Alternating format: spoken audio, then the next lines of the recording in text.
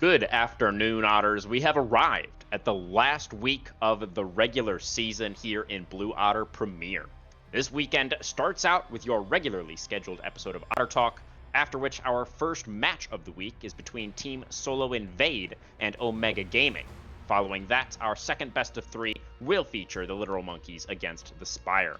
There are still plenty of playoff implications on the line in this last week of games, and we've got the usual suspects on the mics today. My name is Crewman44, joined by the spectacular Storm for the first day of week number 7. Storm, do you reckon we'll see some close games today? Well, shoutouts to my predictions and a little bit of a spoiler, but I do not think today is going to have a lot of close games. I think every series this week will be a 2-0 actually, unfortunately. Some spoilers, but yeah, very, very interesting. That does kind of set the tone for us. We'll see if any of those underdog teams can make it happen. But we've got something a little bit different today for the show again, don't we? Yeah, today we are doing, I don't know if anyone's familiar with Kahoot, if we have any Zoomers in chat, shout out to you guys. But for those who don't know what it is, we are doing a booklet, because Kahoot you now have to pay for, quiz. So it's open to everyone in Twitch chat who wants to join. I think we'll give it a couple of minutes before we start, but it's kind of one of those accuracy speed quizzes that's going to start up. So yeah. So basically the idea is like we've created a bunch of multiple choice questions that everybody's going to be answering. Of course, our guests among them. You can see Jay yelling here and Band Saren, as well as anybody else who would like to join from Twitch chat. So go ahead and join, guys, if you would like to play. But I already teased. We've been disconnected. Okay, we're back. Never mind. It's all. We're back. But our guests, we have returning once again. Were you guys both here last week? We were, yes. Yeah, so the back-to-back guests. Fantastic. But if you guys want to, any opening remarks, if you want to introduce yourselves again, please feel free. I mean, I'm Saren. I'm the mid laner for Omega. I'm the guy who's constantly here to generate content, no matter how real or not real it is. I'm sad to not see any other teams. Yeah, true. It's a little bit disappointing that we don't have any other teams represented this week, but you guys gotta do better. Maybe they'll be inspired by the Blooket that we're playing today. Jay Yellen, how's it going? Hi, you may know me from my Google Doc that I dropped earlier in the week called Jay Young Drunk Power Ranking.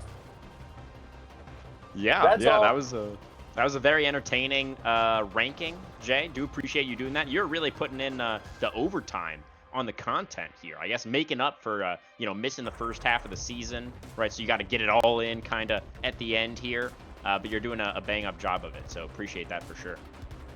Well, you see, I've saved a lot of time in the games because they're all 2-0s. So right. I figured I'd use my free time to write some content.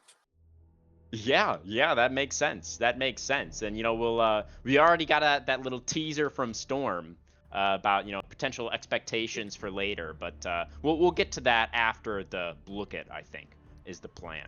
Storm, how are we feeling? You think we're ready to start? Should we wait a little bit longer? I mean, late joining is enabled, but I feel like we're kind of ready to start if everyone else is ready. Seems good to me. All right. So let's go in 3. Yeah. Get it. All right. So, what champion has the most skins, everyone? Gotta list the options for him as well, Storm. Yeah, and then our options are, we have Ezreal, Misfortune, Lux, and Ahri. All of which have a multitude of skins. Pretty sure all of them have like a prestige skin as well, whatever that means. I believe so.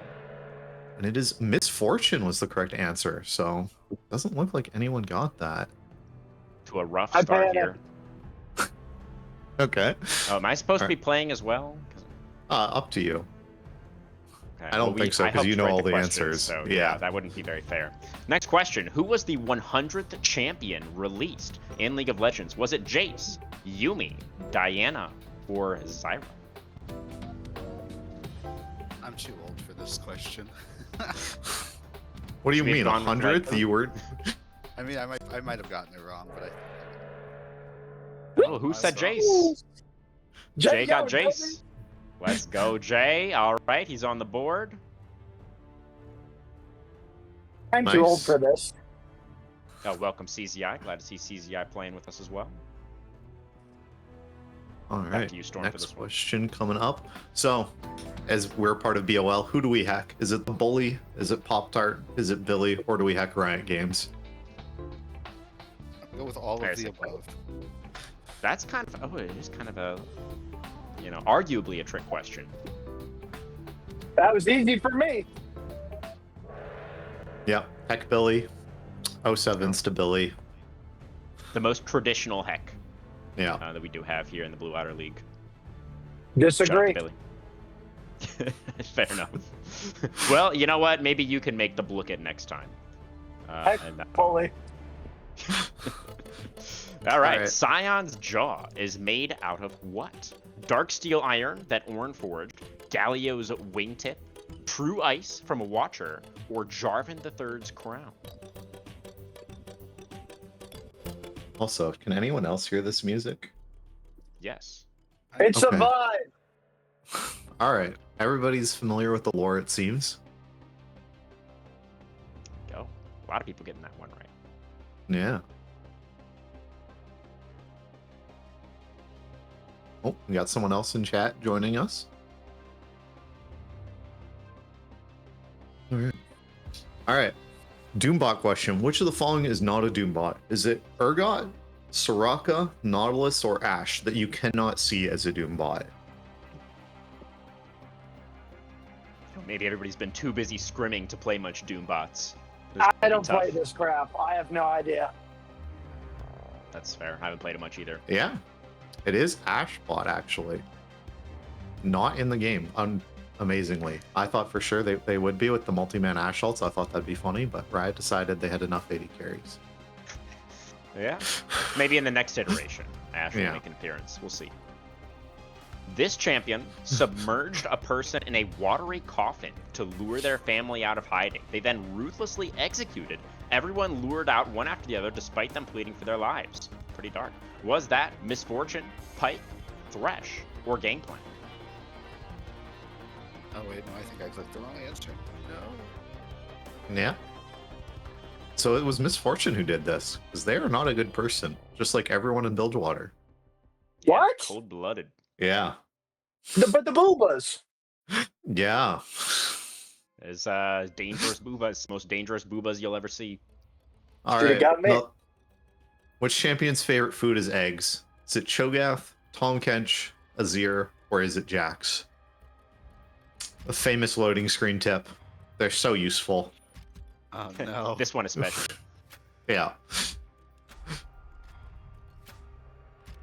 Yep. Jax. Okay, all right. A couple of people getting that one right. I feel like that's a little bit tricky. As you might think that his favorite food would be like some kind of fish, because he's into the whole fishing thing, but not the case.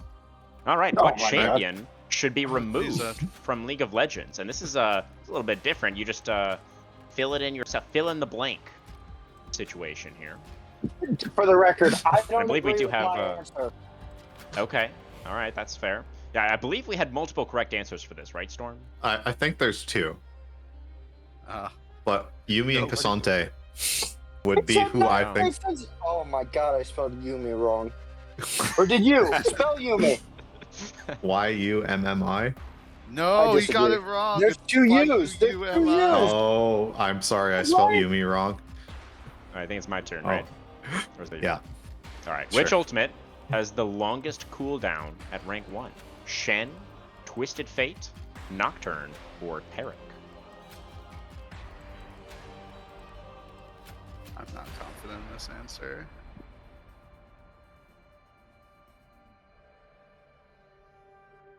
It The was- Shen ult. Yeah. Yes, it was. A little bit of a tricky one there. You'd think the team-wide invulnerability would be a longer cooldown, but anyway, next question. How many grievous wound items are there in League of Legends? Is there 3, 6, 5, or 7? And bear in mind, this is including the component items. Yeah. So, not just the legendaries. 6, 7. I couldn't What? count fast enough. It's 7. How are there 7? I disagree. Yeah, Chem Pump because Chainsaw does exist, even though no one buys it. Oh my! Yeah. How did Yep, you yep. know the one I forgot? Because that's the Everybody one. doesn't know it. That's right. All right. How long does exhaust last for? 2.5 seconds, 2 seconds, 3 seconds, or 1.5 seconds? Man, this is a bop. I like this piece of music. Yeah, we're grooving now. Yeah. Oh my Answer God! was Thank 4 you. seconds. If Yeah. I There got we that go. wrong, Yes, Lester would have our support whipped me. main over here. He got it though. He nailed it. Jay stays winning. oh, But Let's see these CCI guys. actually on top there. On top by Yeah, a king. far margin.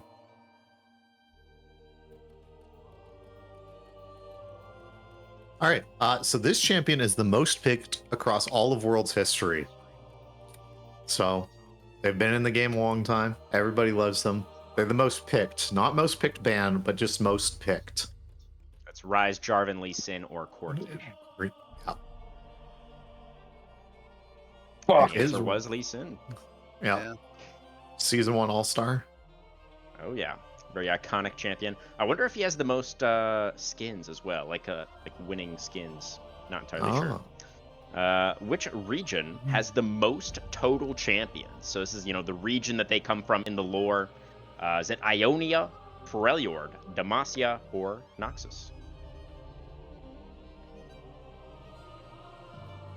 The synth is going, man. It was Ionia. Has the most champions in the game at the moment. Yeah, I think it's By like a decent 19. margin. Yeah. They're like 2 ahead of everybody. All right. Which champion has the highest mastery point player with 29 million mastery? Is it I know this Yasuo, one. Teemo, Ashe, or Dr. Mundo? Commander. Dr. Munder.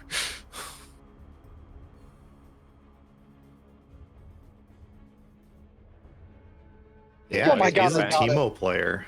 Did Yeah. Mundo get eclipsed? No. Yeah, that's Sheriff crazy. Buford has stopped playing the game, unfortunately. No. IP. That's news to me. This champion Oh my is God. canonically not a virgin. They had a relationship with their childhood friend, and they then killed that friend later in life in a rebellion. Is the answer Silas, Garen, Lux, or Darius? Or Darius? This is however you want to whack. pronounce that one. Yeah, this one's a little bit. Holy. Yeah, we got a little freaky with this one. It is Darius though, who canonically not a virgin. Darius fucks. Let it be known. Yep, 1 of 5, baby. Sounded very noxious. Yeah. So who won Premier Season 1? Throwing it back to a BOL question, as we are part of Blue Otter League.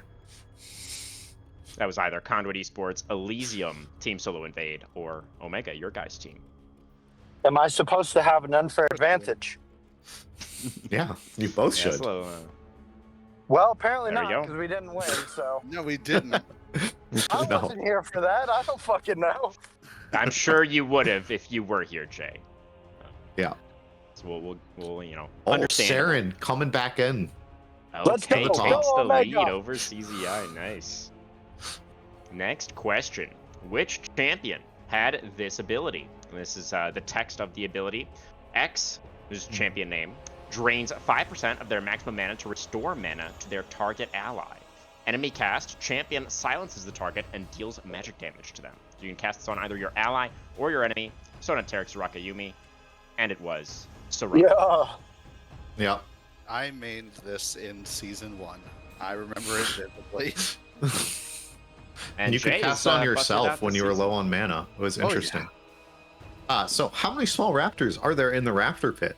Are there 2 small raptors? 4? 3? Or 5? We just Either one. played a Nico and counted. Really? Yeah. Ah, so you studied Yep. for this one. Yep, Nice. yep. Probably got it wrong still, but let's go! Oh, yeah. Yep. It is 5 5 small Raptors. He counts No. better than I do. Joe No, yelling. we played this guy. Very You nice. forget. Saren's still in the lead. Tying CZI now, though. Jay Yelling. You're doing good. Okay. Nice and competitive. This Rune Us. Tree's catchphrase is outwit mere mortals. Inspiration, precision, a little bit of a spelling error there, domination, or sorcery. Yeah, so Precision. whenever you open up the rune tree, these do have these things listed under them if you're trying to make a rune page. And it was Oh, inspiration. It's The about, game makes the rune page for me. Who knows this?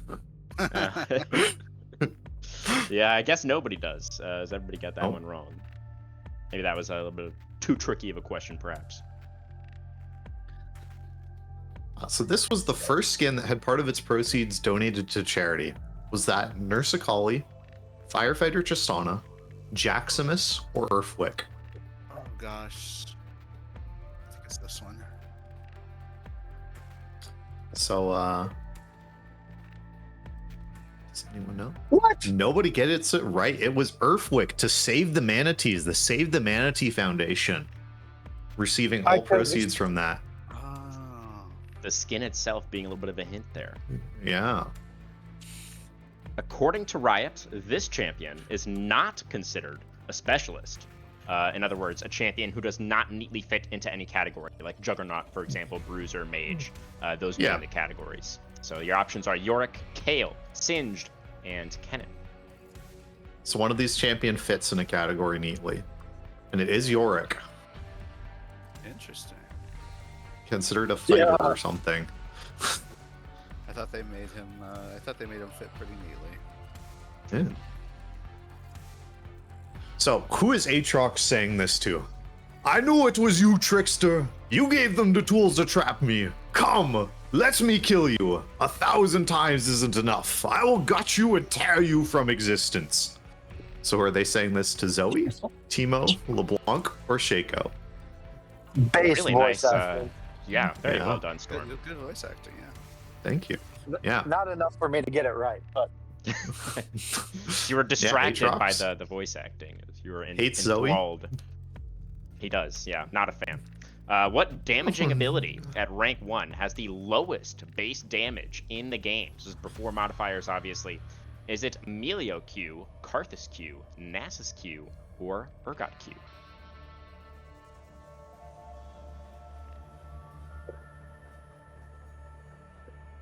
Urgot This- Q was the answer. Yeah, it does 25 whole damage at rank 1. Nobody getting that one right. That Nessus Interesting. had 10 damage. I thought it was Nasus too. Oh shit. All right, another typing question. Which champion had a game mode where they were the only playable character? Are we sure we spelled this correctly? I hope so. If everyone gets it wrong, then Yeah, Well, then I'll take the blame on that one. It was Thresh. Fuck, I remember that. That was fun. It was the Dark Star one. How did I forget Yeah. that? Nice. so it's not him spelling it wrong; it's you spelling it wrong. Well, I There's just Cool. put the wrong Saren. the lead champion. there, yeah. Yeah, 14 nice. points ahead 69, right now. nice. Ha, Very nice. All right, so which epic monster can take up to a 28% damage reduction via Ancient Grudge? So that's the name of the buff that the monster gets. Is that the Rift Herald, the Otacon, the Elemental Dragons, or the Baron Nashor? I don't even know what that means. It was the dragons. So it's basically the more dragons that your team has slain, then the dragons take less damage from everyone on your team. I didn't actually know 7% for this every either. dragon you take. They take less damage. All right. Which basic champion ability has the highest AP ratio out of these listed abilities? Is it Hyper, Nars W? Is it Fizzy, Playful Trickster? Blitzcrank Q, Rocket Grab? Or Morgana Q, Dark Binding?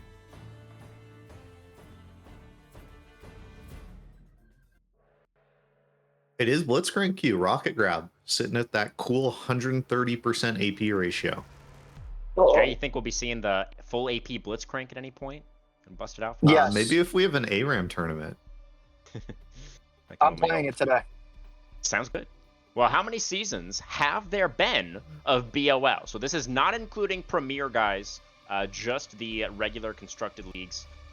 Have there been 13 seasons, 14 seasons, 12 seasons, Oh. or 11 seasons?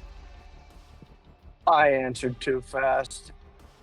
Yeah, The correct answer I knew was it. 13 seasons. We've got season number 14 coming up in about a month or so, I believe, or a little bit less. Yeah, I just saw that announcement.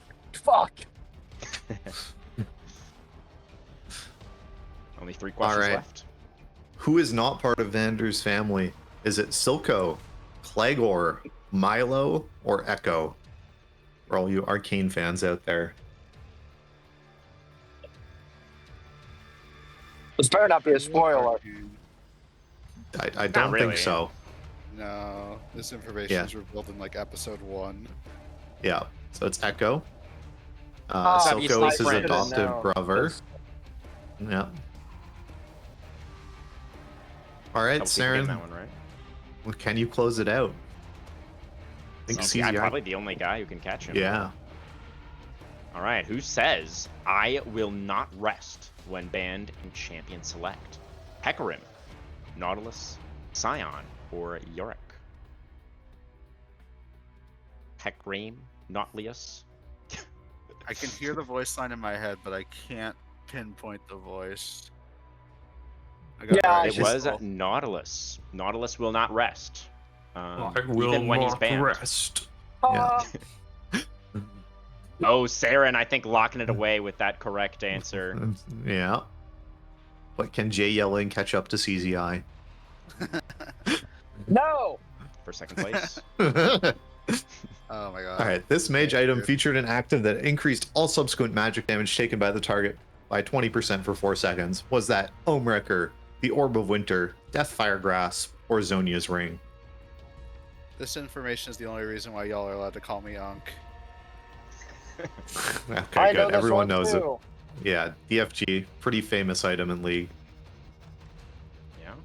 Lives And on that's it. in our memories. Jay Yelling, bronze medal. Congratulations to you. I don't wanna CZI talk coming in about it. second. Hey, you're on the podium at least. Yeah. And Saren with that. Is that a llama? What? I think that's a llama, right? That's a Yeah. rabbit. Is it Rabbit. I can Okay. see a rabbit, yeah. Yeah. That makes sense. I Also guess it's the the nose. the pink in the ears. Oh, and the nose as well. Yeah, Yeah. it's very, very rabbit. Fair enough. Well, thank you everybody for playing. It was another little segment that we wanted to try out this week on the show. Hopefully you all had fun. But now let's get back into sort of the regular content that we do like to discuss. This is, of course, the last week of the round robin before we do get into the playoffs. And let's just go ahead and take a look at some of these predictions that we do have for this last week of games. Starting, of course, with our first best of 3 we're going to be playing today. You guys are going to be taking on Team Solo Invade here in week 7. And oh, look at that. Yeah, we have the scores even tacked on there as well. Now except you for want Saren. the scores? Well, you can just do it the old-fashioned way, I guess. That's fine. Are you also a 2-0-er, Saren? Of course I am. Yeah, that makes It's sense. their own team. Yeah, I mean, I don't know. Maybe it's like some 5D chess happening where he's like worried about cursing himself and he like wants to hedge the bet. I don't know. Thank you, Wookie, for getting the 2-0 on there. But yeah, I mean, it's really been very different stories in recent weeks for both of these teams. I think is kind of where my head was at when I was making this prediction. I assume you're somewhere in the same wavelength, Storm. Yeah, I was just thinking like Omega's looked really good. You guys are definitely look like you're like I would say top 2 or 3 in the league heading in now. And I don't know. I don't really believe in a lot of teams in this league. I'm gonna be real. I don't want to be a downer or anything like that, but I feel like there's very much a clear divide between the top half teams and the bottom half, and I don't think the other teams on the right half. Really? You think TSI is a bottom 4 team? Yep, I do. Wow, interesting. Saren, do you agree? I think TSI is definitely on a downward slope. To spare myself before I have to defend the monkeys in high alert, my predictions are purely selfish. This is what I want to happen rather than what I think will happen. With that said, I mean, we're going into our match with TSI with a lot more respect than we did the Monkeys. They're not letting me pick Kog'Maw, sadly. But it was so good. The passive damage. I looked. You did so much true I damage. had so much fun, trust me. I think we could tell. I think we could tell. It was fun to watch as well. But yeah, I could see how it might not have been as fun for your teammates, possibly. We're going in with a lot of respect. And confirm. I'm not allowed to ego pick the mid lane this week. If anything, that kind of gives you the idea that, like, I think that TSI are better than they've been appearing for the past few weeks. So we have to kind of respect them more than we did the Monkeys. Yeah, I definitely that sort of assessment definitely resonates with me. I do think, based on recent performances, you guys should be heavily favored, but we know that or at least I feel that, and you do as well. It seems that the players on TSI are definitely a high enough caliber where if they're having a good day, they definitely have the ability to make something happen against you guys. But not something that any of us are predicting. Jay, what are your thoughts heading into this matchup? This is going to be your first time playing against TSI in this league, at least. Are you pretty familiar with some of their players, or what are your thoughts going in? So I only know Hammond Karn, but that guy's good. I don't, obviously I think we're going to 2-0 because that's my team, and I want to win. But I don't think that this team's bad, and I'm really surprised that nobody predicted them to win at least one game. I think they have some really good players, and they could win a game or even the series, honestly. But I mean, I don't think that they're bad. I think there are some really good teams in the league, and there are some average teams, and it's hard to say if we're one of the really good teams or if we're an average team performing well. And it's hard to say if they're a really good team underperforming or if they're average. Yeah, fair enough. I don't think they're bad. Thank you, Jay Yellen. Appreciate that. I mean, obviously, since you joined, you have been doing a lot of winning. So I think predicting another 2-0 just kind of makes sense. But I do appreciate your sentiment as well, that you're kind of surprised that nobody, at least here on the show, is even given a single game to TSI. But I think that really does speak to the struggles they've been having in these recent weeks. We'll have to wait and see. Storm, you want to bring us into that next match? Yeah, so the next match we have the recently struggling Spire, who were so dominant throughout most of this season, and they are playing against the Literal Monkeys, a team that are in do or die mode, kind of prayed for playoffs. So the Literal Monkeys can technically make the playoffs, but it requires them to get a 2-0 this evening. And it also requires someone else to lose 0-2 as well, who they can catch in points. Who I believe is Conduit, if I'm not mistaken. Yes. Yeah. You are right. So that's kind of their hope coming into this series. Do I think that's going to happen? No. I think the Spire, despite all their misgivings, are probably a good team. I'm even going to be as much to say as I think all this losing for them is probably going to help them, because it's going to mean that they're going to have to try and start playing the game a different way, that they've realized we cannot just path every game bot lane and go, please carry us bot lane. That someone else on this team is going to have to start playing the game as well. Other than Strawberry Frog and Poop Sock Boss Man. I'm hoping we see, Big Sugar have a good game, or their top laner as well, just kind of start pulling it out. Yeah, definitely. As you guys can see, I did give one game over to the Monkeys. So I feel like they were pretty competitive against, I believe that was against you guys that the Monkeys were playing against last week, right? They weren't competitive, but yeah, we played them. Yeah. I mean, the games went pretty long. I think both of those games went past 40 minutes, if I recall correctly. Yeah. Look at my tank players pressing S in engage range and not doing anything respectfully, and you'll see why the games took 45 minutes. It was not Litmo. It was, we were trying to not win. So, respectfully. Yeah, I can definitely see that side of it as well. And I guess that, kind of leads pretty nicely into your prediction there, Jay. You are also expecting a 2-0 for the Spire. If there's anything you wanted to add. No. Okay, cool. Cool. Saren, as you were kind of illustrating for us earlier, this is not necessarily what you think will happen, but what you want to happen. So maybe you could, go in a little bit of a different direction in terms of, your thoughts on this match, and maybe you could draw up some kind of game plan for us in terms of how the Monkeys might be able to achieve this victory over the Spire. I do think that Litmo, just as I finished saying, was a team that we didn't respect, like wholeheartedly. We went in with zero respect. We just to say we didn't care, it would be an understatement. With that said, we were the rising stars in the group. We're allowed to have that ego. Spire is on the downfall. They are 0-6 in the last week. I think Litmo can do this. I think they could 2-0 them without a care. And you know what that does? That sets us up for success as well as sets them up to potentially make playoffs. Okay, All right. I lied. I will say something. Saren, you are just yapping. That is so not Correct. factual. You just want us to place higher, and I respect that. But Correct. Spire, if you guys drop a game, what are we doing, friends? Respectfully to everyone involved. Yeah, I'll just say it right now. If the Spire drops a game this series, they're going down the tier list. They're dropping out of A tier. They're going down to the C tier or something if they drop to the Monkeys.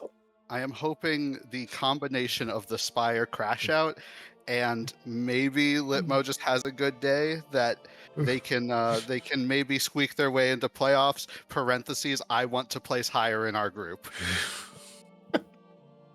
Yeah, it's I'll have some of what you're having, Saren. That's seems pretty good stuff. But we'll see if DL and the rest of the Monkeys can make the upset happen versus the Boss Man and the rest of the guys over there on the Spire. Our next matchup, first matchup tomorrow on Sunday. We not necessarily guaranteed that this is going to happen. I don't know if there's like an update that I missed. I assume this match is going to get played. But obviously High Alert did FF their match last week, so not entirely sure. Probably not too much to say about this one, huh, Storm? Yeah, I was about to say, I don't think High Alert's going to show up, to be honest with you. That roster kind of blew up, and when you have been having a rough season as you have been, I get not wanting to play. So the Waster Rock has also happened, so it's not like they can just get 5 random people and be like, hey, you guys want to play? So... Well, Saren, how is High Alert going to get it done without actually playing the matches? This is going to be a tricky one. Oh, 100% no. High Alert's probably FF the season. I was just going to make mention that I know a rogue agent known as Wrestle did try and join High Alert for their final their final match. And you know what? If Bully does allow this rogue agent to join, Dan Kindred. Surely Bully wouldn't, but if they did, maybe there's a chance in hell. Right, so you're telling me there's a chance. Yeah, so it would involve Bully mistaking a Grandmaster player for a Platinum or for a Plat Emerald player, but weirder things have happened. Well, I do think that you revealing that information here on the stream probably does reduce the likelihood of Maybe him Bully's making not that mistake. listening. Surely he's off doing something else. I think we've got a new sponsor, right? So maybe he's busy playing right. The new game. Kroger. He doesn't have time. You see the vision. Okay, I'm with you. Jay, anything you wanted to say about either of these teams, or? Yeah, I think even if Wrestle were able to play, they still might lose. For some reason, I underrate the Ellie team. I don't know why. They're obviously really good. I did confirm that Dilly and Deli are different AD carries, and Deli is the one that I thought isn't that good. And I've played with Dilly, and he wasn't bad. I think he had played with he'd been awake for 22 hours, and we were still the best part of our team. So, um, that team's not bad. I don't know why I put him in fifth or something. I was obviously drunk, but even with Wrestle, Heiler would lose. That's the worst roster I've ever seen. And whoever decided that they didn't want to play, permaban. People pay to be in these leagues, and if you don't want to show up, cry about it. I don't care. You have to come play. I mean, that is pretty harsh, but I don't necessarily disagree. I mean, I said what I said. It is, it's you know, you're kind of making a commitment when you sign up for something like this. So it definitely is looks pretty bad for those High Alert members that just kind of dipped out of here before the season was actually over. But you know, we'll see if Dilly and the rest of Elysium are going to be able to overcome a High Alert that may or may not actually be playing the games. We can only hope. But let's take a look at this last matchup, Storm. Yeah, so for our very last matchup of the week, we have Dorado Gaming going up. I don't know if we can still call them Conduit Esports. They might name change with they had a blow up would be the correct way to put it, I think. They had how much of their roster change? I think it was 4 players or 3. 3. They have Nasian, who I believe was their sub before, is now the starting jungle. They have a brand new mid laner, and they brought in Domination as their new AD carry. Yeah. So the AD carry getting brought in, that's a great sign for that team. But I don't like the rest of their changes whatsoever, obviously.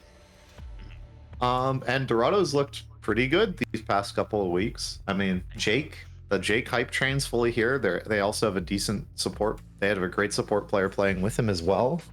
Whose name is currently escaping me. Pelly, yeah, on the Poppy, he was going crazy. Yeah, Pelly's Poppy. It was beautiful. There you go. Yeah, that bot lane on that team looked really good, and I think in Premier that might be enough to be a team that makes a really decent playoff run. You just have to have one lane that can hard carry a game, and they definitely have that in spades. Saren, what are your thoughts? What's the score we're predicting for this matchup? Oh gosh, we're gonna put Wookie to work. Yeah, no, it's I think it's gonna be a 2-0. I think Conduit blew up their roster and lost the best part of their roster. Yeah. I think Dorado's on the rise. I think that they're, I'm glad Zoal decided to finally start taking the season seriously. Yeah, no, this is going to be an easy 2-0 for Dorado. And if they disappoint me again, then I don't know what to say. Yeah, fair enough. And then I just wanted to come back to you really quickly, Storm. You were really positive on Dorado there in your remarks. So do you consider Dorado then to be a top 4 team in the top half for you? They're at 4th, yes, but in my mind, they're top 4. We're taking a look at the current standings here, but of course we still need to hear Jay's thoughts on this matchup, Dorado versus Conduit. Jay, what are you thinking? I'm also gonna put Wookie to work. I didn't realize that they dropped Panay. I knew that they'd made the other changes. I can never look at a Panay team and say that they can't win at least one game. But I can do that with this current roster. I played a scouting grounds with Domination. I didn't play with him personally, but he performed well. I've got a decent opinion of their new AD carry. I think I've seen their jungler's name in some places. Probably a decent player, but also probably a downgrade from Panay. So yeah, I don't think that they're going to win the video game, especially now that Zol did the classic Dorado maneuver of bringing in all of your sitters when your season's looking dire. So. I don't know. Dorado looking good. Conduit looking not good. Yeah, fair enough. I think that's definitely a pretty reasonable take there. And then just to double back again, you had the 2-1 prediction before in favor of Dorado, but you are looking to change that to a 2-0 prediction based on the roster changes made by Conduit, which I think makes a lot of sense. So I believe that does make us 2-0s across the board for Dorado then for that pred. Yeah, I'm just gonna chime in here. Like, it's no shame to Nasian at all. Like, you can be a great jungler, but you are literally replacing probably the number one player. Like, they were easily the number one jungler, I think. I don't think anyone can like argue that point. And I would say they were probably close to like number one player in the league. Like, if I was, building MVP votes or whatever for like, all-star, all-pro, whatever we're going to call it, he's definitely my number one pick. I feel like he'd be most people's. Yeah, I mean, he'd be up there for sure. Yeah, definitely. I haven't really thought about it, but he'd be definitely in my top 3, I think. Yeah, I mean, it's him or me, so I agree. Yeah, you're the number one jungler? Okay, sorry. Oh, no, I'm an MVP of the league, yeah. Oh, yeah. No, I just meant MVP, like, of junglers. I think he's the best jungler. MVP of the league, maybe. I feel MVP. Yeah. I for sure agree. I that he is the best jungler. I also meant top 3 in terms of like all players in the league. Yeah. Kind of what I was thinking as well. Saren, where are you at on this? Oh, and who's just the best, like, top players in the league or MVP jungler? Both. I mean, I think MVP jungler. As much as I love Caxton, I think he's a great facilitator. I think Panay is by far the best jungler in the league. It's a shame that he's gone. But for best players, I have to shout out my bot lane. I think that those two are just like, to say they're like the center of Omega is an understatement. They run the league, and the fact that they play with so much confidence, even our sub is playing with more confidence than I've seen other ADCs in this league play with. So, like, I don't know, like, those are, in my opinion, the best players in the league. Yeah. I mean, I do think that, as far as the MVP conversation is concerned, I feel like the Elysium solo laners, CZI and Watercat, probably have to be at least in that conversation as well. And possibly Mr. Bossman, Mr. Poopsock Bossman, would have to also be considered. But it all depends on how his end of season, because he's near the bottom of top 10 DPM now. He's still leading the league in least deaths a game, and he still leads the league in KDA at 7.8. He's two full KDA above the next closest player in the league, who's Panay, by the way. Those first 5 weeks were some stats that were out there. No doubt.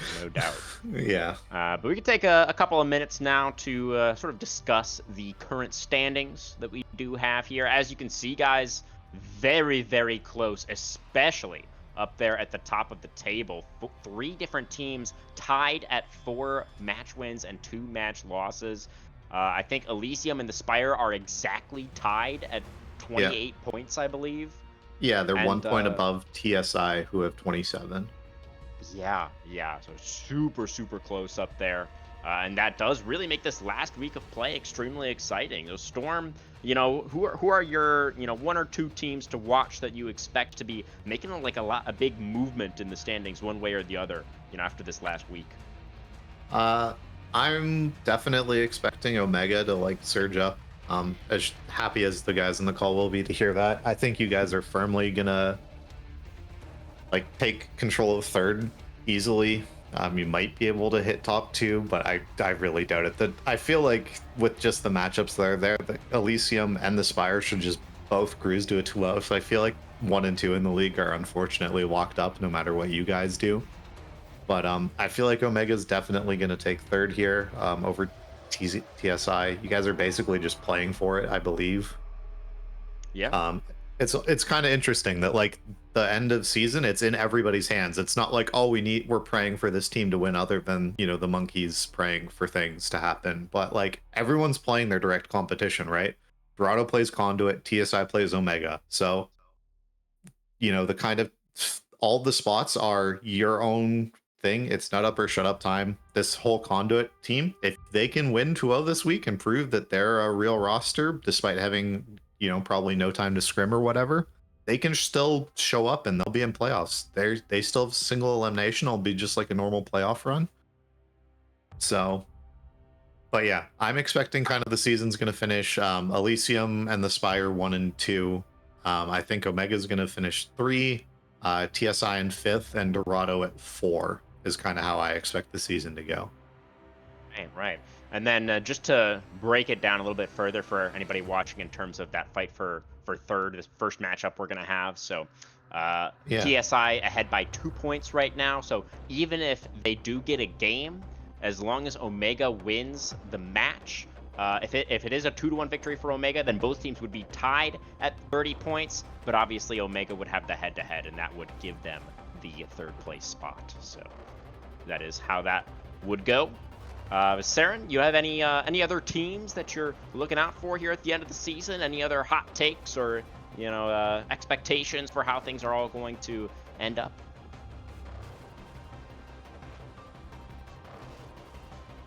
Saren?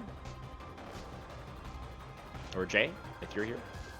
Yeah, well, I'll just say it's crazy that in this graphic we have Gunny Thick as the most KP player when I'm the highest KP player on the stats. He played 1 game. We're cheating. But anyway. Oh, that is weird. Oh. Yeah. But anyway. Yeah, I don't really understand how this shit works. Good luck to everybody. Hope you make the playoffs. I'm just going to try to win today. Yeah, cool. Saren, is that mic working for us again? Yeah, we're back. Sorry, Discord decided they didn't want to be connected for a moment. Happens. But I mean, kind of just like you have the stats pulled up here, and do you mind just briefing me on what the question was that happened while Discord exploded? Yeah. I was just asking you, if you have any expectations in regards to any other teams, in terms of like teams that you think are going to have a lot of movement, here in the standings at the very end of the season. Oh gosh, I mean, obviously I've been yapping on and on about how I want certain things to happen in an ideal world, because first seed, second seed are more exciting. But I mean, I predict Dorado to maybe be. I don't know if there's a world that they're in 4th, but like. Yeah. Yeah. I think Dorado is obviously going to make a move. I think that we're going to make moves, like you said. We're a team that's just kind of shot up in the standings since the addition of Jae Young. I have 0 other expectations for us otherwise, because I mean, we're trying to, we're trying to make a deep run this time and actually win the league like we were supposed to last split. Sounds good. Well, thank you guys very much for joining us in back-to-back weeks for the podcast. Very much appreciated. You guys are really going hard in game as well as in the content. Absolutely fantastic. We'll give you some space for some shout-outs here once again. Saren, your shout-outs? Yeah, I mean, I told you 3 weeks ago when I came back. Finally, I said I was never going to join while we were 0-3, and I've been back every week since we've been winning. Obviously, shout out to the team and shout out to Lesser. They're wonderful guys. Shout out to y'all for just being like here for the content every week. Y'all got a great cast. I always love watching it. And shout out to Wookie for always doing great with production. Appreciate that, sir. Wookie is indeed the GOAT. Jay, your shout outs? Yeah, shout out to everybody I'm supposed to shout out. Shout out Kroger once again. Their BOGO sale is ending on Wednesday for the Little Bites, so make sure you get in there and get those pumpkins there. It's a great time. And then final shout out to the whatever Korean people are making the soju. That stuff, quality, love it. Yeah. Big recommend for content writing. I say about a bottle of soju per 30 minutes of content writing, and you'll be spitting some bars. So big shout out to the Koreans.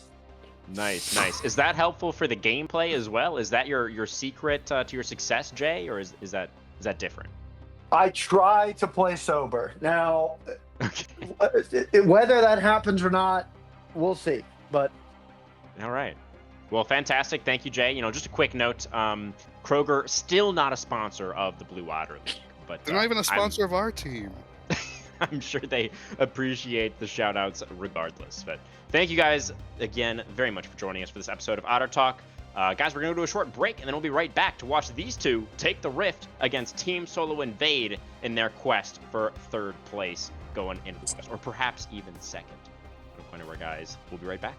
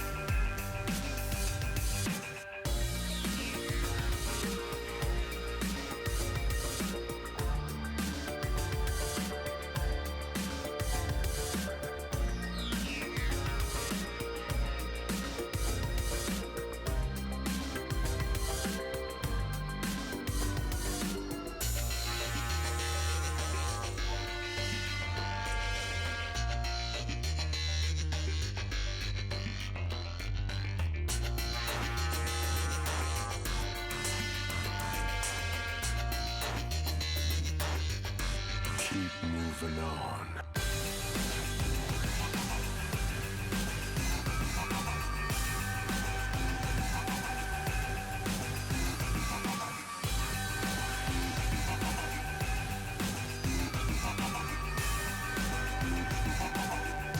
Keep moving on.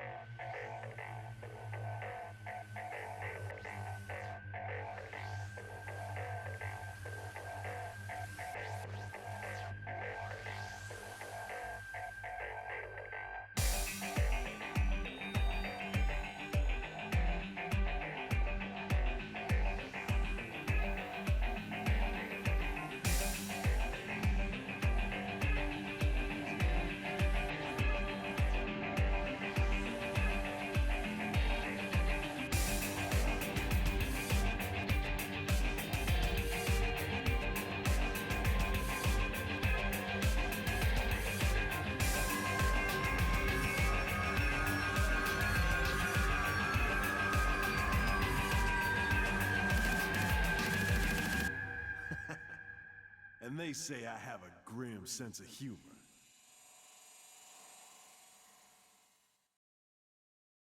All right, everybody, welcome back. It is now time for our first match of the day. Team Solo Invade versus Omega Gaming.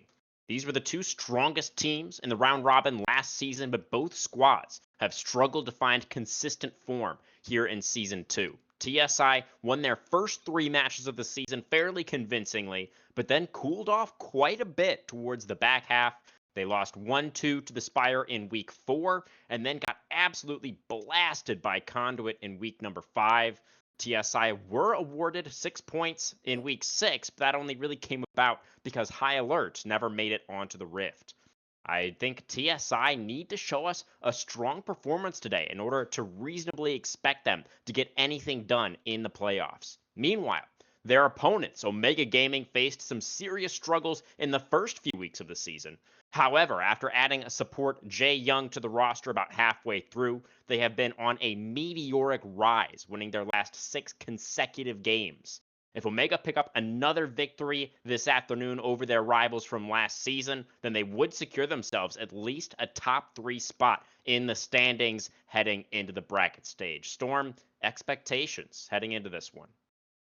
Yeah, I mean, the expectation kind of for me right now is, does Omega cement themselves as a top 4 team, or does TSI prove that this first half of the map wasn't? I mean, we are starting draft here. The first ban phase has kind of come through, but this is really the battle, right? This is a team that's been fighting their whole way through this entire season. They were down 0-3, and everybody was starting to write them off to this kind of rise all the way back up to battling for a top 3 position now in the league. And for TSI, it's, can you prove that you are a good team?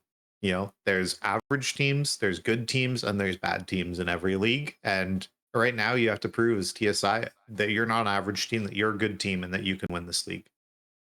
Yeah, and your kind of hot take from Otter Talk, Storm, was that you were feeling like in this particular instance, you didn't really see very even any average teams in the season of Premier, right? You see like a top 4 that are good and a bottom 4 that maybe aren't as good, and you put TSI in that bottom 4 category, so they definitely have something to prove to you tonight for sure. Yeah, I definitely feel in BOL that there's some teams that are really good, and I don't think there's teams that can match them. And I don't believe TSI is one of those teams, but it'll be interesting to see. You know, Omega haven't played necessarily the best teams in the league, but have to see if they're able to continue this rise. I mean, last week's games were definitely sloppy, I think would be fair to shout out. Definitely some mud wrestling going on. But anyway, let's start talking about this draft. I mean, it's kind of flying through here. They are going very quickly. Yeah. So anyway, TSI on blue. Just kind of standard bans for their team, getting rid of some tank junglers, getting rid of the random some target Alawi. bans. Yeah, the That's of Alawi course target ban. Perspicacious It's one just trick. those Yeah, trick. yeah.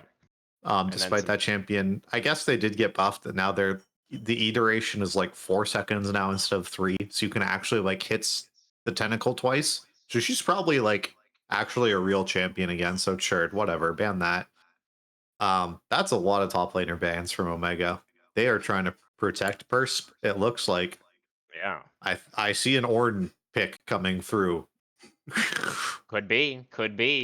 One of the premier tank junglers that we do see quite a bit here in the Premier League. Of course, the Scion is still available as well.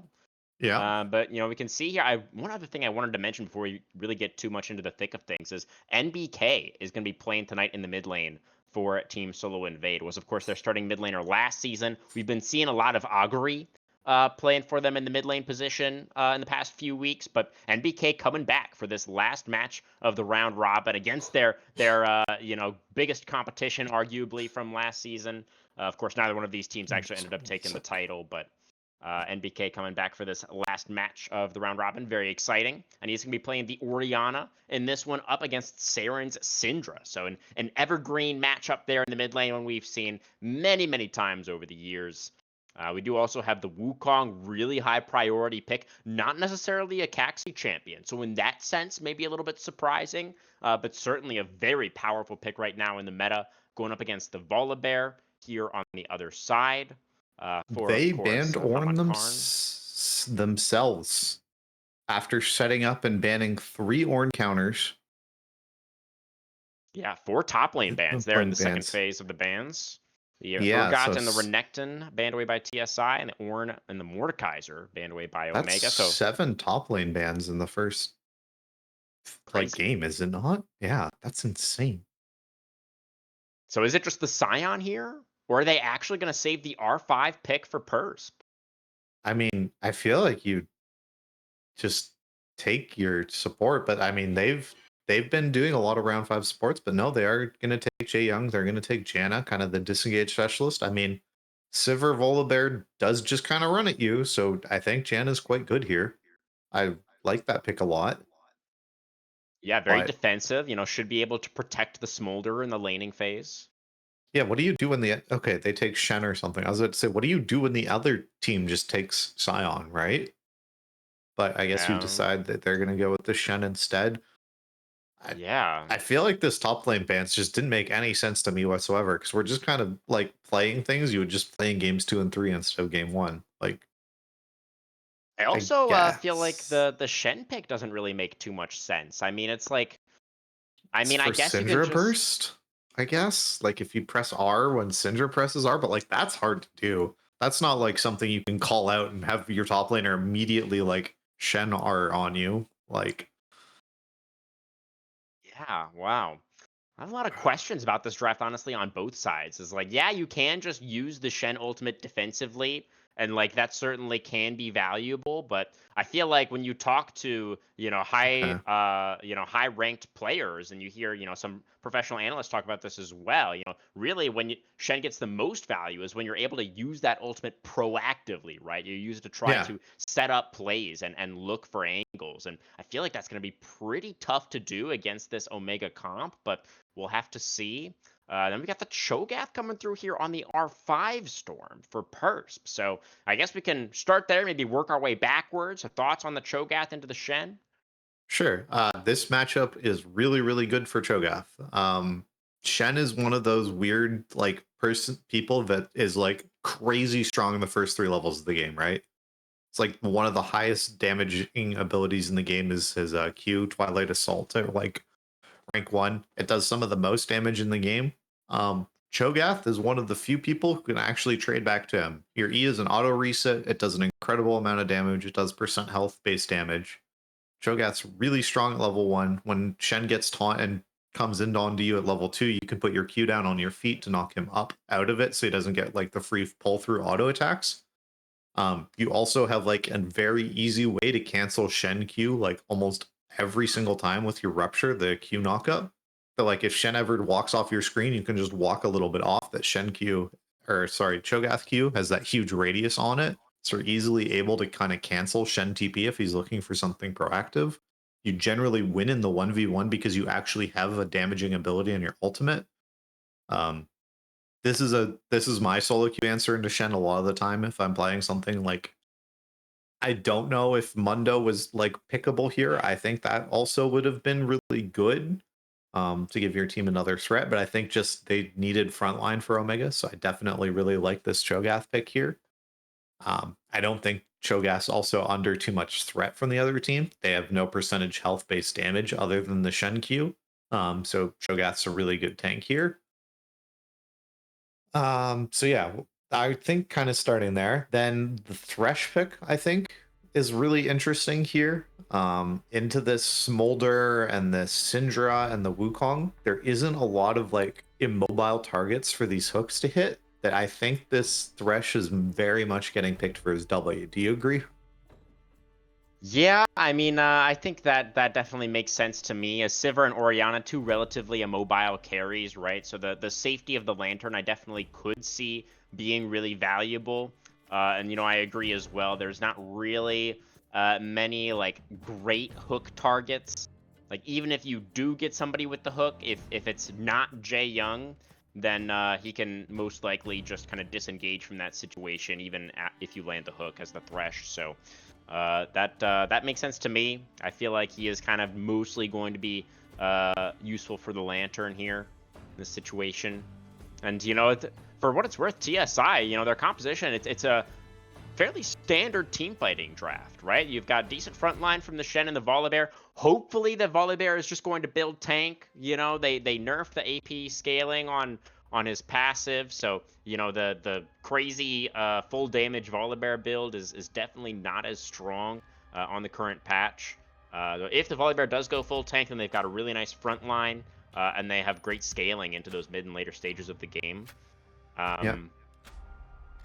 But I really wanted to talk about this Janna pick next. It reminds me, it makes me think of the Renata that we saw Jae Young playing last week, if you remember, Storm, in one of those muddy games, as you described them. And Jae Young was like, he was playing really well, but like as Renata, he wasn't really able to push the game forward. You know, he wasn't really able to, you know, find proactive plays very easily. And Janna, I think, is very similar in a lot of ways, right? Your main job is to peel, to kite. You know, it's going to be pretty difficult. If the burden is going to fall onto Jay's shoulders in terms of finding these plays and setting up the angles for the team, then he might have a little bit of a difficult task. But obviously, the other thing that we heard from those Omega guys in the podcast earlier was that, you know, they were kind of had the mentality in that match of not really respecting their opponents. So maybe if we come in tonight and, you know, they're a little bit more locked in, maybe that's not necessarily going to be as much of a concern. Yeah, and I don't think this game's onus is on Jae Young at all, right? Their team has Syndra Smolder. If this game goes to 50 minutes, that team's going to win. Is how I feel, right? Just by sheer like execute power, like you can probably, if this game goes to like, you know, 6 items, if Smolder hits a Q on you and you are Sivir or Ori, Syndra can probably ult and kill you. Like it can get to that point, right? If it gets to like the full like, you know, 40-minute slobber knocker games that we were seeing last week out of Omega, right? Where it's really crazy and like there's a whole bunch of like twists and fights. Like their late game is insane. But yeah, do you think that's their read with this draft? Are they expecting to go late here? I think they want to go late. I think TSI has a lot of tools to try and get this early. I think the really interesting part of this game is going to be the first 3 objectives for feats, right? The first dragon, the first set of grubs. I think Omega is going to try their hardest to get first dragon. I think TSI wants the first set of grubs, and I think TSI then wants the second dragon. And I don't think they give a damn about Rift Herald. Because if Omega is able to get the first 2 dragons in the game, I think they win every time. Yeah, I mean, that would give them so much time where you can just like give dragons for, you know, like 15 minutes and just allow your Smolder to scale and get to that 225 breakpoint very, very comfortably. So that is definitely a good thing to watch out for, you know, those early neutrals, how that's looking, you know, if either team is really trying to prioritize them heavily, that could be very telling, as you say. Yeah, I think it's going to be really interesting how much Wukong is able to get done this game, because Wukong is a champion with such like an immediate power spike that's so obvious. It's you have Trinity Force, you're level 6, you fight now as Wukong, right? And it's going to be that thing of where are you going to fight and how can you get something, because Shen is on the other team, and there's the possibility of Thresh roams, and Volibear is probably equally able to fight you early, right? Just because Wukong primarily doing physical and wanting to fight other champions that build armor thanks to his passive, and Volibear having so much magic damage built into his kit innately. Even if he is just going like full tank, you still probably do 30-40% magic damage as Volibear. That's like, you don't really want to fight Volibear as Wukong, right? You're just trying to full clear and counter gank him maybe. Yeah. So it's going to be interesting. I don't really know how much setup, right, this Wukong has this game. It's like, where are you ganking? It's like, I guess you can try and get something on Ori if, like, you're able to get a stun follow-up from your Syndra, but, like, bot lane's a nothing burger. Neither team wants to be in this bot lane at all. Ganking Smolder Janna or Sivir Thresh sounds horrible from, like, either side, right? It's like, get me the hell away from both of those two. Yeah, you guys can have fun, like, pressing abilities on the wave and like scaling in peace. I'm gonna go try and actually impact the map somewhere, is how I feel this game's gonna be. I'd be kind of shocked if either of these junglers are pathing towards bot lane, but I think there's a possibility of like early fighting. Both Shen and Cho'Gath are like really vulnerable to ganks. Shen taunt is a really long cooldown and costs a ridiculous amount of energy, so it's like one of those things that everyone's like, oh, Shen has a dash. It's like, well, half the time Shen doesn't have energy cost to use his dash if he's like actually fully trading, and Cho'Gath cannot escape from ganks basically unless you are god at like predicting when your opponent is randomly going to run at you and you're able to like cue them. So I think top lane there's a lot of agency to gank, and I'm expecting a lot of stuff there. Mid lane, both of these carries are pretty immobile as well, so there's a lot of potential there. I think there's level 1 plays definitely for the side of TSI with this Thresh and this Shen to like get some sort of cheese to try and get an early flash, and I think that's how you do it. You go for a top lane invade onto Cho'Gath, burn his flash, and you focus that guy. That's what I want to see, and I'm hoping we see it. Yeah, I think that does sound like a pretty solid strategy. Just to keep everybody updated in the chat there, we did have some issues with the client, some technical difficulties, but we have now completed the client draft and we're about to get into the spectator delay. So it'll be just a few more minutes and we'll be able to get into some gameplay. But one other thing that I'm kind of noticing, this is kind of piggybacking off the points that you were just making, Storm, is that both teams, I feel like, are quite light on engage. Just, know, in general, for the side of TSI, it's like Sivir R is, or like random Thresh hook. Or kind of like it's random Thresh hook, or it's like or Volibear running in to probably die unless he's getting Shen ulted, and then you're down probably the most important tool on your team. Yeah, and then for the other side, for Omega, it's like just Wukong. Yeah, or Cho'Gath running at you. Cho'Gath is still one of those champions that does like to build movement speed, right? Like Deadman's Plate and Force of Nature are still quite good items on him. You're generally not playing like the AP Cho'Gath with the support item to run at you, whatever that was called. But like there is also Janna. Janna is on this team who probably is building Shurelya's for Cho'Gath and has the Tailwind passive and stuff. So like there is all that. I'm hoping we see some of those items coming out, because like if you are Cho and the enemy team like is like full diving you can just ignore the enemy team and just go focus and sit on top of Sivir, and she cannot get past you, right? Yeah. That's something else for us to watch out for as well. But Storm, how are you feeling in terms of the drafts overall? If we take the nameplates off, are you leaning one way or the other? I think Omega wins a lot of the time. I think it's pretty favored for them. I think the mid lane matchup for both sides is pretty even. Syndra versus Ori is pretty classic. It's not like heavily tilted in one side's favor. I think the top lane matchup's pretty good for Cho'Gath as someone who plays it a lot. I think the jungle matchup, while being better for TSI, isn't enough. That I don't know if Volibear is able to get enough done in the early game to matter as the pick. I'm sorry to disappoint you, Kermit. I do not think this guy's building full tank. I think we're building Cosmic Drive first item, despite how terrible it is. It takes a while for people to adapt and everything like that, but I think it's gonna happen, and I think once that happens, I think it's gonna be a death bell for him.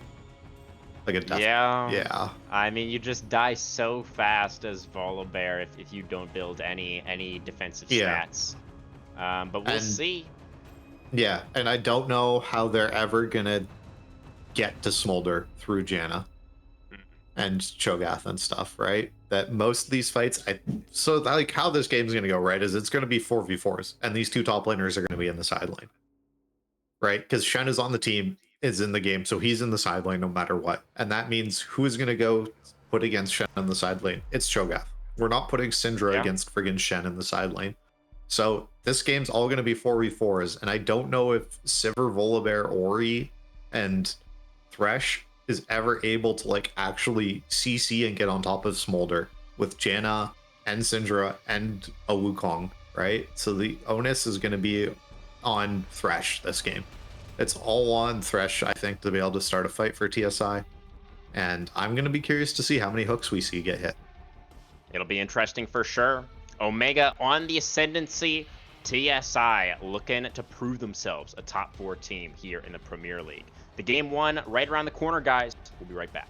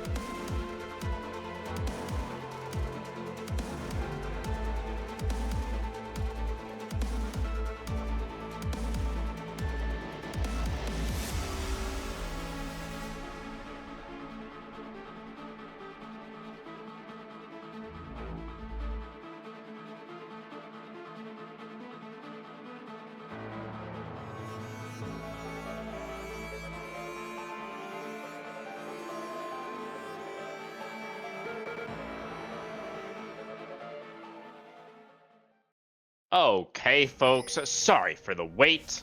Welcome on to Summoner's Rift for our first game of the day. Team Solo Invade on the blue side, Omega Gaming on the red side, looking for their 7th consecutive game win storm. But it might take a while for them to get there. With this scaling draft, this one might take a while, folks. We're just seeing kind of the standard,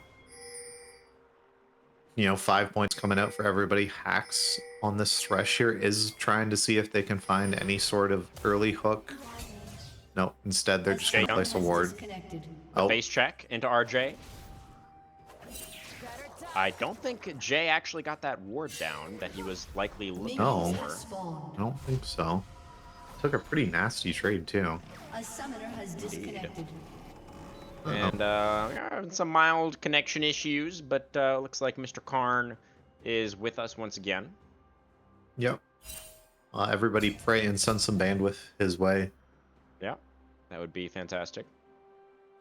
Get you guys to contribute in the chat over there to send bandwidth. That'll be very helpful. Pretty standard here as well as far as the runes and summoners are concerned. We do have hacks taking that ignite. A little bit of an interesting choice. If we are expecting this game to be a little bit slower in the early minutes, then I don't know if we can necessarily expect him to get a ton of value out of that ignite. But maybe a little bit of a kill pressure if we are hitting these hooks. That's not a great start. But anyway, I don't think exhaust is really doing you very many favors this game, unless you're like exhausting a Wukong who's ulting. I don't feel like there's very many other targets who it's really all that useful on. It's not going to do that much to Cho'Gath, right? He's not about like this huge burst damage, and it's not like it works against true damage anyway. Yeah. So I don't could have gone for the heal though. Yeah, I was kind of more about to say I feel like heal definitely I think should have been the choice. Oh, yeah. Just like Jay Young has. See an early deep ward getting placed there by Perspicacious on the enemy blue buff, so able to get that information for the team. They now know that Haman Karn started on that top side and is pathing down. It's a reverse situation for Caxi. He is coming up towards this top lane, something that you were talking about in the draft. You were kind of hoping that these junglers would look towards. Yeah, I mean, we're gonna see MBK maybe get a spot. No, that's a very odd place to be placing that ward. But anyway, yeah, I don't think there's really gonna be anything from this gank of Volibear coming bot. I guess it's just to cover potential pressure. But like, yeah, we're seeing Sivir has shoved Smolder under his tower, and Janna and Smolder are going to sit under their tower probably for the next, 15 minutes of this game would be my guess. Yeah, sounds about right. Yeah. Looks like we are gonna get a trade of Scuttle Crabs. Caxi actually a little bit slow on this initial clear. Saren also is there getting ganked comes here. He should be Karn. dead. Pretty nice scatter, but the flash in for Karn does secure the first blood, and the Volibear himself gonna be the one to pick that up. Wow, that is quite a chunk there onto RJ. I guess that's Chrome from Hacks that they saw that on a ward somehow. Jay Young calling that out. And that's a pretty good position for them. But now they're in this weird spot of you just push the enemy person out of lane, and Volibear is coming to get you. RJ just gonna get burst down. Holy crap! The Smolder Janna lane making it happen in the 2v2. Now NBK in trouble. Here in the mid lane, the Dark Sphere, the flash away, the flash follow. Caxi gets done with the auto attack now. Haman Karn looking for some revenge. Jay Young finds the tornado, but it's not enough to get him to safety. Now Madge, he gets hooked in by the Thresh, goes for the flash, expends the barrier as well, and does barely escape underneath that tier 1 turret. That is all summoners down now for the Omega bot lane. And Persp is low, but okay for now. Yeah, I think if Smoke had a bit more of a killer instinct there, that was a solo kill. You can at least burn flashes, which is good for you. Oh, a lot of chaos just happening down there in the bottom lane. I mean, just the raw 2v2 kill for Match and Jay. But then Haman Karn getting down there, at least getting that one back onto the Janna, ties us up at 2 kills for both sides. There's a taunt landing for Smoke. Persp down to about 100 health. Still holding on to that teleport. Yeah, why didn't you go for that third auto? There's a third enhanced Q hit there. That was a kill, man. What? I don't know. Are you just diving him? No, he gets 2 minions here and you can't. There's the taunt. There's the auto attack. There it is. All right. Yeah. Why didn't... He had it all under control, Storm. What are you so worried about? That's fair. Sure. He got the kill. I'm happy. That's all I needed from him. There we go. Mission accomplished for Smoke. Yep. Shout out to all the other Cho'Gath players out there. Please do not randomly press Q onto Shen. It's not worth it. In the mid lane to set this play up. Saren now will expend the flash, and of course no flash anymore for the Volibear. He already used it. Okay. But he able will to get be the able slow. to get away. Yeah. Okay. So, first dragon up. We see Haman Karn is available to take it after he does his cycle of going Raptors into this bot lane Krugs. Be interested to see Caxi just kind of walking at NBK. Not level 6 yet. Ooh. So this should be first dragon, I think, going over to the side of TSI. Well, they're not really looking towards it just yet. And, they still need to kind of do some work in pushing out this bot lane. And you see Haman kind of wandering over, clearing out some vision there in the tri-brush. Yeah. They had this big slow push coming in, so they had the time. Their mid laner of Saren just reset and doesn't have TP to join. I feel like this should be theirs. Yeah, you know, we were highlighting really the importance of these early dragons during our draft conversation as well. Yeah. I assume they will look towards it. Yeah, looks like Haman is going to be starting that one up. Yep, RJ just finishing getting in this push here. Another close call on the hook there for Hax, but Maj able to flap away. And yeah, Taxi just cycling his camps. Doesn't have his Sheen finished yet on as this Wukong is level 6. He just got level 6 off the Krugs Yeah. before going for the recall, so yeah, just not quite able to get that in time to fight for the dragon. Another Oh, shockwave in the Saren. mid lane. Hax. Oh, the minion tanks the hook, but Saren still without the flash, really has nowhere to go here. And NBK will be able to lock away the kill. First of the game for the Orianna. Yeah, I would have maybe liked us throwing a lantern towards our Volibear there to give him an assist, but whatever.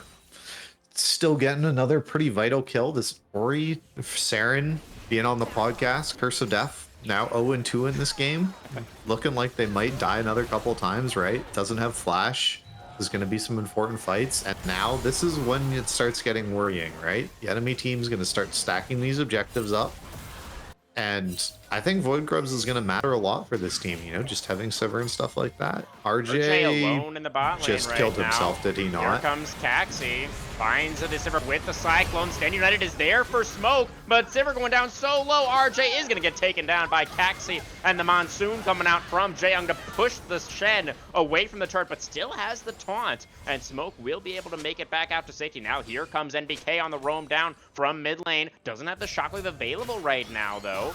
And Caxi over the wall is going to be able to push away the Clockwork Lady. It's just going to be that one kill. They do get onto the Wukong. Caxi 2-0 now. Yeah, and Shen is now down 20 CS. And this is the problem of being Shen. Sometimes you Comes are forced... another gank onto Saren, who still doesn't have flash.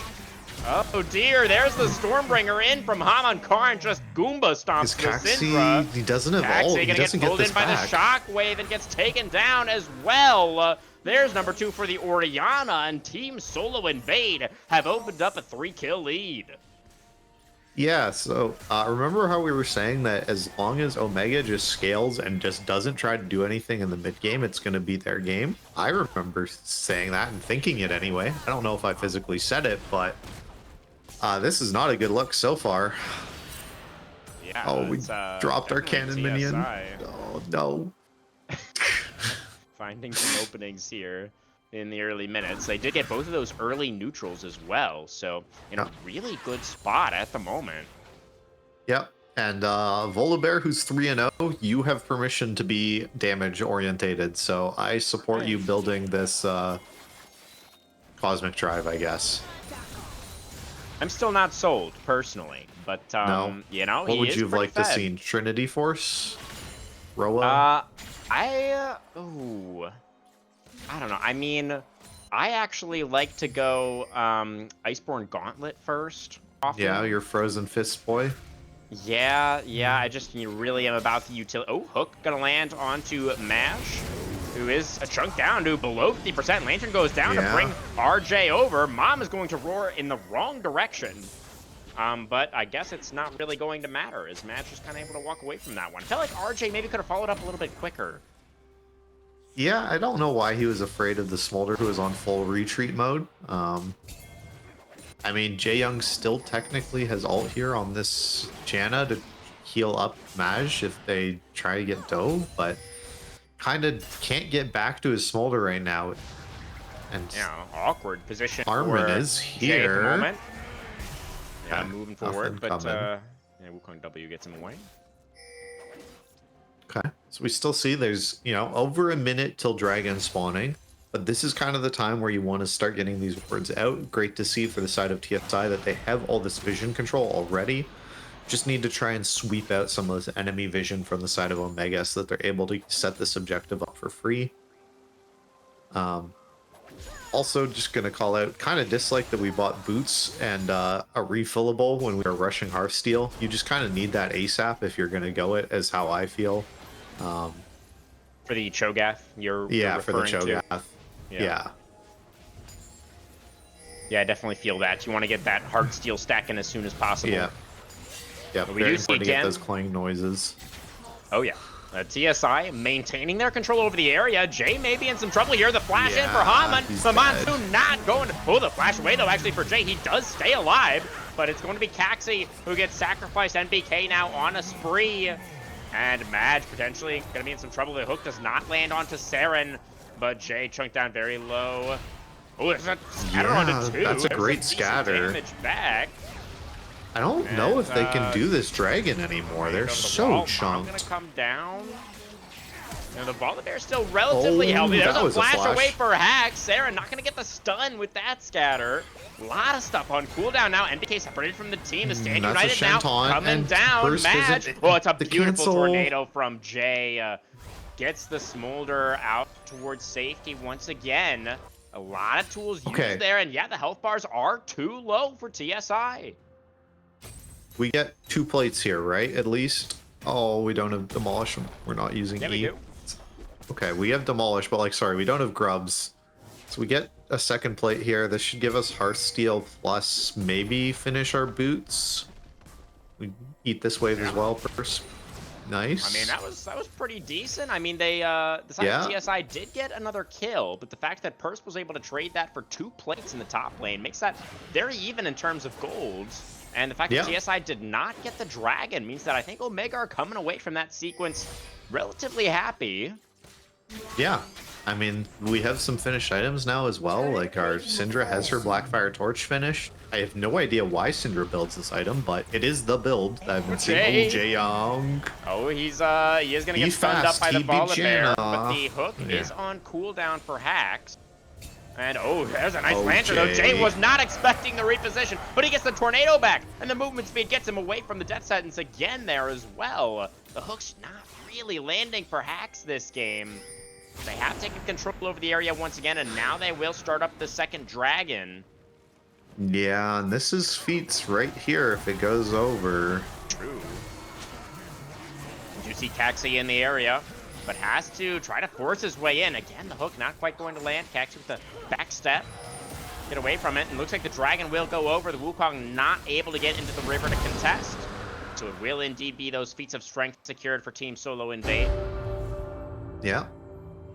We do see a lot of people already having their basic boots. That's already a pretty immediate power spike here. And now it's Purse, right? You have been given a lot of advantages. Your team has let you stay top lane. You've not been forced to come back to, fight with the Shen. You've had your TP this entire game and haven't used it yet. So you need to start getting some advantages top lane. Well, he's getting and start getting some 2v2 kills or something, right? Yeah. Oh, never mind. He's fine. Haman is just dancing in the tri-brush.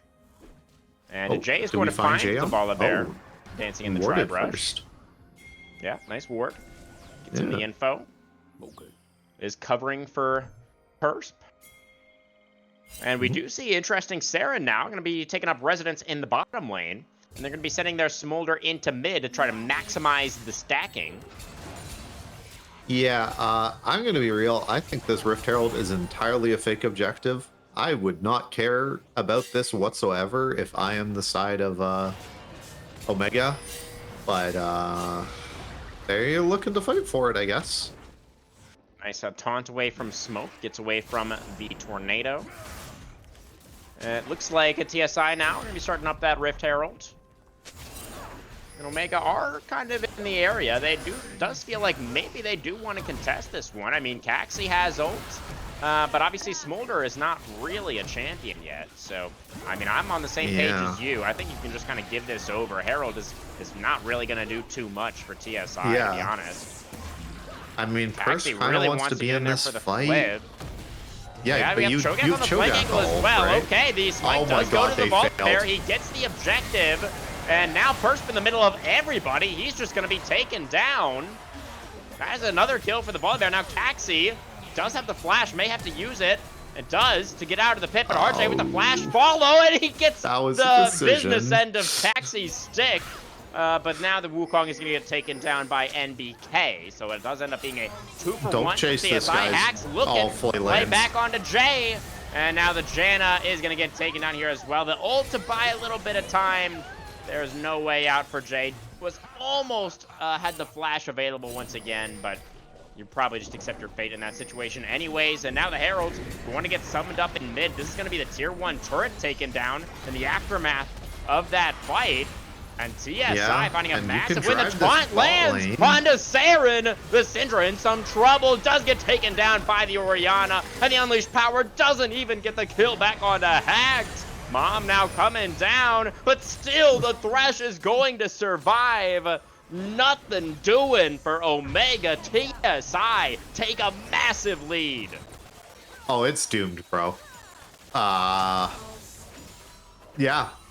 Great job to TSI. They are continuing to drive forward and keep getting these kills and just are looking like they're going to cruise to a win in a couple of minutes here. Hearst flashing to go for that flash ult combo alongside Caxi going for that and not getting that is just so big. It's just so much like value lost for your team.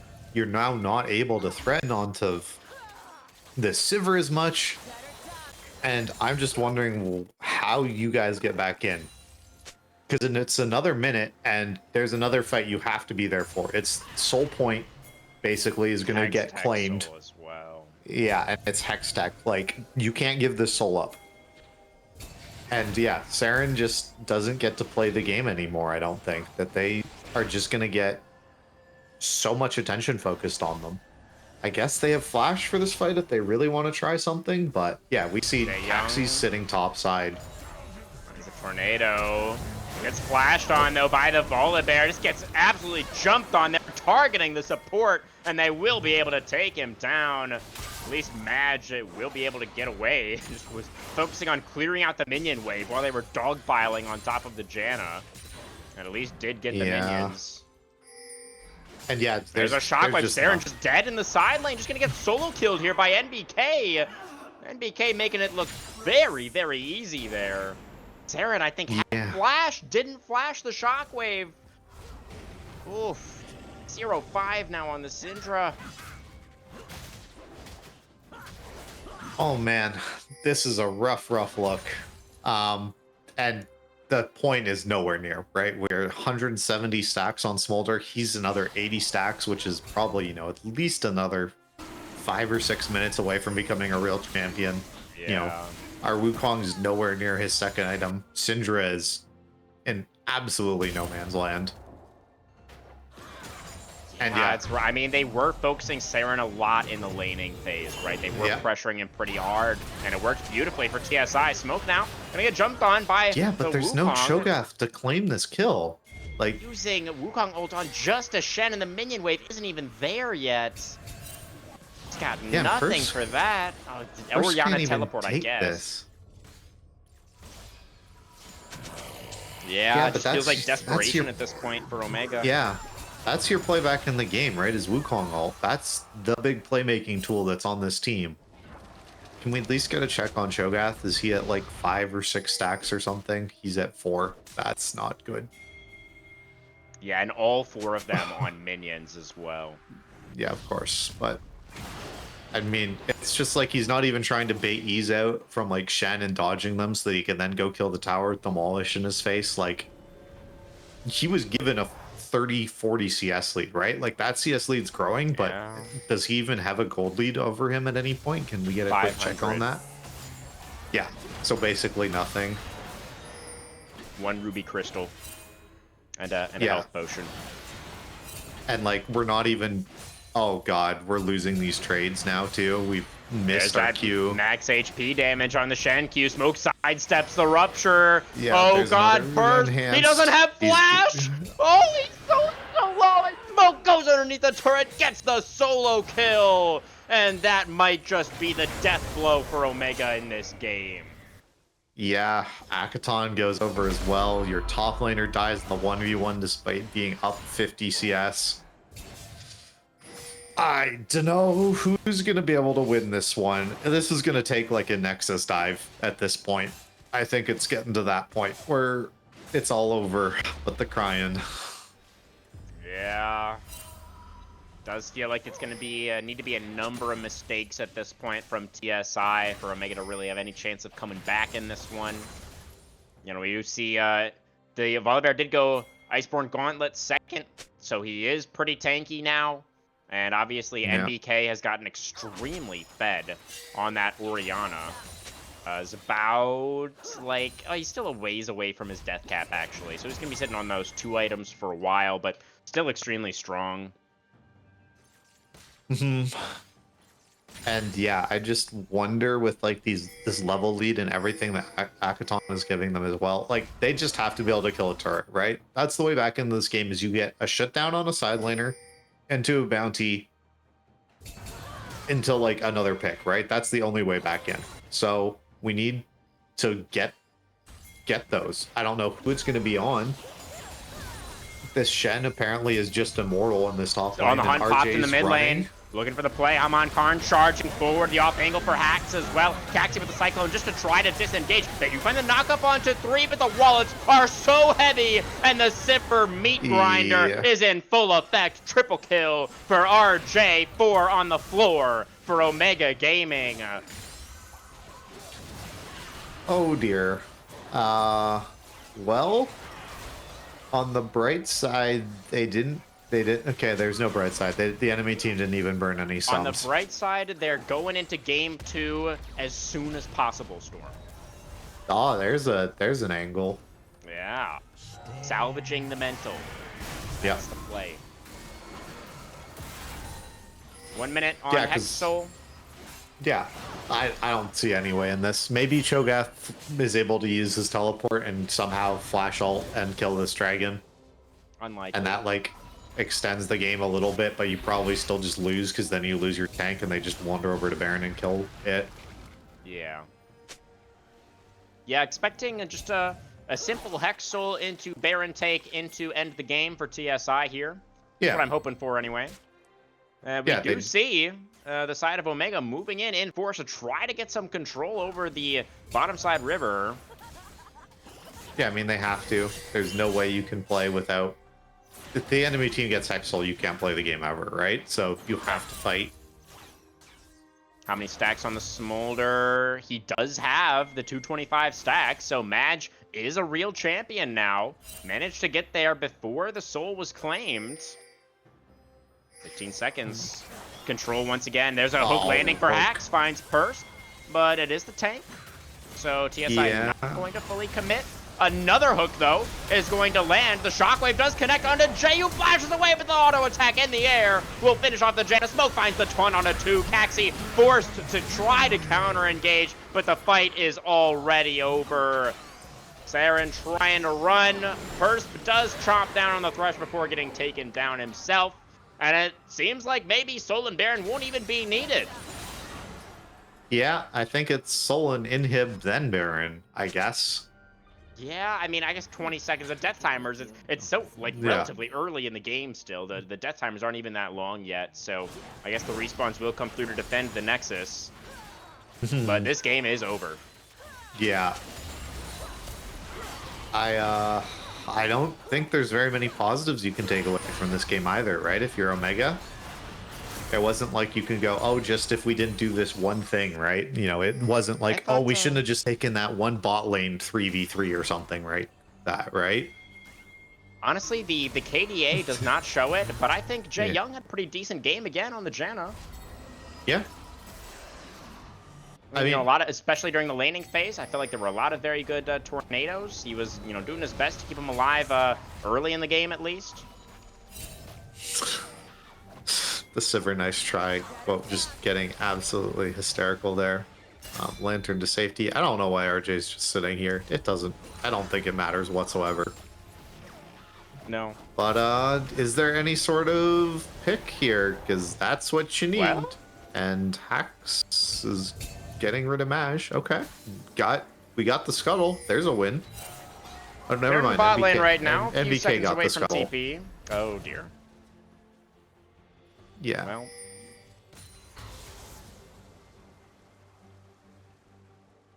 Syndra does have teleport now, but obviously Smoke also does, and also his ult as well. Yeah.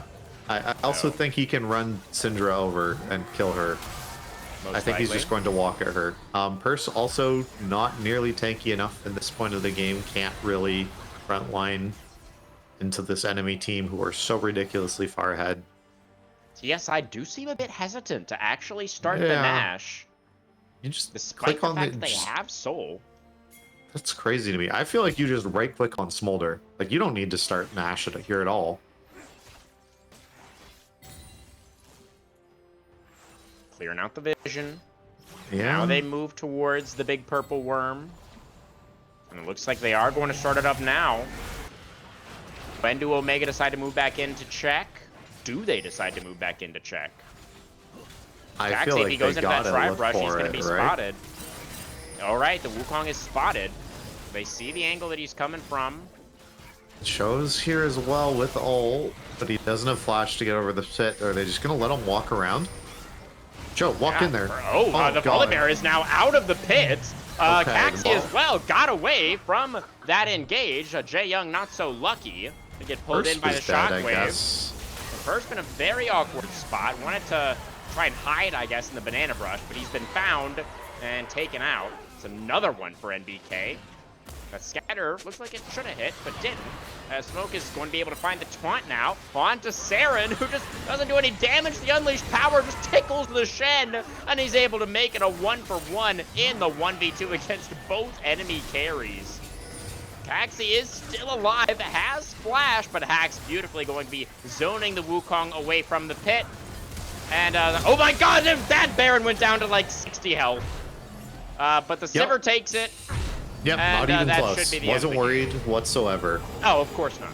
Yeah, I was obviously they definitely stopped hitting the Baron when the Wukong was flashing over the wall there, for sure. They played that perfectly, and it's great to see our teams here in Premier are experts at not flipping things and instead deciding to go for a nice saute, just a nice gentle. Right, yeah. Or culinary experts. Mm-hmm. So, do you want to start discussing MVP, or do we need? Yeah, who are we thinking here? I'm thinking it's NBK. This Oriana's been a monster this game. I feel like he was pressuring in the lane phase. He did get a little bit of help, but I thought he once he got his big lead, he used it beautifully. A lot of great shockwaves this game. Yeah, I think that's definitely who I'm kind of leaning towards as well. It doesn't help that they currently have a 20-0 KTA. That probably helps a little. Oh, it definitely does. Yeah, see, there's that Oriana damage. He'll get jumped on by the Wukong, but he's not really too worried about it. And we got playing on 3 lanes right now, our TSI. They've got Smoke up there towards the top side with, of course, the ultimate available. And they've got the Sivir down here towards the bottom side, looking to break open that bot lane inhibitor. I mean, they have a 12k gold lead. There's no real wrong way to play out a Baron push when you're this far ahead. Ah, you say that. We've seen some very bad Barons this season of Premier. That's fair, but they're taking towers. This is a great Baron. Yes, it's going well. Certainly a top half of the table Baron power play, I think we can say.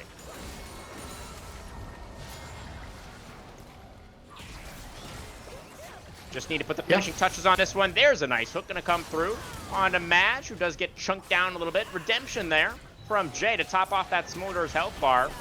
Don't know if it's really going to help all that much. Another hook on a Purse this time. Very big target. Yep. Oh, that's a shockwave. CSI playing this nice and slow. Yeah, well, does that mean he doesn't get MVP anymore? I think he's still the MVP leader. Yeah, I mean, it was a shockwave on the Smolder. It was a good shockwave. I liked it. I forced him to reset. I missed that. Yeah, Nexus turrets under fire. First one going to go down. Caxi does find a last-ditch Cyclone and then immediately dies.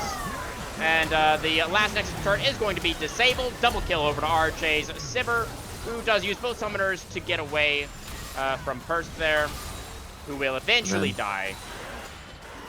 Yep. And that's going to do it. 31 minutes on the game clock, and Team Solo Invade will take the victory in game number 1. A summoner has disconnected. Yeah, that was game 1. We definitely called that this game ended like, 12 minutes ago probably. Yeah, it felt like it was over for a while, and it wasn't the quickest closeout for the side of Team Solo Invade by any means, but it was relatively clean. They did not make any major mistakes, and they were Yeah. able to just gradually kind of grind Omega out and end things relatively quickly. Yeah. I just feel that game was so weird. It's like all you had to do as Omega that game is sit back and scale, right? You have Yeah. Smolder, you have Syndra, you have no playmaking at your support position. Your jungler is all about being a mid-game power spike, and you have what should be in theory a winning top lane matchup, and was a winning top lane matchup, right? Yeah. And then they played like they had to fight at the whole way through, right? Yeah, there definitely were some questionable moments for Omega. I think particularly that play around the Rift Herald, we were definitely not fans of. Yeah, But I think, overall, I think we got to give credit to Team Solo Invade here. I mean, yeah, Haman Karn, especially on that Volibear, I thought he was very active early, particularly in that mid lane, punishing Sarah. They got the Syndra flash like very early on, and the Volibear ganked multiple times while that flash was on cooldown to get right. NBK that massive lead. I thought TSI did a really great job. I feel like they identified the fact that Omega had this relatively greedy scaling draft, and TSI were able to accelerate the pace of the game and snowballed very effectively. Yeah, I mean, they did what I said, right? They had to find a solo lane that wasn't the bot lane and just focus on that and just keep repeating and killing them. Unfortunately for Saren, he was chosen.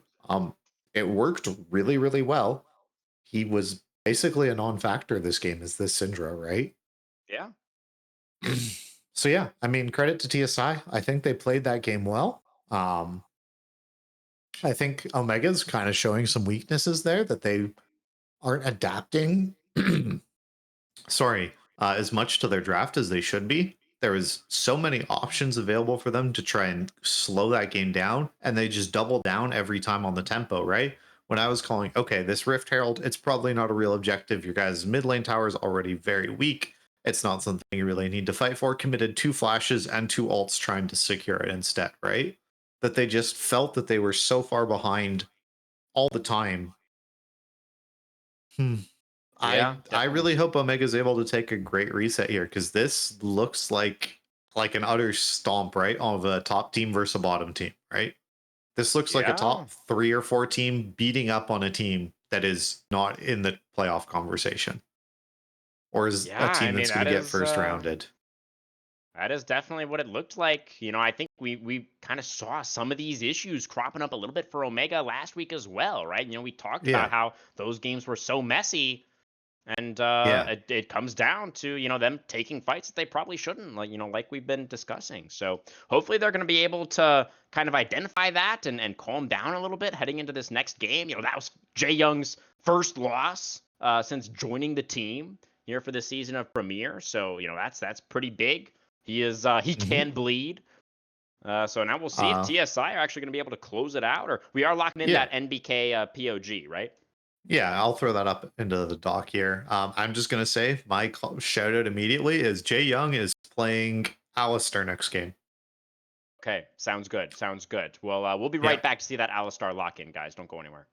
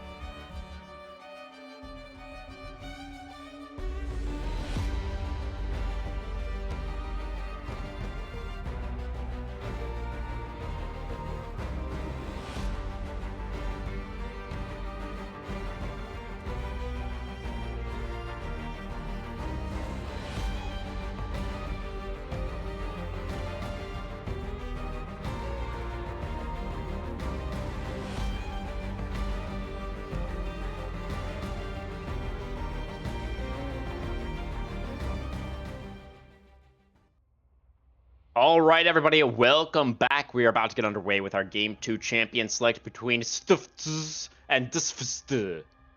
Storm. Team Stufts really need to bounce back after that devastating Game 1 loss. What would you like to see here in draft?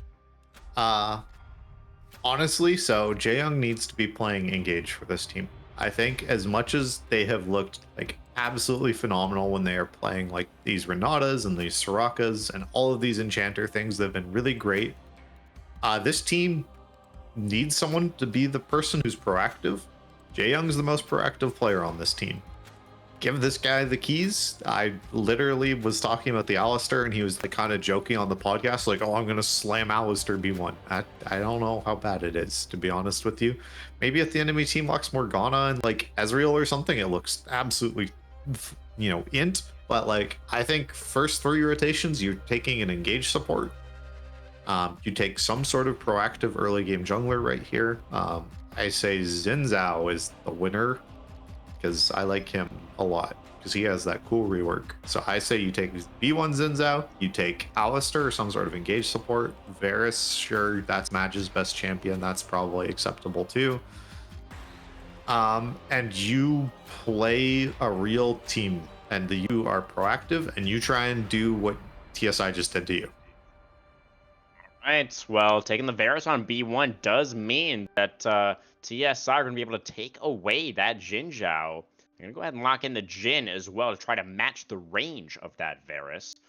Sejuani going to come through now. That is definitely a very Caxi-style champion. They're going to go ahead and take the Aurora as well for Saren here in the first 3 for Omega. Very interesting. So they're both teams, it looks like, actually going to drop their supports to the 4-5.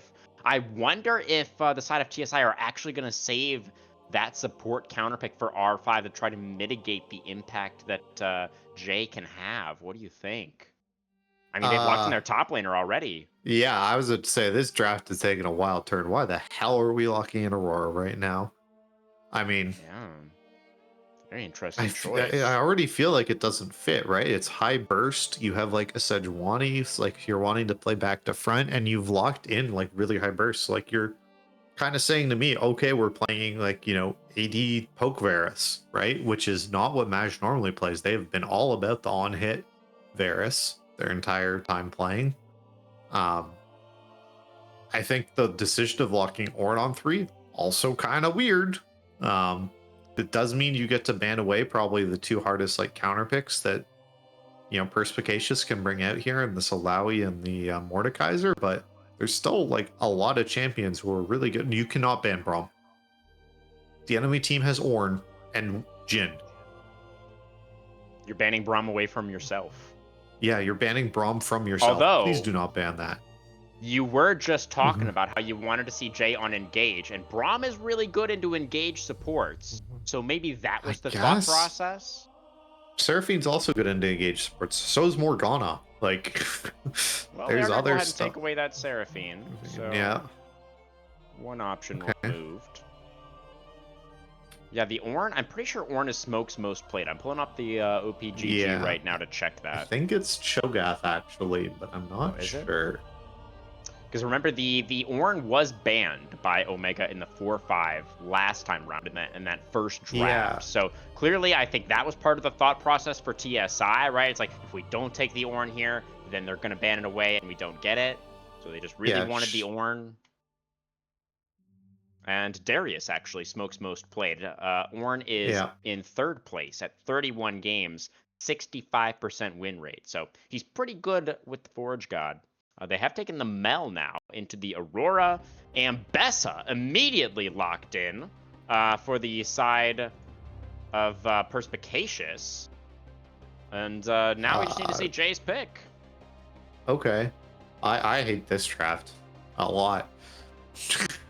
But talk to me about it. So we've picked a whole bunch of really good tools at picking off one champion, right? Playing a lot of really high burst. The enemy team is playing a lot of things that are really hard to burst out. There's the reflection on Mel. Jhin is normally standing about 2 screens away from you. Xin Zhao has an R button, and if we're putting all of these tools into an Ornn, we've lost. So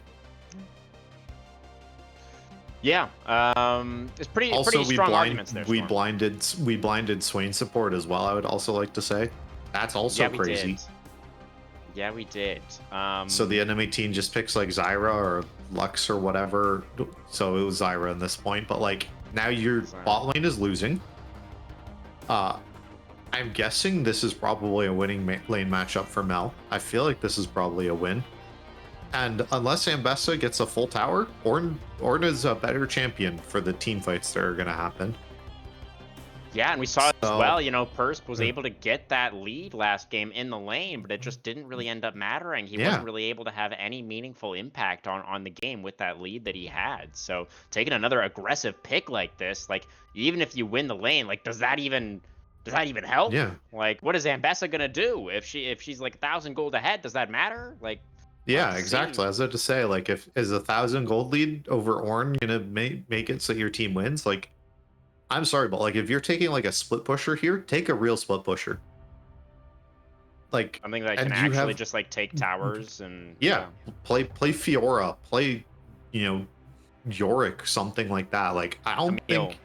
Yeah, Camille, sure, something like that. Like into Ornn, Ambessa ain't gonna cut it as far as I'm concerned. And I don't know how you deal with this enemy team. Like they have like the ridiculous pick tools, right? You're gonna get hit by Mel root into Zyra root into Jin W into like Xin Zhao knocking you up. Like you do not get to move. Like this, I'm sorry, Jay Young. I think you were going like 0-10 this game on Swain. I do not see a feasible way how Jay Young is able to play this game ever as a Swain on like gold, like the income of a support. And just the act of locking in Swain kind of tells me that he's feeling some pressure, right? He is feeling like he has to do something, like he has to have a really big impact to get his team a win here. And I agree. I think it's going to be really difficult, you know, given what he's playing up against. You know, I just checked as well for hacks. Zyra, his second most played, so extremely comfortable on the pick. That's probably going to be a lane that Madge and Jay are really going to struggle into. And, you know, going towards the team fights, you know, the Ornn and the Xin Zhao and even the Mel as well are all going to be so valuable. And, you know, Saren on this Aurora is a pick that can be strong, but, I mean, we're going to need to see a much better performance from Saren this game to I think, for this draft to really have any legs at all for the side of Omega. Yeah, I don't know how they're, you know, like looking into like the crystal ball, like the ideal team fight. What is the ideal team fight for Omega? Because TSI's ideal team fight is really easy to see. It's you press a whole bunch of roots on one guy, kill them, and then you Ornn ult the rest of the enemy team. Right? Like the TSI ideal win like team fight and how it plays out is really easy for me to see. Like how does Omega's ideal team fight go? It's, you know, does Sejuani randomly lands ult on a team target and then you're able to like burst them down with Aurora like on top of it, or like poke Varus damage? What is Swain providing to this team? I just have so many questions about Omega. I think this is a TSI victory. I think this game is going to be another stomp. Yeah, like I think this game's like a 28-minute win for TSI. Do you think this is bad enough for Omega for their draft to be on our next draft doctor segment? Oh god, yeah. I hate almost every single pick on this draft. I'll be real with you. After Varus, these next 4 picks are bad. Oh man, you've picked Sejuani with yeah, you picked Sejuani with like very little, like there's no melees basically to proc Sejuani with. Just the Ambessa, yeah. Yeah, who should never really be with Sejuani. I would say. Yeah. I really dislike this draft from Omega. It feels like they kind of picked a lot of these champions to like they like were really trying to reflect and like sort of think about, you know, what their weaknesses were in the last game and like what they feel like their win conditions are as a team, and they kind of like forgot to think about, you know, how it all comes together and how it plays into what the enemy team has. And yeah, it just definitely does feel like it kind of turned into like this weird mishmash of ideas that you know we are kind of having a hard time understanding, the direction that they are going to be wanting to go with this. And I think ultimately, Storm, I agree that it's not a very good draft for the side of Omega, but realistically, it's about the gameplay, right? Yeah. It comes down to if Omega just play better this game across the board, they can still win. But that's the big question for me is we need to see people play respectfully when you don't have flash. We need to see people be more proactive about grouping up with a team in key situations. We need to see the entire team be more, cognizant of when they should be looking for fights, right? That was a big one from last game. If all those things happen, then maybe we do get to that game number 3, but... Right. I mean, no game is over immediately in the draft. It's not like there's not a Silas Mal fight. There's nothing in this draft that is game losing, right? You've not picked a matchup that's unwinnable or anything like that in any of your lanes. It's just you've made the game, I feel, harder for yourself, is fair to say. Exactly. Truman, right? Yes, but completely, yeah. There's plenty of ways for this team to win the game, right? You still have a reliable engage from a Sejuani. You have follow-up bursts from Aurora and things like that. You have a lot of outplay potential from this Mbessa. There's a lot that Omega can do this game. I just think they made their jobs a lot harder this game, and I think TSI has a very clear, easy to execute game plan. Yeah, they are playing a beginner level DDR game, and Omega was we are playing 2-player expert, and you are not allowed to use a railing. So I don't think this game's gonna go well for them. Nice. For all the DDR fans out there in chat, hopefully that one landed for you. So given, all these things we've said about the draft, and if we assume that Omega are going to play better this game and make better decisions, what are the key win conditions that you want to look for? Are we looking at these early neutrals again? Do you feel like that's going to decide a lot of the game? Are we just looking at the side lanes? What are you thinking in terms of win conditions? Yeah, so Mbessa has to be a big win condition for you, right? You don't want Mbessa laning into Ornn very much. I think if Mbessa is somehow able to get a lane matchup where they're against Mel in the side lane, that's a huge win condition for your team, right? Because Mbessa can threaten Mel, you have the tools to be able to dodge all of Mel's abilities, you probably shouldn't get poked down, you can win, you can get these short trades and get some winning fights out of that. Aurora should be able to match Ornn, so I feel like that's going to be a key matchup. It's, can you rotate and get early objectives as well? I think while the first dragon, that's kind of up in the air, that's just all about how well the game's going for both teams. That's not something as much you plan on and just kind of say, oh, this team obviously wins at first dragon fight kind of thing when the drafts are somewhat even. But Rift Herald and things like that, a first tower is really big for your team. I think grubs are pretty big for this team just because you kind of need to scale a little bit, and I feel like your team needs a gold lead, right? Swain needs money this game. Swain needs to somehow get into this game. So I think Sejuani, Swain are going to rotate for grubs, and I think you're going to try and do that there's going to be that kind of 7-minute or whatever timing it is, that you're going to rotate your bot lane up for this grub fight. And it's just, can you get your lane matchups to go how you want them to? And can you pick off the really squishy people? Jhin and Zyra, if they are on your screen and you do hit them with CC, will die. They are ridiculously squishy and easy to kill. So it's, can you get key picks onto these low members just like it was for TSI last game, right? Saren was super vulnerable as that Syndra, and now that's the shoe's on the other foot. Right. Well, we'll see who's going to be able to keep their shoes on in this one. Both teams are playoff bound, but getting into that top 4 is so big, right? Gives you that double elimination, gives you that second life in playoffs, and that is not guaranteed for either one of these teams, I don't think. Correct me if I'm wrong. Okay, yeah. So it's, I think TSI locked top 4 with their game win. Okay, yeah, but certainly it's not guaranteed for Omega after that game 1 loss. So They have been looking really good the past few weeks. They're going to need to bounce back in a big way, though, here in this second game to try to get themselves into that more favorable postseason position. We're about to find out, guys. See you on the other side of the break.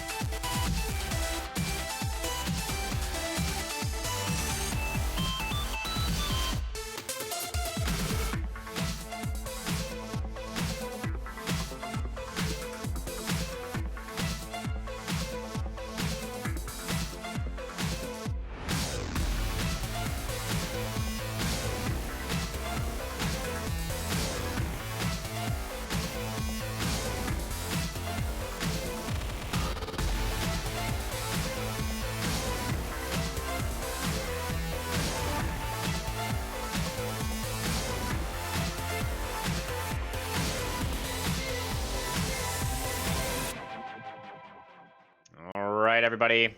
Welcome back to Summoner's Rift for our second game of the day. Omega Gaming now, after that Game 1 loss, they have elected to move over to the blue side. TSI on the red. Let's see if Omega are going to be able to find anything with this level 1. Grouped up as 5 as they move into the bot lane brush. Yeah. So, as long as Swain leads and uses E on this bush, this should be a kill. Alright. Swain in front. All good so far. He didn't use E. He did not. He's flashed for it. Oh. Does find it. Okay. They get the cleanse off of RJ. That's... Okay, sure. Support flash for AD carry cleanse. Not the worst trade. No, not the worst. Does mean that there's now wards in your jungle that I don't think you're able to clear. Oh, we did see the sweeper get purchased for the Sejuani. So hopefully they will be able to use that on their Raptor camp as they are up and doing it. Yeah, we'll have to see where the junglers decide to start this game. Looks like both will be starting on the bottom side of the map. And I do want to apologize to Person. Was looking at win rates and things that this is a winning matchup for Mbessa into this Ornn. I'm not sure how, as I thought you would just build tank items. That's another good pull. Yeah, it's an early chunk onto RJ. Yeah. But I do think that our points about what the champions are going to be doing in the context of this game are still valid. Despite the fact that, maybe Mbessa does win more in solo queue, I don't know if that really informs that much what's going to happen in this game. Yeah. But certainly, it does maybe shine a little bit more light on what Perspicacious's thought process was in locking in the pick. Does match the level 2 of the Ornn, trading relatively aggressively up there towards the top side. Yeah, Smoke going a lot. Oh, go ahead. Yeah, I was going to point out the fact that Haman skipped his Gromp. So he went blue wolves into red buff. I don't think you get level 3 off that. You shouldn't, I don't think, no. But maybe you do. He does. Oh, you do. He did get level 3. Okay.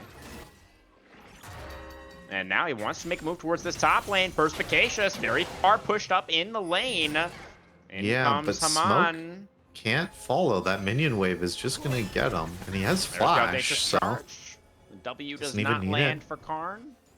Perspicacious will be just fine.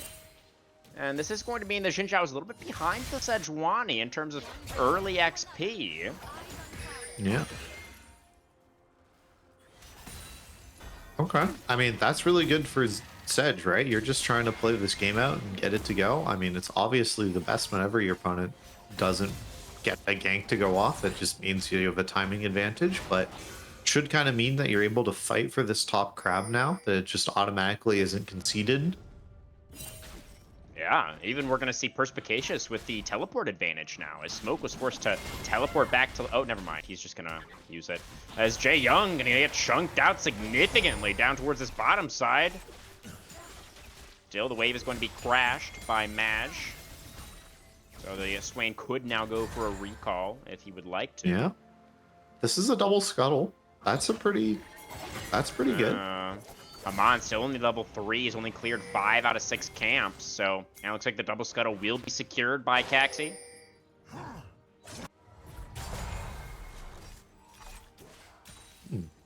Okay. So what is that going to give our Sejuani? Does it really provide anything? Does it mean that we build anything different? I don't think so. I still think it's Heartsteel. Haha, funny Clang item. I feel like maintaining, like, making sure that Xin Zhao is not ahead is, like, the more meaningful side of that. Yeah. I definitely Smoke? agree. Okay.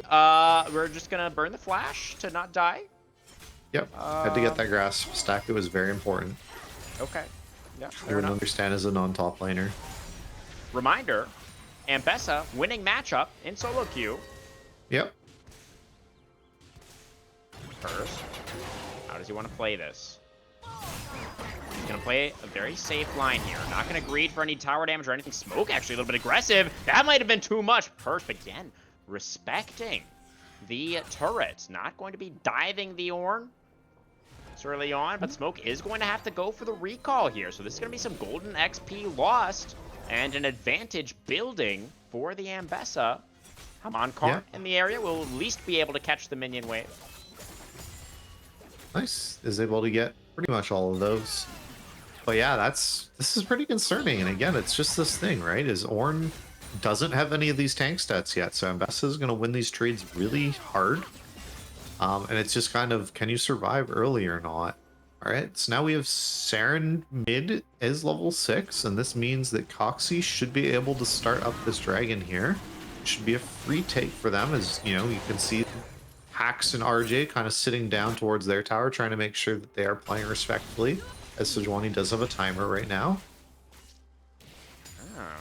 So some nice early map control for Omega. Oh, Saren, cute little dash away from the solar snare there as well.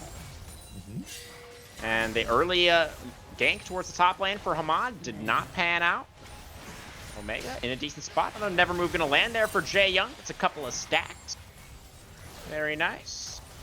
Maj going forward here on the RJ. Gets that full lethal tempo. Is still lethal tempo Varus, I would like to add.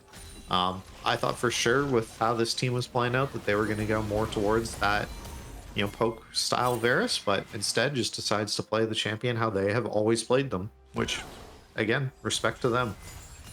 Yeah, I mean, if Jae Young builds more towards tanky, you can see the Swain does have the Conqueror, so I imagine he's going to be stacking a lot of health. You know, it's not like an amazing front line, but it's a decent front line for the Varus to work with. Yeah. We even saw their Omega able to defend their control ward in the Banana Brush. They're going to be able to continue to have some control over that part of the map. And now this next couple of minutes could be really big. You know, you were talking about, oh, it has the all-out underneath. Smoke. The Treadford Purse finds the ult, and the solo kill for the Omega top laner. Nice. I mean, that's what we need to get, and this is going to give you something big as Purse. You're able to get some plates here as well. And you get another full wave probably in as well, as Smoke is just respawning. No, instead just going to take their reset now, setting up that push to go in their favor as the minions are going to target that one for them. But yeah, that's a dragon early. You got first blood.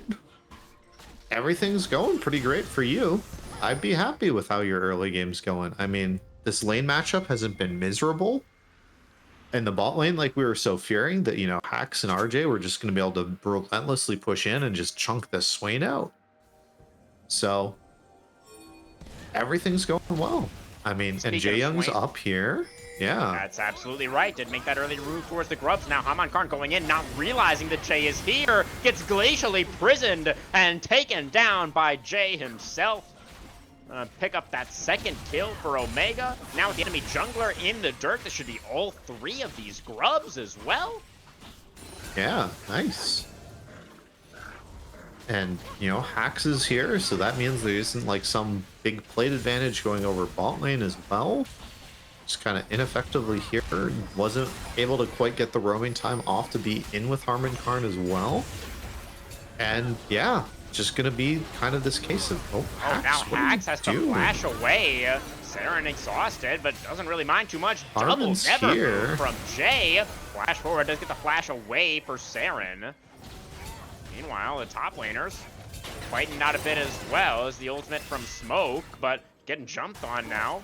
At first, meanwhile, Jae trying to get back underneath this tier 1 in the top lane. The W not going to connect for Karn. And Jae will be just fine. Oh, the solar snare, though. It maybe stuck around a little bit too long, and NBK is going to be able to punish the Swain. Jae just wanted to throw that last skill shot. Yeah. It's not worth it. Just needed just a little bit more from that Swain passive value. And do we see Caxi? Are they able to come in here and smite this away? They are. Gets the blue buff. Very nice for the Sejuani there. Able to maintain that CS lead over the Jin Zhao. Gonna be a very comfortable reset here for the Ornn as well. Gets the wave fully pushed in. Yeah. Shouldn't quite have enough to finish his Sunfire Cape here, but is just going to build that extra bit of armor there, which is what I was kind of assuming they're going to do. Don't think they have to very much worry about this magic damage coming out from the Aurora. Oh, that hook went just wide. Jae Young, or RJ rather, I got a little bit mixed up for a second, does get chunked very low, opens up the curtains now. And shots are, well, they were connecting, but the 4th one not going to land. Yeah. And Jae just gonna be able to walk away. 50 seconds now on the next dragon. It's interesting to see that Harman Karn is up here. Yeah, looking for another play on Ornn Perspicacious, and there is the public execution. Actually connects onto the Jin Zhao. Gives Burst that extra space away from the Ornn. Still in a bit of trouble, though. Trying to dash back towards the turret. Crescent Guard can come out for a little bit of extra damage, and Haman will be successful this time around in his gank on the enemy top laner. Finally, they take down Perspicacious. But they've ceded total control over this bottom side of the map now. I mean, Hax actually, I say that, but Desire does get in here and clears out that banana brush. Looks like Jae needs a bit of a reset, so anybody's dragon still, I suppose. Yeah, and they are able to rotate Smoke down here, who does have R. Yeah. There he comes. Saren? He's going to find the play onto Saren. He's going to get bowled over by the Ram. That looked a little bit funny. Bro, come on, man. Oh, You he cannot distracted them Yeah, for the that's dragon true. take, but Haman Karn is here and he This is just a flip. takes it away. Oh dear, Omega, is it all falling to pieces? The chain of corruption going to be flashed away by RJ. He finds the deadly Jaehyung's close on the big, 20. but he's Jae just gonna is blow not up. tanky enough. Gets burned down as TSI committed everybody for the play, Is and they Maj will able to be kite this rewarded out? for it. The re-engage coming out from the Sedge. Wanted to try to feel for the Varus, but he Nope. will be unsuccessful. At least they take down the Ornn. Sarah now teleporter into the play. At least gets one back onto Haman, but still a massively winning fight for TSI. Yeah, and look at this as well. Top lane, Perspicacious getting in this huge wave here again. Is not going to be able to get Deadly quite a full Flourish. plate. Saren? He's just Yeah. dead again! To a forced shot. Oh dear God. Storm. Okay, well, our early game isn't as bad. It's still just a 1.5k gold lead at like 15 minutes in, right? It's one tower, it's, you know, one dragon to one. You're not getting forced into these fights or anything like that. Oh, got Jae on the here. wraparound. Can't Okay, find the never we're move. panicking. Hax is going to get tagged by the Vision of Empire. Let's have a Blast Cone to get that little bit of extra space. And Haman was actually waiting in the wings as well, if that play was going to continue. Yeah. Are both supports building Rylai's first item? It appears to me that they are. I don't think it builds out of... Does it build out of Amp? I guess it does build out of Amp Tome. Yeah. It does appear that you are correct. Yeah, not really what I was expecting out of Zyra support. Normally you see them building much more towards damage. I was kind of expecting this Blackfire Torch or something along those lines. I guess you got plenty of damage out of the Mel, right? So you don't really need it from the Zyra. I think it's kind of nice for Hax to go for the more utility. I've been flashing for the Grasping Roots. That was ambitious, but they do have Haman on the flank angle. And Saren has no flash. Does hop over the wall, but it will not matter. NBK cleans him up with the ultimate. And that is the third death in like as many minutes for this Aurora. It's all falling to pieces. Yep. Our favorite premiere guest might not be willing to come on next week. Oh dear, yes, you may be right. Hopefully NBK will be able to step up and join us. Yeah. We'll have to see about that later on. That's a good sidestep by Jaeyoung, but now the curtain gets opened. Now let's see how this is going to look. Jay trying to get fancy with the sidesteps, but Xin Zhao just pressing. Oh, the healing actually keeps Jay alive. Gets back underneath the tower. The fourth shot, though, is there, but RJ going to have to trade himself for that one. That's going to be a big shutdown for Magus Varus. Yeah, I mean, that's pretty big. 200 extra gold. Yeah, it's gold going to who you want it to, right? And it's denying this minion wave as well away from Jhin. So Smoke is in trouble up here in the top lane. Does call upon the Forge God, but the buffer is beautiful from Persp. Oh, that was clean, but does he have the damage? The Ornn will survive that extra armor coming in clutch. The trade of ultimates in the end. Yeah. But the Ornn without teleport, he's going to lose another minion wave. He's going to fall further behind in XP and gold as well. In fact, I think this whole turret is actually just gone. Yeah, it should be. And this is what we want to see out of a counter pick into a tank, right? You need to get the first tower, and you need to be able to move that somewhere else and be able to do something with it. Jaeyoung even up here to cover Persp on this push up.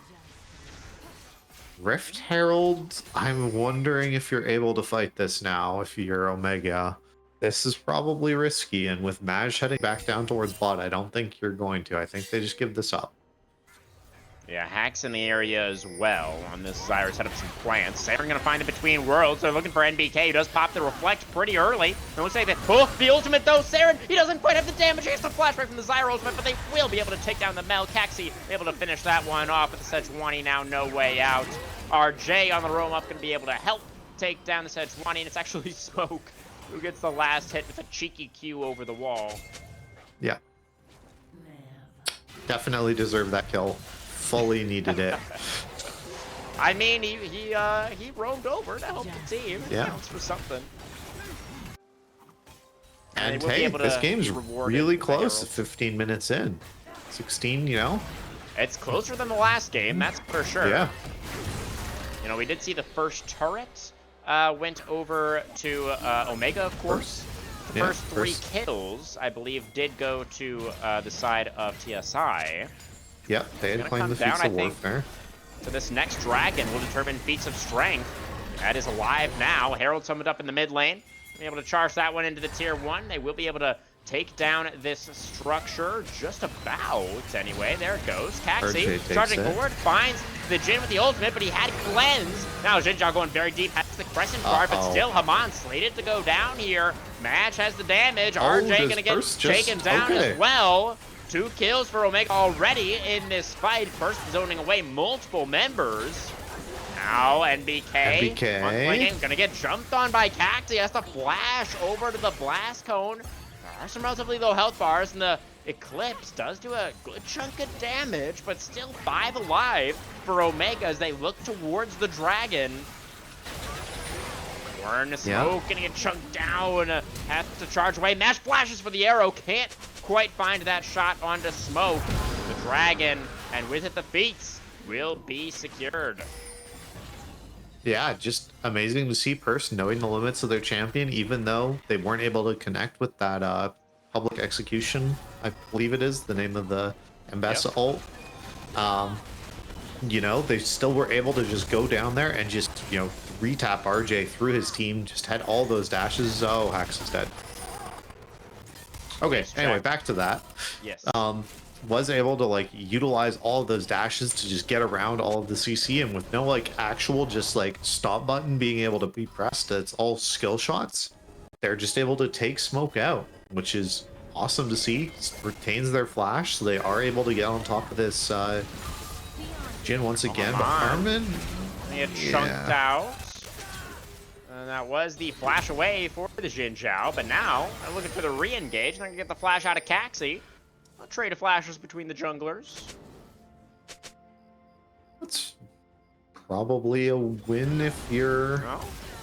NBK. Oh, okay. Solar Snare. Never mind. We're fine. We're fine. All good. Let's say probably a win if you're Omega. You'd much rather have Sejuani not having flash because she has like an actual dash that she can just randomly use rather than this Charvin, or sorry, this Xin Zhao, who very much needs it to make plays. Yeah, and notably, Jin Zhao cannot dash in any direction that he chooses, only in the direction of enemy champions. So that's a good point, Storm. Or minions. Omega will be happy about that. That's true. Yeah. So Perspicacious even gonna steal away some Kruggies. Ambessa definitely pretty menacing. Yeah. Does have only 700 gold lead, actually. That's not as much as I was expecting. Still good, though. Yeah. It's just going to be the case of, are they able to keep getting these plays onto RJ and Hacks and people like that in these team fights, right? Because we know what value Ornn's going to bring to these team fights. We've already seen it just from this, like, 1 or 2 Forge Gods that we've seen. They've been pretty impactful already. Definitely the case. As you know what you're gonna get with the Ornn, for sure. It's a new guy now has joined us. He is towards the top side of the map. Saren, gonna go between a couple of different worlds. Just you know, make sure he could stay in a world where he was alive. Yeah, I mean, your ult for a tower, that's probably a worthwhile trade. Oh, yeah, face check here. As Haman in a bunch of trouble. The Forge God is not going to be in time to save the jungler, and now Smoke in some trouble as well. Perspicacious is low, but he's got that Omni Vamp as the Ambessa, and it's only the Ornn here. He's not going to be able to do anything. 2 quick ones, and now they are on to the objective. I don't think TSI are going to be having anything to say about this. Yeah, I mean, that's new guy going down, and the earlier you get that, the better, right? It gives you that buff throughout the entire game of whenever you kill someone that you get an extra petal. So that's a really, really big win. And this is just the case of it's not the team being together, right? So 2 people are face checking Atacon, whereas your entire team is set up on a bot lane play that was just used. There's just reaction happening right now for the side of TSI.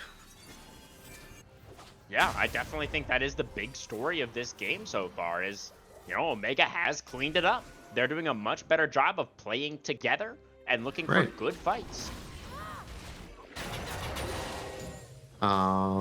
Be interesting to see kind of what big spikes come through now. I really hate Jin building a LDR second. That looks just wrong to me. It does. It does. I am worried about the side of TSI not having enough damage at this point. You know, they're behind. The Sejuani is getting real tanky. Even the Swain, even Jay Young, I think is going to be difficult for them to cut through. 30 seconds now on the next Dragon. River control firmly on the side of Omega at the moment. This would be sole point for them if they can get it. And yeah, I mean, you have an Ornn that you can walk through, right? As soon as Smoke gets this tower in the top lane, if they're able to, you just immediately TP down. Or even TP earlier. I mean, I guess you have 10 seconds that this is going to be the tower. But Kaxi looking for an engage. Finds the Arctic Assault onto NBK. Glacial Prison as well. They've clawed out the Jinzhao, the jungler, immediately going to get taken down. Now the teleport in for a smoke, but they've already lost Haman Karn. But the curtain call is going to take down Jae Young. Forge God connecting onto Madge as well. They're not able to finish off the Varus. Deadly Flourish only onto the Sejuani. Perspicacious, though, getting jumped on by smoke with the damage from the Aurora. Pretty big, and Perspicacious jumps in, but he gets fourth shot in the face. Now Kaxi diving back in with the Arctic Assault. RJ's Flash so forward big, for Saren. Can't find that last little bit of damage on NBK, and now Fourth shot. she's going to take another fourth shot to the face. RJ now the one flashing forward, looking to chase down Madge. Connects the auto attack, and the Jhin does have the fast. It's going to be a triple kill for RJ. Kaxi, the only surviving member of Omega. At least it looks like he will escape, but the AD carry for TSI doing some heavy lifting in that one. Yeah, I mean, that might have been a pen. I'm just amazed at how well that fight ended up going for them. And it's this thing, yeah, you're able to get a full team fight, and it looks good for your team because you have Ornn, right? That Ornn ult split the team. Oh my god. 69 health. Yep. Calculated. Oh man. Yeah, well, had to get the best number up on the screen. True, nice. Yeah, nice. Well, Baron's coming up now soon as well, and TSI have closed the gap. In fact, they are now ahead in gold by about 800. Mm-hmm. And that's another item done now on this Jhin, getting this rapid fire cannon to give themselves even more safety and the ability to just take these pot shots. And I mean, that last fight, the margins were so thin, though. There were so many close calls in terms of people almost going down, barely getting away, tons of summoners burned as well. yeah, and I feel like without summoners, it kind of, in some ways, favors TSI, right? Because it means that this Ornn ult is easier and easier to connect. True. Have Baron spawned, and that's going to be the first upgrade over. Okay, cleanse for RJ. Gets him away from the Varus ult. You were saying? Yeah, that's the first Ornn upgrade has come through for RJ. That's his LDR upgraded, which I'm hoping gives additional armor pen in some way or something. Otherwise, that seems really. How much does the base item give? Give me 1 second, I can tell you. Oh, Haman Karn dashing forward, finds the knock up onto Jay. The Jhin damage is just crazy at this point. Curtain call opened up now, call the Forge God as well. Onto the flashless members. Haman diving underneath the turret, but Madge stands and fires. Takes down the Jin Zhao. The Sejuani will be traded back though, and the turret cannot be defended. A 2-for-1 TSI getting the better end of it again, but Perspicacious unanswered in the top lane, doing some work inside. Still nobody going back, but the Ambessa will not commit to the inhibitor tower. I mean, this is what we wanted to see, right? And I was calling it out as Persp, you do not want to be anywhere near that enemy team as 5. So it's just all about the side lane threat and what you're able to get out of it, and hopefully get something become really large. That's another tower going down. He's gone. He's out of there. Fourth shot. RJ dominating on the Jhin, and now 9-2-4. 5v4 on the map right now. Is that enough for TSI to look towards the Nasher? I feel like with the amount of like peel off potential they have, yeah, you can just start this, and as soon as someone gets anywhere near you, you just kill them. As far as this LDR thing that we were talking about, 35 AD, 40 armor pen. 40% armor pen, that does not increase the armor pen. The armor upgrade does not increase it. Baron chunk down to about 50%. Kaxi on the other side of the wall can obviously get into the pit. We're just has vision. This. It's a flip for the Baron. Kaxi, when does he go in? He gets into the pit and he takes it away. Kaxi keeping his team in the game. And look at the Varus and the Ambassador just pushing down mid lane. Yeah. TSI just made to look like fools. Their base now going to get broken that was a flash forward from Hacks. Oh, Jae Young even running some interference here. Is going to be able to go into the Demonic Ascension, buys a bunch of time, and the Ambessa gets on top of Hacks. The Zyra is immediately taken down. Jae Young does get traded back. Amon Karn looking for the knock on the Mad, but the Varus is so strong. RJ, he does take down the Varus. Oh my and God. they do get the shutdown onto Persp as well. That was another extremely close fight, but TSI managed to salvage the play somewhat. Yeah, Now I mean, is going to get taken down by Sarah on the back end as well. that's a Baron getting pretty much denied across the board, right? Don't think anyone's got it. Yeah, it's just, does the Aurora still have it at least? No, Nope, she was doesn't have dead. it either. Yeah, so the Baron has been wiped off the map at this point. Yeah. 30 seconds on the Dragon, soul point for either team. Man, you can't get much of a closer game than this right now. A Yeah. 200 gold lead, 100. Like, it's dead even 30 minutes in, basically. This is an awesome game. Glad to see both these teams really fighting for this last playoff spot. Absolutely, it's fantastic to see. This is, like, I mean, you said it. This is exactly what we wanted to see. You know, looking towards that postseason, you want to see these teams peaking at the right time. You want to see them improving and iterating on the things that they've shown so far this season. This is more like it. Dragon alive now. Control for TSI in the river. Omega looking for a way in. Yep, just gotta wait for smoke. They just need 10 seconds. First, knowing that goes in. Is gonna get jumped on. Solar Snare gonna connect, finds the root, and Best turning on about half at Haman Karn. Forced to use the ultimate as well. NBK flashing away to stay alive. Onto Sedge. RJ is doing a lot of damage. Madge also chunked down to half. Yeah. A recall for NBK. The Mel does have teleport to join back up with the team. Oh God, Saren. That is a very scary Jin you are walking For at. RJ, and he finds him, assassinates the most fed member of TSI. And that should just be a dragon for Omega. I mean, TSI, you shouldn't fight without your Jin. Yeah. There's no way. Oh my God, they're walking in without their Jin Storm. Oh, this could end so badly. Jae Young goes into Demonic Ascension to keep them out of the river. Just peels the whole team away. Yeah, I mean, without Jin, they just don't have the damage. They can't kill the Swain quick enough. It looks like he is going down really low. Does have to flash away. Haman Karn, though. Saren finding some redemption. Zeroes out the enemy jungler as well. And TSI, that was just a bridge too far. Now you've not only given over this third dragon, but a significant gold lead over to Omega as well. Yeah, an extra couple thousand gold. Gonna get this Aurora into her death cap now, and despite having such a rough time, is now in a position where they can just one-shot Jin. And there's no MR coming, right? And there won't be. Jin's got a Vamp Scepter that I guess is getting built into a Bloodthirster. There's nothing really else I could see this turning into. Maybe a shield bow, I think. Does it also build out of it? Or no, it doesn't I actually. guess. It's Noon Quiver Pickaxe, Yeah. is it? Yeah. As there's the curtain call, Maj does have first there to body block. Good calls there that's from a the top full laner, shot. but yeah, Ambessa is gonna have to be sacrificed.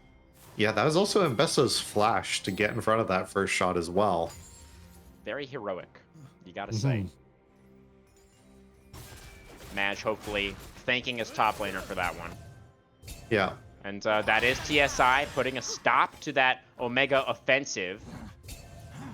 And they're still in this game. This is far from over. TSI absolutely could still end up taking it.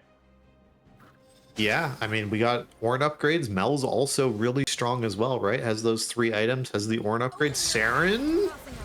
Do they just one-shot hacks? Okay, they're able to just get away. Yeah.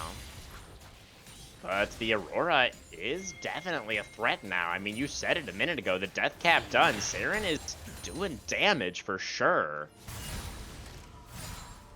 Yeah, I'm just hoping that Saren's able to keep getting through on these flanks where they know there aren't any wards, right? Don't have a sweeper or anything like that. I would like to see them pick that up if possible. If they're just going to continue. Amon goes for the Crescent Guard. That was a necessary ultimate to save out through the Aurora damage, but now Saren's a little bit too greedy. Yeah, he is going down. Didn't have flash you got available. Ornn out of it. That might be a win. I suppose. And there's not really anything on the map right now that TSI can get in the Yeah, aftermath. Hax just gets to run at them, but shouldn't really be anything. Taxi is immune to slows. Maj has all this. Jay and Purse both on off angles right now, looking for a collapse without their mid laners. Feels pretty bold, similar to what we saw from TSI earlier. Yeah, and there's no Ornalt, right? They can't just start this fight immediately. And there's no other tool that they have to just start it up. And obviously, they don't have the Baron buff either, so sieging extremely difficult. But they have found Purse here in the jungle, and Bessa gonna be going in, actually, with the public execution.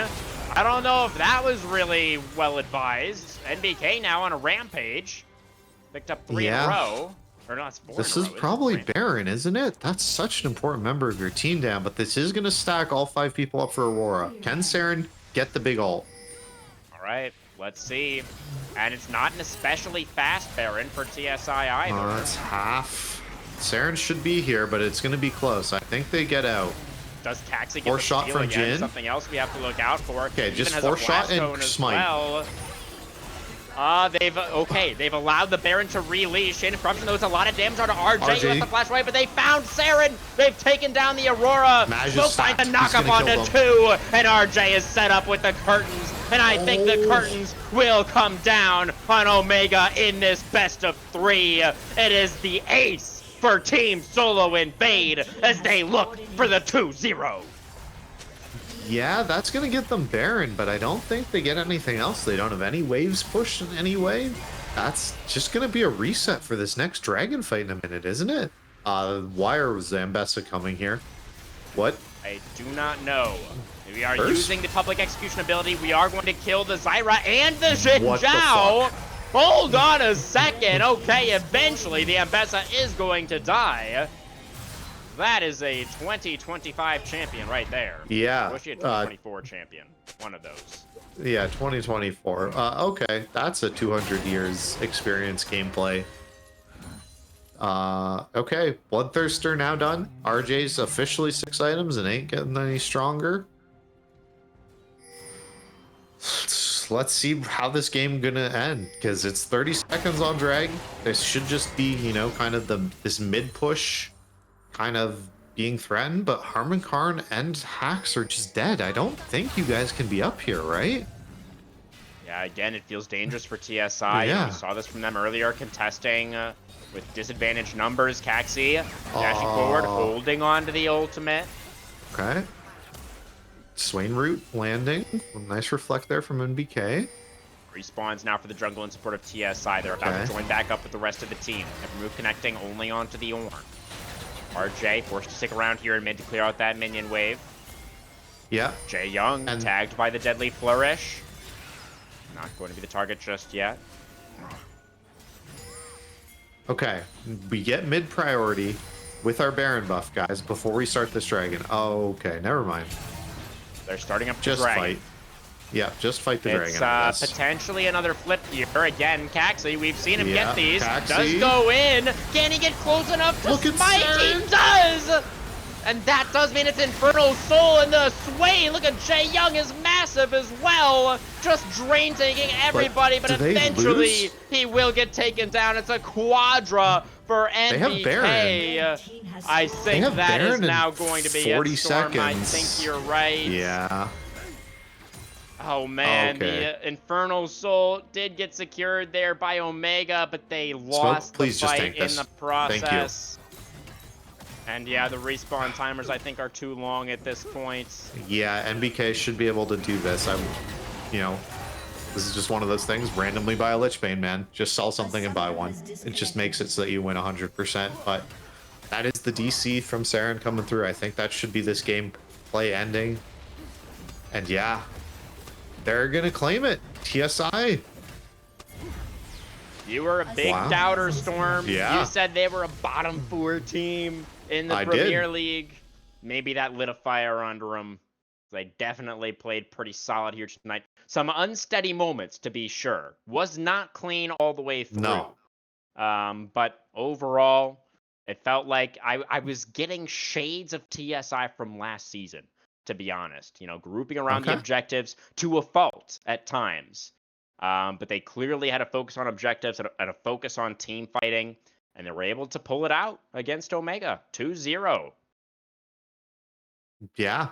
I mean, I think the MVP of that game to me is RJ. Despite MBK doing more damage and dying less, it was RJ stepped up as far as I'm concerned. Do you kind of concur with me on that for MVP of the game? Yeah, I think I'm down to align with you there. It did feel like the Jin was more important in more of the fights, and most of the earlier fights as well. It kind Yeah. of felt like NBK when he was really doing, most of his damage, and when NBK was really popping off, that was like after TSI had already put themselves in favorable positions. Felt like RJ was kind of critical in those earlier fights that really kind of set the pace for the late game. Yeah. And I think with this loss, I'm pretty sure Omega is locked sixth. Wow, that is crazy. And they were looking for second as well. If they had gotten a 2-0 this week and like one other match had gone their Yeah. way, they were hoping for a top 2 finish. But now all the way down to 5-6. That Yeah. is definitely going to And I sting. think the literal monkeys are now alive as well. They Oh, they can steal yeah. this from them. Really? Omega are not locked playoffs? Is that what you're saying? It's one team can get passed by the monkeys. I need to double I thought check it who was it is. Conduit. It might have been Conduit. I think. Yeah, no wait, sorry. They did beat the monkeys. That's right. They can tie them, but Conduit now has the tiebreaker over them. Oh. Yeah, I mean, wild game. It definitely was close. This game was very close. Game 1 was pretty one-sided for TSI, Yeah. but Omega, they did make this second one very competitive. Caxi with the Baron steal was so big. Honestly, I thought Yeah. Perspicacious had some good moments on the Ambessa, had that one kind of critical misstep though where he went in with the ultimate, and that was the second Baron, I believe, that TSI did end up getting immediately afterwards. Yeah, I don't know how much they could get out though, right? That was kind of the thing. They'd already used 2 of their 3 dashes and were still getting caught by the enemy team when they were on that flank position. So I think they Yeah, just had to ult in and go for it. But at the same time, maybe you shouldn't have been maybe. on that flank position at that point. But they played pretty well for it most of that game. But yeah, that's just one of those games that you have a lot to learn from in certain ways, right? Of just go, okay, where was the point of where we personally threw this game? What did we do wrong? How can we be playing these team fights better? Because it was just you didn't kill the correct people in those team fights, right? We saw Smoke and all of TSI just focusing and hitting whoever the heck was in front of them to kill them. It didn't matter if it was Caxi and Sejuani and they were pumping Jin Force shots into them. It was just whoever you can hit, you hit and you kill them. Yeah. So Omega's got to know, at certain points, it's just hit whoever you can. You don't need to dive that far. Just kill whoever's in front of you. Yeah. It ended up being, it was, ended up being both NBK and RJ needed to have good games, I think, to make this TSI composition work, and they did. Yeah. And it ended up working out beautifully for the side of Team Solo Invade. They had really been struggling right the past few weeks, so really nice to see this bounce back from them. And now, do we know? I guess we still are not really sure what position exactly TSI are going to be finishing in, but I think they are locked top 4 for sure with this win, right? Yeah, they're locked top 4. It of course depends on the other series if they lock, top 2 or 1, but they're for sure top 3. The other teams, they have enough points that they can't get caught anymore by Dorado or Conduit. So they're for Yeah. sure at least top 3 with these 6 points that they picked up. But it's kind of up to can the literal monkeys or somebody else upset them so that they're able to get these points. Yeah, that's double elimination locked in the playoffs for Team Solo Invade. NBK, the Yeah. mid laner from last season, coming back in for this week 7 match against Omega to get them, into that top 4 spot. Fantastic to see. You have any other notes on this one, Storm? No, I think just a great play from TSI. Looking good for Yeah. playoffs. Have they swayed your opinion after this match, or do you still need to see a little bit more from him? I still need to see more from them. Fair I'm enough. not gonna But we'll lie. see There how they was look in moments the of playoffs. weakness. There were. I think Yeah. that's a very fair position to have. So we'll have to see if TSI are going to be able to continue this upwards trajectory, because it's all about consistency, right? That is the most important thing.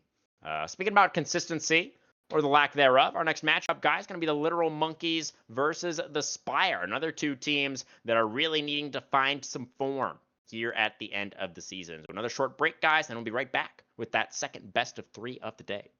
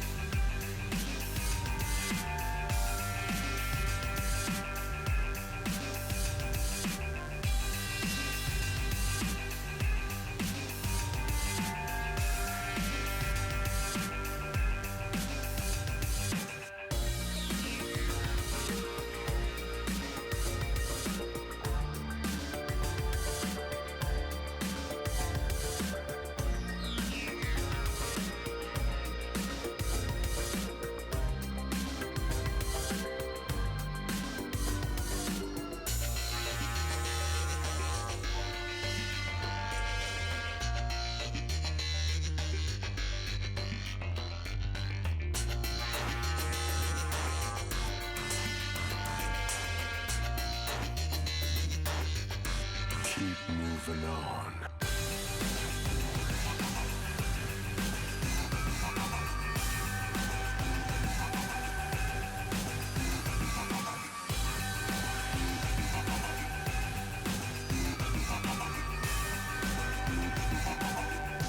Keep moving on.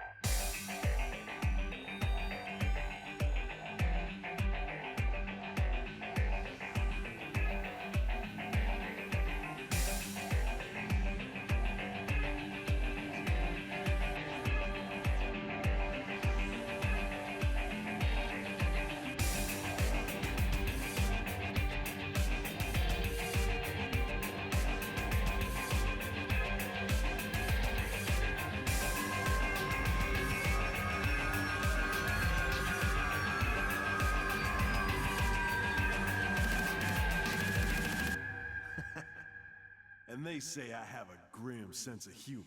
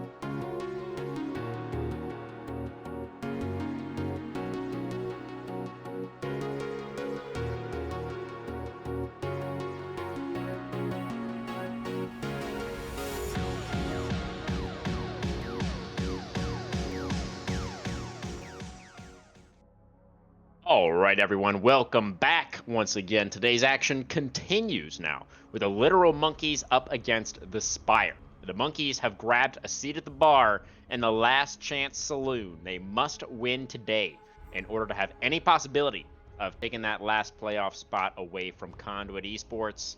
Monkeys are coming off a 0-2 loss to Omega last week. Both of those games were pretty competitive, though. You know, they did go both past 40 minutes, and you have to believe they have a chance tonight up against the Spire, who did suffer a slightly shocking 0-2 loss at the hands of Dorado last week.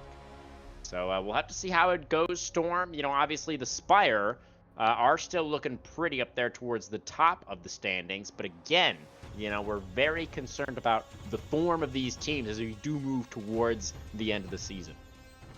Yeah, so just to keep in mind, the monkeys need to 2-0, right? Game lost, they're out. They need a full 6 points. They're also then preying on another team going 0-2. That's how their celebratory drink arrives at the bar. It's got to pass through a couple of obstacles on its way down. They need somebody to buy them the drink, basically. Yeah. They're just sitting at the bar right now, kind of looking forlorn.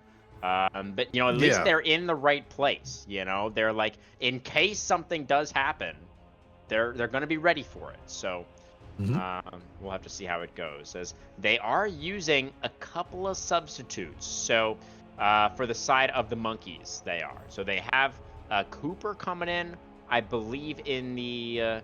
oh, it looks like Cooper is actually coming in the jungle position. Their starting jungler, Slayer, is going to be playing support this evening.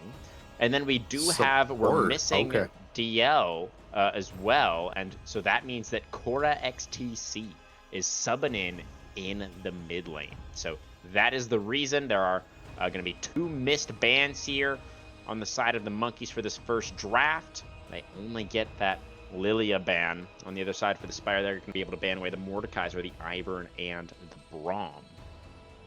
Azir B1. I think. Use the wrong draft link. I'm using the wrong draft link. My bad. Yeah. So to say, little ahead of us, but interesting to hear what's kind of going through as these are kind of flexing on through. So yeah, that's not a great start to it. We need 6 points. We have to get a 2-0. Our starting jungler, who is an ADC main, is now playing support, just proving that they wear lots of different hats in their day-to-day lives. Does Slayer.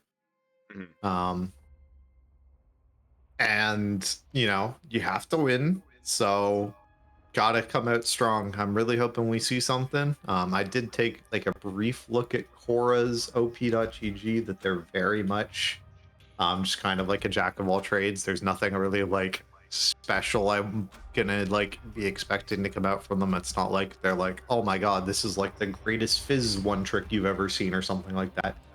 They just kind of play stuff. They play like a lot of AD mids, which is nice, I guess, if you're wanting to run like some sort of AP jungler. And then Azir is their most played, so looking to be like the Azir first pick. Yeah, very interesting. Azir, of course, you know, a champion that does have a very high burden of execution, but, you know, if it is her most played, then you have to imagine she's going to be very comfortable on the pick. Unfortunately, you know, oh, we do have the Xin Zhao and the Ziggs coming through for the Spire. That feels like a pretty solid 1-2. The Wukong, a decent answer, though, so that's a lot of team fighting power coming through from the monkeys already. Haven't locked this Okay, Wukong just got locked. But yes, Ziggs not really a Spire champion, right? Not something they've played. To have not seen Poopsock play this, guessing that this isn't very much of a flex, that is going mid. Or maybe the Spire are just gonna prove us wrong and go, hey, we can play for different lanes, and they're gonna send Ziggs bot lane. Could be. I mean, I that's kind of but what we were hoping to see from the Spire, right? Is for them to diversify a little bit in terms of their strategy. I was hoping that they would, but we've locked Shen. I do not think this is Ziggs bot. Yeah. I'm also not that happy about Shen into Ornn, but it's fine. You know, But also just like the Ziggs is like a known counter pick into the Azir, right? So kind of makes sense in that regard. It's just kind of like a good pick to respond to the B1 Azir. Is this a Vayne angle? For Poop Sock? Yeah. Maybe. You have to worry about the Wukong, but besides that, there's not really any threats at the moment. Yeah. So you think they'll save 80 carry for R5? They could hold on to the theoretical Ziggs flex until the very end if they would like to. Support bans coming through from the Monkeys are going to take away the Alistar and the Leona. I mean, that to me makes the most sense. Does it not? But I guess we'll see. Spire have their last pick here. Okay. Seraphine.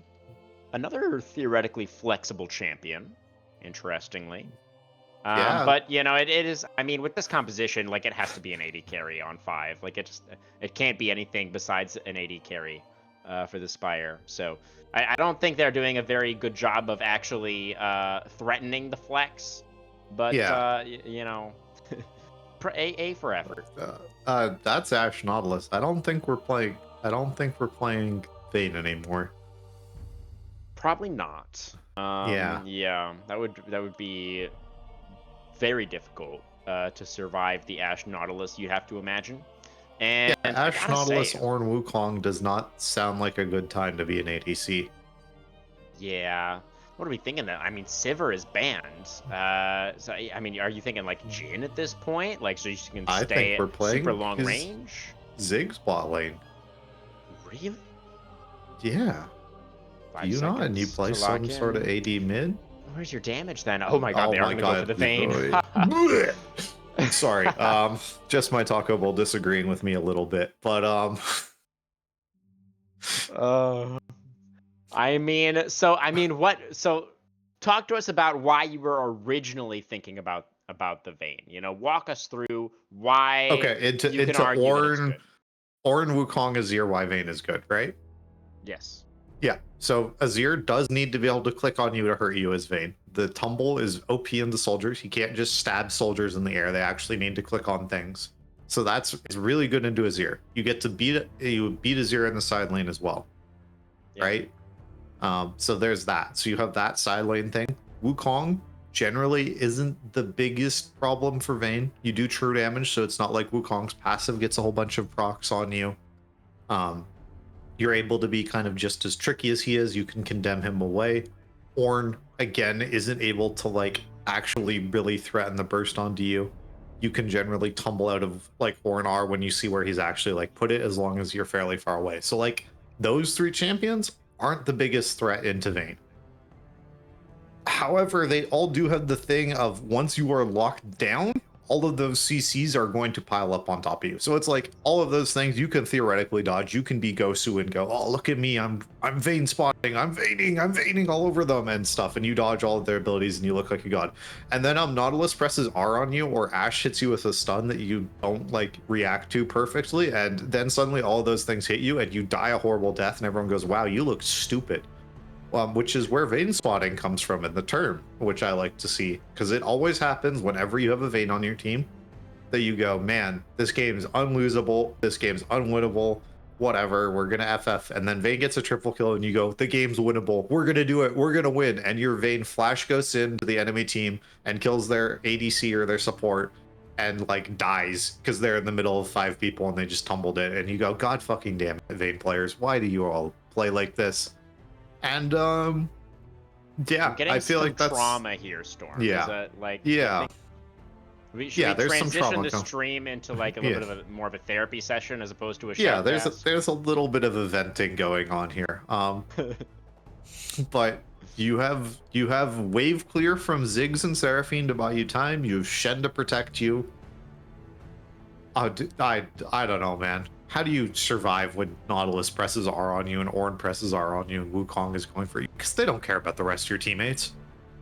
Yeah. Right? That is the key question, I think, is Nautilus, you know, definitely there are multiple tools that the Monkeys possess that can spot the Vayne, as you say. Yeah. But the Nautilus is the big one, right? That's the one that we're really going to need to see if Poopsock is going to be able to find some way to outplay. Like, it feels like you really just can't participate in the fight until after Nautilus uses his R button. Because if he presses R on you, you just die. There's no counterplay. You will just die. So... Yeah, even if you're taking, like, Flash Cleanse and Seraphine builds the Horn item that, like, cleanses, you know, builds Mikhail's Crucible and stuff like that, like, you're still just going to die. There's 5 pieces of CC on the enemy team that are all long. There's burst damage. There's knockups that, like, you can't get rid of. Like, I think this is unplayable. Is this lane any good either? Like, I don't think so, probably. Like, Seraphine isn't very useful early on either, right? Like, she's really hard scaling, and it's just like, to me, is like, have you picked a winning lane? Ziggs beats Azir, I guess. Yeah, but he doesn't, like, win hard enough for you to, like... Because Ziggs can't really, like, walk up in the lane, right? Like, he counters Azir because Azir can't really threaten him, and he can wave clear very safe. He can farm very safely against the Azir, right? Yeah, you outpush Azir, and then, like, you can try and poke him, I guess. Yeah. Yeah. It's not like your winning mid lane is going to, like, give you all the priority that you need to, like, take all of the early game objectives and, like, snowball the game. Like, that's not how the matchup works. So and it feels as well like for this Spire composition, if and when the Vayne does die, there's nobody else who can pick up the slack. Like, there's nobody else who's just going to be able to carry the team fight if Vayne dies at the beginning of it. Yeah, so, this is like the 1v9 game. Like, this is the problem we've been talking about the Spire, this whole, like, their losing streak. Oh, yeah. Like, when they were winning, it was like, man, goddamn Poopsock looks good, but, like, man, I want Big Sugar, or I want their top laner to, like, notoriety, I think it is, like, step up, right? Top laner is Denial, notoriety's Denial. Okay, sorry. But yeah, just to be like, I want someone else on this team to, like, be the big thing, and I don't want this to, like, all be on Poopsock. But it's all on Poopsock. It's been all on Poopsock every single game they've played. Like, I just want this guy to, like, have a game where he gets to play, like, you know, Ashe or Jhin or something, and there's someone else on his team that can, like, win the fight for them. Yeah, it's not going to be the case this time around, though. You know, you have to consider as well, like, there's no really good setup for the Ziggs. Like, you got, like, Shen, Taunt, Seraphine. I guess you that's not Seraphine ult, like, so that Ziggs can land a 5-man, like, so that Ziggs can land ults. It could work. But, like, that's not a good one. Like, there's no Jarvan, there's no Galio or anything like that. Like, bro, I hate this Spire comp. Like, yeah. And I do feel like the 4-5, the Ashe Nautilus for the side of the Monkeys, kind of rounded theirs out really nicely, right? Like, they already had plenty of damage from the Wukong and the Azir, so you don't need, like, a hyper carry ADC or anything like that. No. So having Ashe for that additional engage alongside the Nautilus, like, it gives you so much setup, is just exactly what they needed. And now they can, like, they have very obvious ways to play out these team fights. They've got great engage. They have good scaling. Feels like just a very well-rounded draft for the Monkeys. And it kind of comes down to, like, are they going to have the skills required to, you know, successfully pilot this draft in a way that, like, is successful and take a win in a game that they should be favored in. I think is kind of where we're at. Yeah, it's all on the Monkeys. They should win this game. If they lose this game, we just gotta go. Poopsock's the best player. Like, I'm straight up. I don't care. I could watch this game if the Spire wins. Poopsock's MVP. We don't even need there's to watch no the game. Like, if that guy is 0-12, like, there's no way it's possible that the Spire can win this game without Poopsocks being, like, the best player on the Rift, right? Yeah. I'm just gonna, like, straight up say it right now. Like, if the Spire wins, Poopsock's the MVP, and the Monkeys need to, like, throw their one man at something, right? And just be like, we're picking Malzahar this game, so you actually just don't get to play the game. The Monkeys get my vote. They're gonna win. I think they win. Yeah, I think it's clear our thoughts on this draft. You know, both of these teams did take some really tough losses last week. One of them is about to bounce back.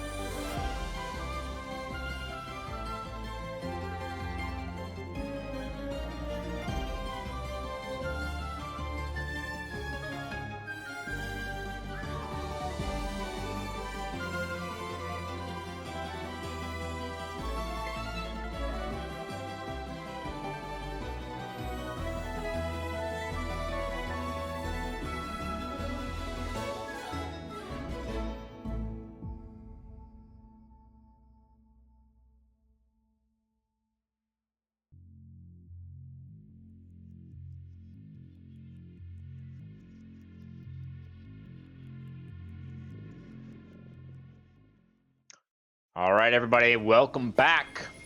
Thank you for joining us on the Rift for the first game of our second match of the day. The Okay. Monkeys on the blue side. Flash Q Slayer, you can do it.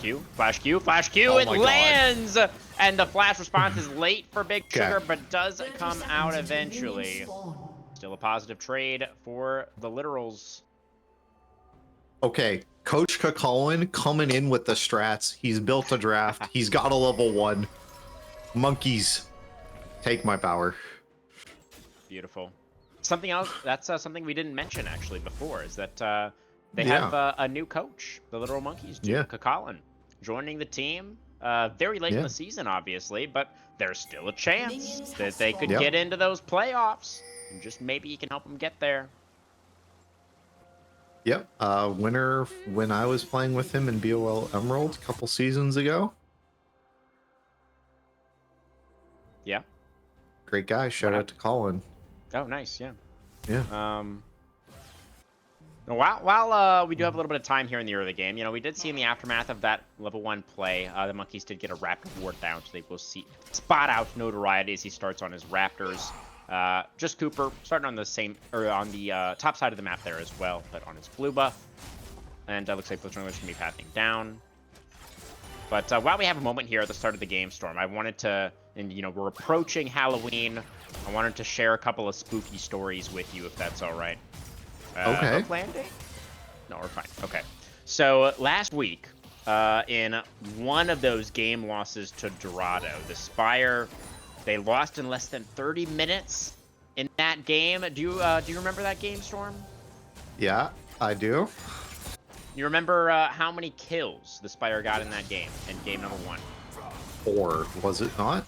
It was indeed 4 kills. They got only 1 tower and a Rift Herald, and that was it. So, pretty scary stuff, pretty spooky, Yeah. I think. And then the other spooky story was one of the last times that I saw Cora play. I believe she was on Dorado at the time, and she was playing Irelia, one of her favorites, I believe. Not her most played, obviously. That is the Azir, as previously discussed. Slayer looking for a hook here. He's going to find it onto Poopsock, who is full HP, so Yeah. be okay for now. But Cora in that game, she got, like, insanely fed. Like, she was stomping the lane. She was ridiculously strong in that game. She was like 12-0 or something crazy like that. And they lost.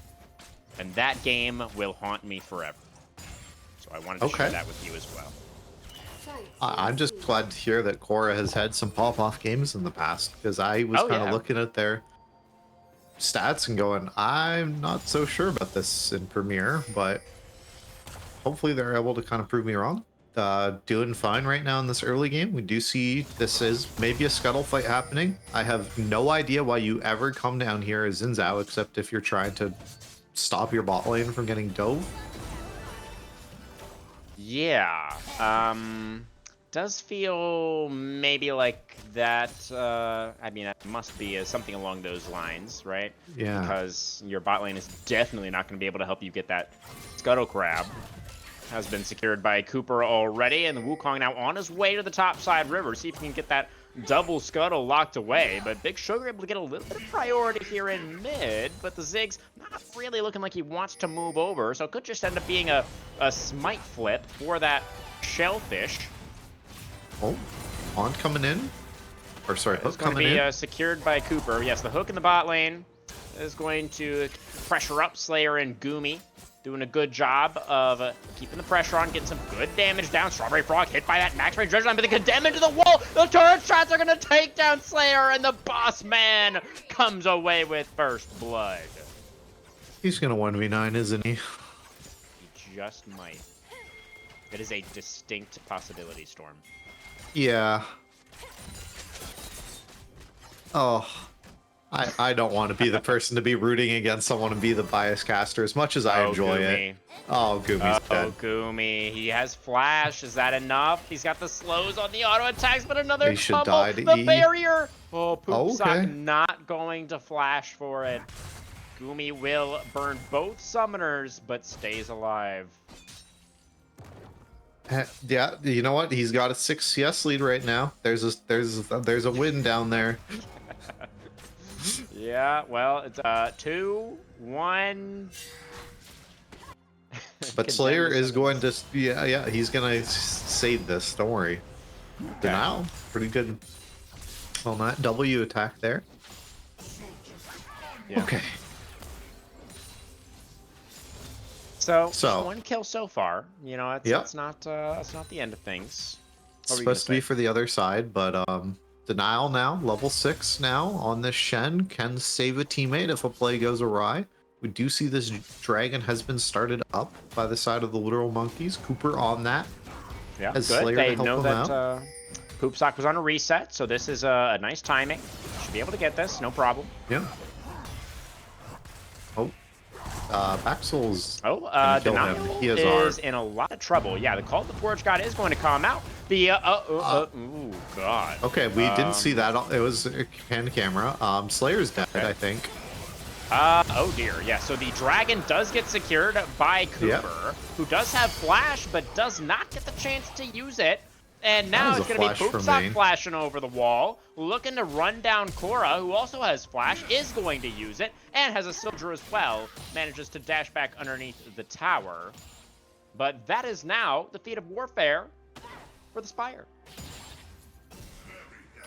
Yeah, Vayne getting these kills is also a little bit concerning to me. A bit. Yeah.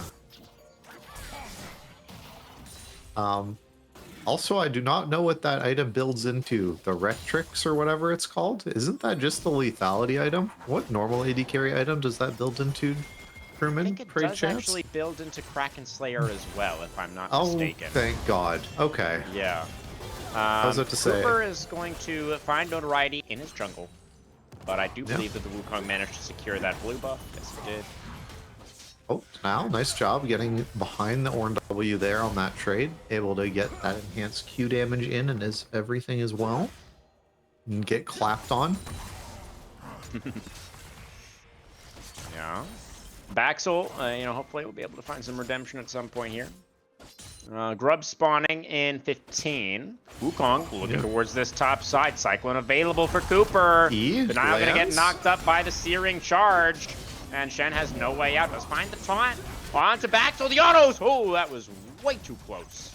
Oh, Strawberry lives. Take down the Shen. And Strawberry does. So does Slayer. Both supports going down pretty low there, but especially the Seraphine. Good call. Sock, though, pretty low on mana. Now the Vayne is going to be alone underneath that tower. We'll see. Slayer could go for some kind of play where he sacrifices himself. Notoriety's jumping on Cooper. He sure is, but the Wukong does have a W button and is going to be able to use that to get over the wall. Right there. That does mean that it might be the full set of grubs going over to the Spire potentially. Notoriety is going to start those up. Yeah, and they do have Poopsock rotating back to top lane. Is nice to see from this team that they do actually rotate their bot lane around. Wish we would see more Premier teams actually do this. Yeah. We kind of saw that in the last series where the AD carry moved into mid lane pretty. I think that was Omega that the rotation into mid lane, but didn't really end up working out for him, of course. Nope. Yeah, this is going to be all 3 grubs do go the way of the Spire, so they're going to be able to equalize those neutral objectives. And interesting to see that the monkeys are not matching the swap. Yeah, I think this is pretty terrible, but whatever. I mean, Orn's probably tanky enough that he's not going to get dove or anything, and you're not diving Shen. It's like Ashe is also just free farming, but this just means Vayne is free farming, which is never good for your team. Right.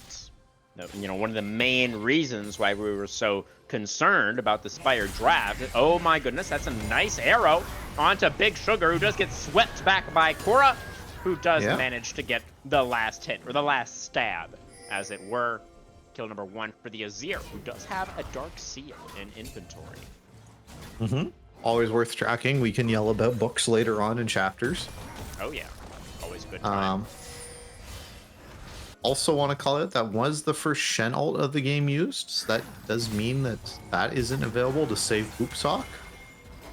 Very true. But Slayer is also not level 6 yet. So that's going to make it a little difficult. You'll just, yeah, yes, indeed. The Nautilus still being only level 5 is a bit of a problem for the monkeys at the moment. We are going to find the engagement onto Big Sugar, but the Wind Becomes Lightning has to be flashed by the Wukong. Another little advantage there for the Spire. And 45 seconds on the Dragon. That Wukong flash, such a big cooldown.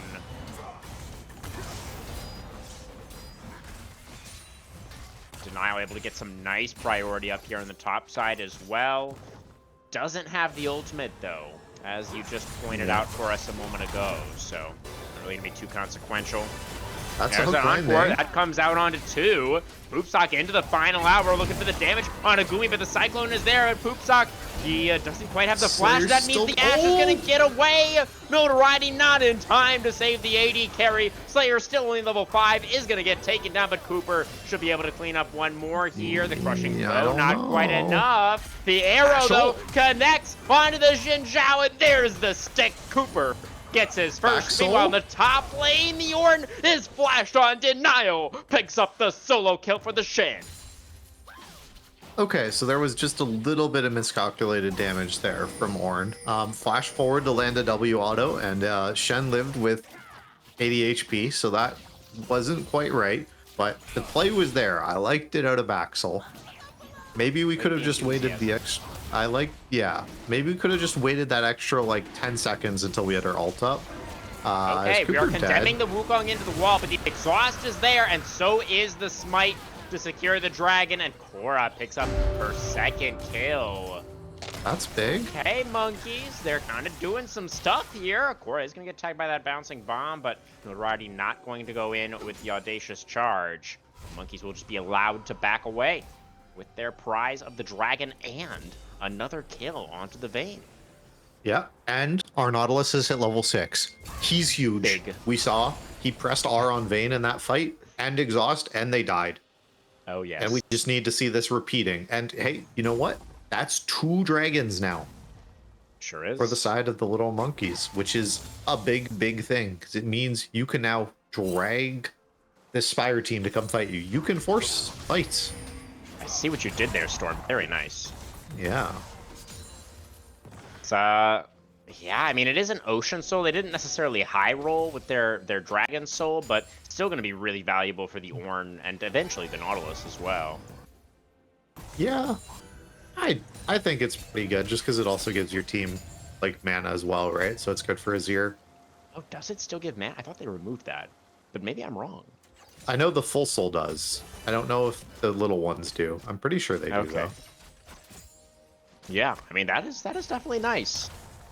Yeah, maybe Ocean Soul is a little bit, like, underrated, actually. Is see is that. it? I mean, it's just the one weakness of Ocean Soul, right? Is if you're playing against an AoE wombo team. And that's always Yeah. been its thing, right? Is it's the one soul that, like, if the enemy team just, like, presses R on you, you can all just die and it doesn't do anything. Whereas every other dragon does something. Yeah, for sure. You know, there is a Ziggs, so that's, you know, Yeah. burst damage, but I take your point. You know, it's you know, we talked as well about how there's not really that much setup for the Ziggs. So, yeah, likely they are. If they do get the Ocean Soul, it's very likely they'll get a lot of value from it. So, yeah. Yeah, it's not like a Seraphine R plus Ziggs R is going to kill this entire team, right? So Right, should right. be lots of value coming in. Notoriety, just playing towards his favorite lane, just see if Poopsock needs any help. Just checking in on the boss, man. Yeah, You need anything, boss? You all right? yep. Boss for the reason. Oh, that's Oh. a hook from Slayer Max that I range don't hook. think they wanted. Okay. Yeah. Poopsock just yeah he's a pushed him away. benevolent boss. Yeah. You know, obviously he was looking for the condemn angle onto the wall there, but just didn't quite have it. Yep. I would like to see Slayer decide to pick his support item. That would be a big step for me. That would be nice. Yeah. What are you thinking? Celestial Opposition here? Or is it the Slay? Is it a Slay angle? Yeah, or you can just go for the Blood Song. Like, On honestly, Nautilus, because, yeah. Remember, you can sell support items and buy the back. It's 100 gold. And you can just Always swap in between which one you have. So, it's just that thing. If your whole goal is to kill Vayne, you can get Blood Song. You have you have an auto reset as Nautilus. Like, you can proc it. Very, very true. Yeah. He did go for the Slay, Sugar? it turns out. As Korra going to slide in a very nice satchel from Big Sugar, and that is going to be the flash forced out from Cooper. Get away from the Inferno Bomb. Okay, and we're setting up. There is an objective up here in the Rift Herald, which would be useful because it'll let us break this mid lane tier 1. Which Ziggs will otherwise do a very good job of defending, presumably. Never mind, he's teleporting to the top lane. Yeah, So that is going to be the turret we're defending. We seem to have given up on this Rift Herald. But Ashe is trying to get this first tower bot, which would give us feats, so that would also work. Denial going to move down to defend, though. Herald going to get peeled off of for now by the Spire as they look to push Baxel back. And we see as well Cooper kind of waiting in the wings here, see if he's going to have an angle to make his way into this river. Slayer got full information, is very nice position here in the banana brush. Oh yes, there is, and it's on to Boopsock as well. Flashes for it, finds it, the Cyclone, the CC is layered, the Vayne is not allowed to play the video game. And that is going to be one kill back though. The Nautilus also falls with Big Sugar right in the thick of things, does flash away, stays alive, and the Spire win the fight without their Vayne. Korra trying to get it done, but can't quite make it happen. Meanwhile, in the bot lane, Shen takes 2 turret shots and dies to Ashe. Okay. You know what? We proved we can kill Vayne. That's a big win. We did it through Shenar. We did it through Barrier. We did it through Seraphine shielding. We did it through Seraphine heal. That was rank 2 Shenar too, I think. So that's just going to be an easier job this whole way through the game. So we've proved we can do it. Our team's feeling good about this, I think. I'm sorry, Poopsock. I'm praying for your downfall. This pick was diabolical, man. Oh, man. Yeah, I mean, I think we have to levy a little bit of criticism towards the Spire as well. Oh, we'll get back to that in a moment. The Slayer's going to walk into a bush. Is going to get rooted up by the beat drop and getting chunked down very, very low. Ziggs damage is there. Strawberry Frog on a killing spree on the Seraphine. One very bloodthirsty pop star. Herald, meanwhile, is frolicking here in the mid lane, hoping to get a charge into the turret, but I don't think she'll be allowed to do so. Korra? Okay, there we go. Pokes the eyeball, denies the charge. Dragon slowly getting taken by the Spire. Wukong gonna look for the steal attempt here, possibly. Cooper waiting over the wall. And does get in there, but he's a little bit early. Needs to try to burn down the dragon. It does manage to get it. Cooper getting the monkeys up to soul point. That's huge for them, actually. That's like a crazy big win. Denials? Almost dead here, I was about to say. Come out here in the top lane. Baxel able to find the knock-up this time around. There's that redemption we were looking for. When are the cooldowns? He's not going to land. The W is going to be blocked by the Shen W. Minions? The minions are not enough to finish off the Shen, and he's out of there. Okay. But at least we hit him with the R this time. So we're we got the timing down on that one. Making progress. And now Denial is hanging out underneath slam this tower and press W and you kill him. Just kill him. Oh, it's going to be an action Just as well. Okay. All right. Very nice. Very nice. There you go. Just how we drew it up, Storm. Yep. Gumi providing the what Baxel needed to know he could do it. Just a little bit of moral support. Motivation. Yeah. Yeah. I don't understand. What is my Ashe building with a phage? Is this Trinity Force? Teleport? Oh, the Crescent Guard. Oh, Notoriety could have stopped him with the ultimate. Yeah. But didn't. So Baxel will live. Okay, so here's what I was talking about with Vayne versus Azir in the bot lane. So this, you know, Azir should poke them out, especially when they have a 3-level lead. That should make this a lot harder for Vayne to just be able to sit down here. But oh, Mega Inferno Bomb. Okay, you were saying? Yeah, okay. Turret goes down, all good, but so like Vayne shouldn't die to Azir basically, right? Shouldn't be able to push that hard, shouldn't be able to like kill towers in Vayne's face as much. That tower was almost dead, that doesn't count. Chat. But should be able to comfortably, yeah, I guess that's true. but those have been won already, and those have Oh. been won because of that, right? No, because it was feats of warfare was secured warfare. by the Spire. Oh, yeah. And it was the objectives that did go to the monkeys, and then that first Yeah. tower is what gave them the feats Okay. of strength. So that was actually Okay. kind of big as well. Yeah, all right. It does count, Storm, you silly Yep. Billy. Yeah, was big. All right. Okay. Now we have to figure out how do we accelerate this game, because we do not want Vay to get the 6 items. That sounds like a way we lose this game, right? Uh-huh. So how do we accelerate? What are we doing? Well, we probably need to start looking at Atacon, and we need to look at 2 minutes to this Ocean Soul. So we need to get this bot lane priority. Hopefully we're able to kill this mid tower so that we're able to get some more deep vision into the enemy team's blue side area. And then once you had those 2 things, you start the objective and you should get it. Baxel also probably should start losing this. Looking for a play right now, but another nice satchel from Cooper's Sugar creates some here. distance. Cooper does find the Cyclone, only onto the Jin Zhao for now. Cora does get inside the circle, but Cooper going down very low. Finally, the Azir damage will be enough to take down the Jin Zhao. Sugar Now, Big walked on Sugar. top of a soldier. Yeah, that Zig's going Okay. down real low. Now Poopsock's going to flash over a wall, and the slide and glide not going to be enough to get Cora away from the Silver Bolts. Denial, meanwhile, in the top lane, once again on a blinking health bar. Steering charge forward for Baxel, but doesn't quite have the ability to close out that kill. The Shen will barely survive again. Yeah. Denial was forced to channel ult there, so Baxel got to just beat up on him. That's why his health bar is so low. Makes sense. Yeah.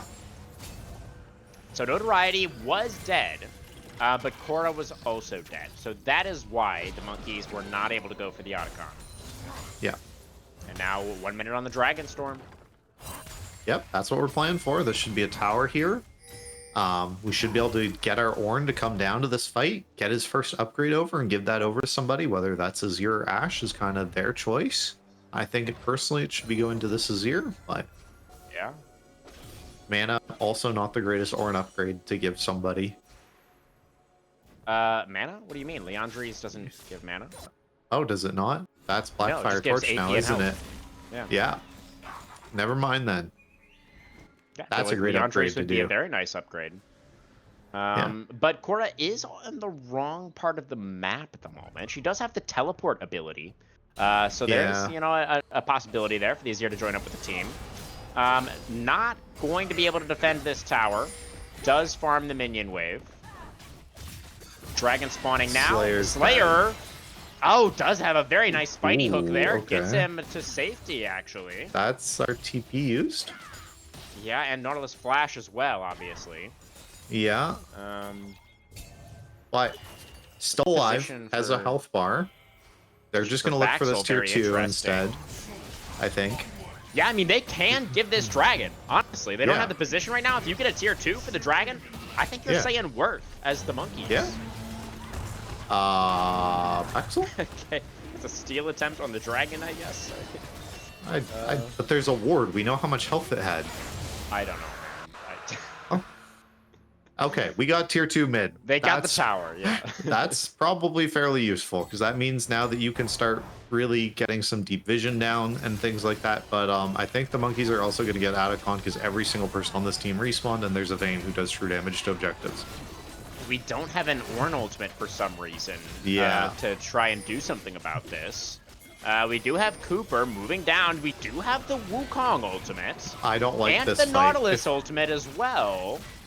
Oh, it landed Oh, on the Poopsock, arrow is okay. going to connect. The Encore is decent Look onto at how 2. big the In shields goes are. Notoriety. Has the Crescent We haven't Guard up to pressed deny R that yet. damage for now. Now the Eli is going to get taken down. They jump on top of him. The Cyclone does come out now. Denial, pretty tanky. Okay. And Otacon shredding Until everybody. Zero. Resistance It's here. Baxel moving forward, pushing everybody else back. Finds the knock front of the Seraphine. Look at the Cora shove. flashes in there against the shove. They take down the Vayne. They take down everybody as the monkeys get their banana and the Otacon as well. Okay, so it's not Ocean Soul, but this is a pretty good prize too. So we're gonna get this. Maybe we get this bot tower here as well. Maybe Cora has the damage to take this. They are really big on this Azir, already level 15. Not quite all the way to that level 16 in the rank 3 ult, but very, very close. We might get towards it with this Otacon. Oh, not quite. Maybe we need Gromp. I'm sure we're close. No. Looking for Cora's 16? Yeah, that's what I was kind of focusing on. Yeah. Notoriety, very not happy that Cora just took all away our camps. We're Yeah, not gonna. Okay, good. Thrilled about Nice. it. Oh my god. He thought about flashing over that wall. Yeah, he was so definitely. Yeah. I was ready for it to happen. I mean, I can relate, honestly, as a jungler. Yeah. It's like, you're gonna take my camps? I'll kill you! Yeah. It was not, she was not killable. Sorry, Eli. Yeah, the Wukong is pretty far ahead in that jungle role. It does have that 2-item completion, basically a full item ahead of the Xin Zhao right now. Yeah. And I would also like to point out, our Ashe has built an item that I would consider a capstone item in Trinity Force. So I'm loving this build. Is it correct? Probably not. We've been having a pretty nice game on this Ashe. Yeah. 2-0 and 8 right now. Hit a bunch of really impactful arrows as well. Yeah, it's looking good. I've always kind of known as Gumi as someone who's very much towards those kind of picks. They're a pretty good Jhin player as well, from what I remember, despite being a top laner. Interesting. We got a couple minutes out on this next dragon spawn. Go ahead. Yeah, so now you get to see, can we burn Hoopsock's flash, right? That's what we're trying to burn ahead of this dragon. I don't think you actually... Well, obviously you want the Baron if you can get it. But I don't think you're going to. Your Baron damage is pretty bad unless Azir is hitting it, specifically. Yeah. I mean, Trinity Force Ashe. It's not bad damage. But it's not especially fast either. So yeah, I like it. Just play towards the dragon. You have great scaling, obviously, on the side of the monkeys as well with this draft, so it doesn't really feel like they need to be in too much of a hurry. You know, obviously you were talking earlier about how they don't want to, you don't want to give time for the Vayne to scale either, especially Poopsock Vayne. But again, they have the tools to deal with them, right? So it should be okay. They don't need to take any drastic measures to try and like go for a crazy play to like go for the throat or something. Like just continue playing for the Dragon Soul. You're doing a good job right now of taking control over this space, not being overly aggressive.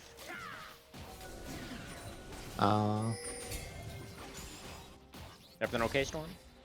Yeah, I'm just having some connection issues. My Discord ping is went to 5,000, and I'm unable to tune in currently. Gotcha. Okay, well, just feel free to just jump in whenever you do get that resolved. 30 seconds now on the dragon. Still, the monkeys, good control over the map. They're going to be able to take this priority in mid. Now they move into the southern part of the river to start to establish their vision line. All right, but, you know, for the side of the Spire as well, they're doing a good job of waiting patiently, trying to see if an opening is going to present itself. The problem is they don't really have a great way of starting out a fight. If they do see somebody out of position, it's like trying to find him with like a raw Seraphine ult. Like it's gonna be difficult. Feels like they need to go for some kind of turn. There's a hook gonna come out from Slayer. That was a little bit dangerous.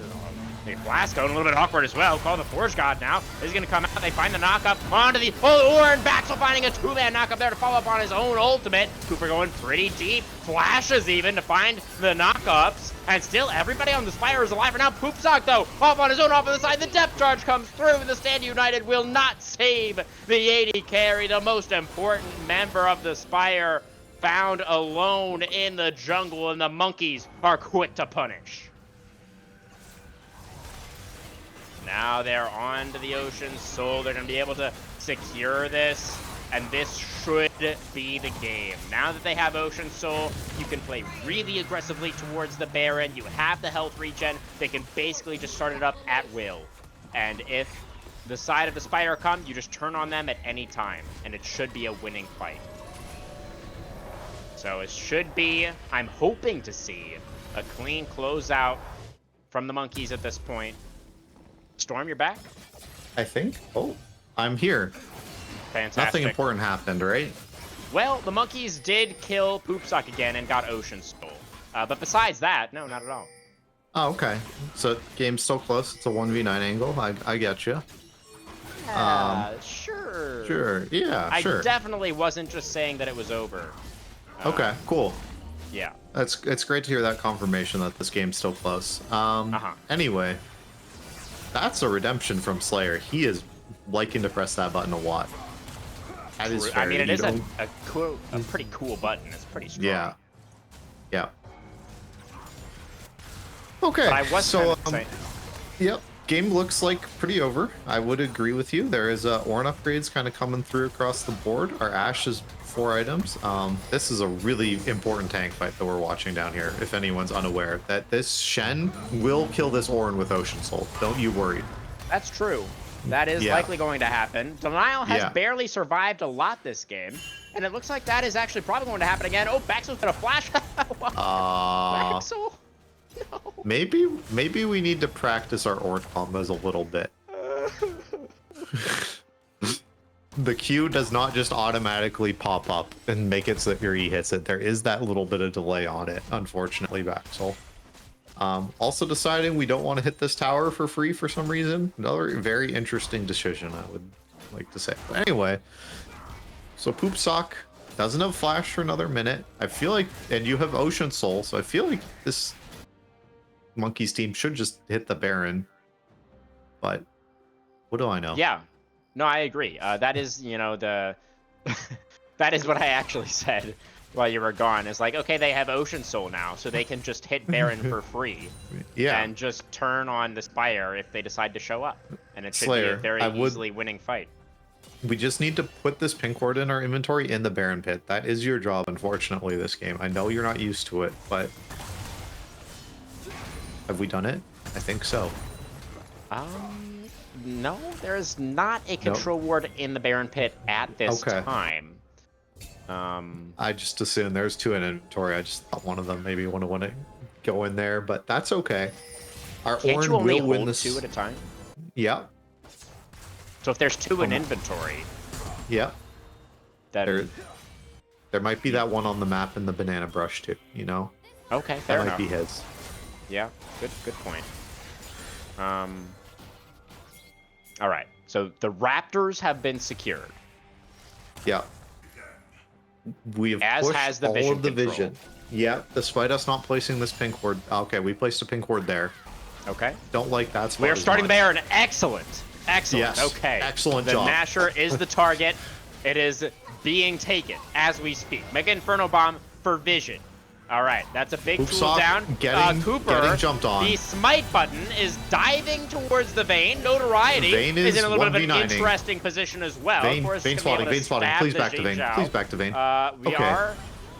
Let's watch the Vayne. Okay, Poopsock Yeah. managed to get away.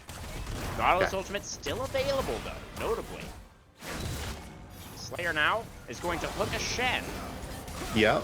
And Poopsock. Okay, Poopsock Okay, gets the there is free the hit. depth charge, but Poopsock Okay. is able to create the space. So the Vayne is not going to be exploded this time around, but still it's 2 in the Death Chamber for the side of the Spire. And look at this. Okay, actually the Baron was being taken by the Ashe this whole time. Yeah, Gumi Ashe is gonna your be able dual to get Baron. that done. Yeah. Okay. Yeah. Surely they end with this Baron, right? Yes. Right, Storm? It's a 4-1. Guys, there's 90 whole seconds before this friggin' 4th straight comes up. We do not need Elder to win this game. We just need this Baron. Hurley, it's not an Elder flip that decides the game, right, Storm? Yeah.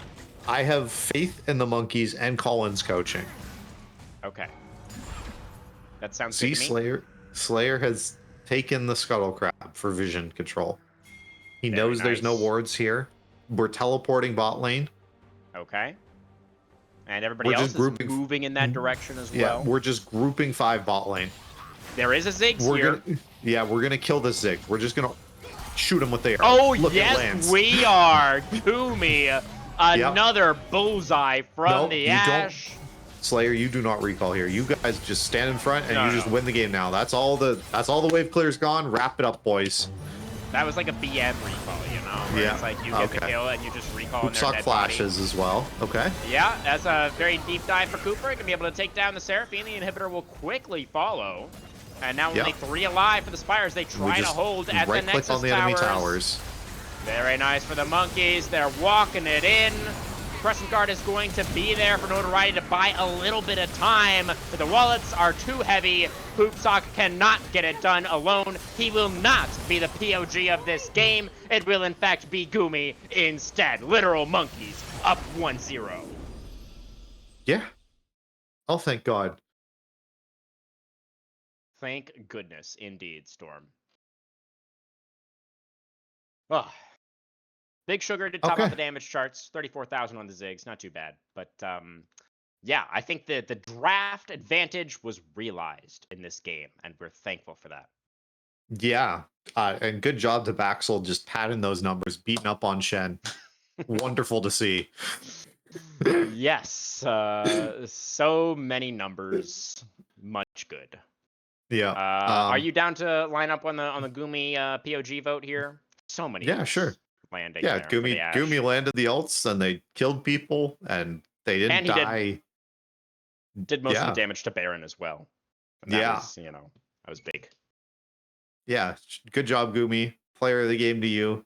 Literal Monkeys playoff dream stays alive. One more win, and then they just need to pray that someone else loses. And it's Conduit, and they blew their roster up. There's a hope. And it's like that. Oh, yeah. Yeah, I was about to say, this is the hope that kills you. Beforehand, it was kind of like the haha, funny, we can win, we can get into playoffs, guys. And now it's like, we're making playoffs, guys. Oh, yeah. They are in the prime position. One more game, one more better draft, from Kakalin into another, calm victory from the players here. And like you said, Conduit is expected to be in some turmoil. They're going up against, or I'll check in just a moment. I'll let you guys know after the break who Conduit's last opponent is. But I'm pretty sure it's a pretty strong team that Conduit is going up against. They're not favored. Dorado. Oh, yeah. And Dorado's been looking better. Yeah. So, yeah, I mean, the Monkeys absolutely have a real shot at playoffs here. We'll see, though, if they can get that game to victories. Remember, it does need to be a 2-0 for them tonight. Don't go anywhere, guys. We'll be right back with the second and possibly last game of the day.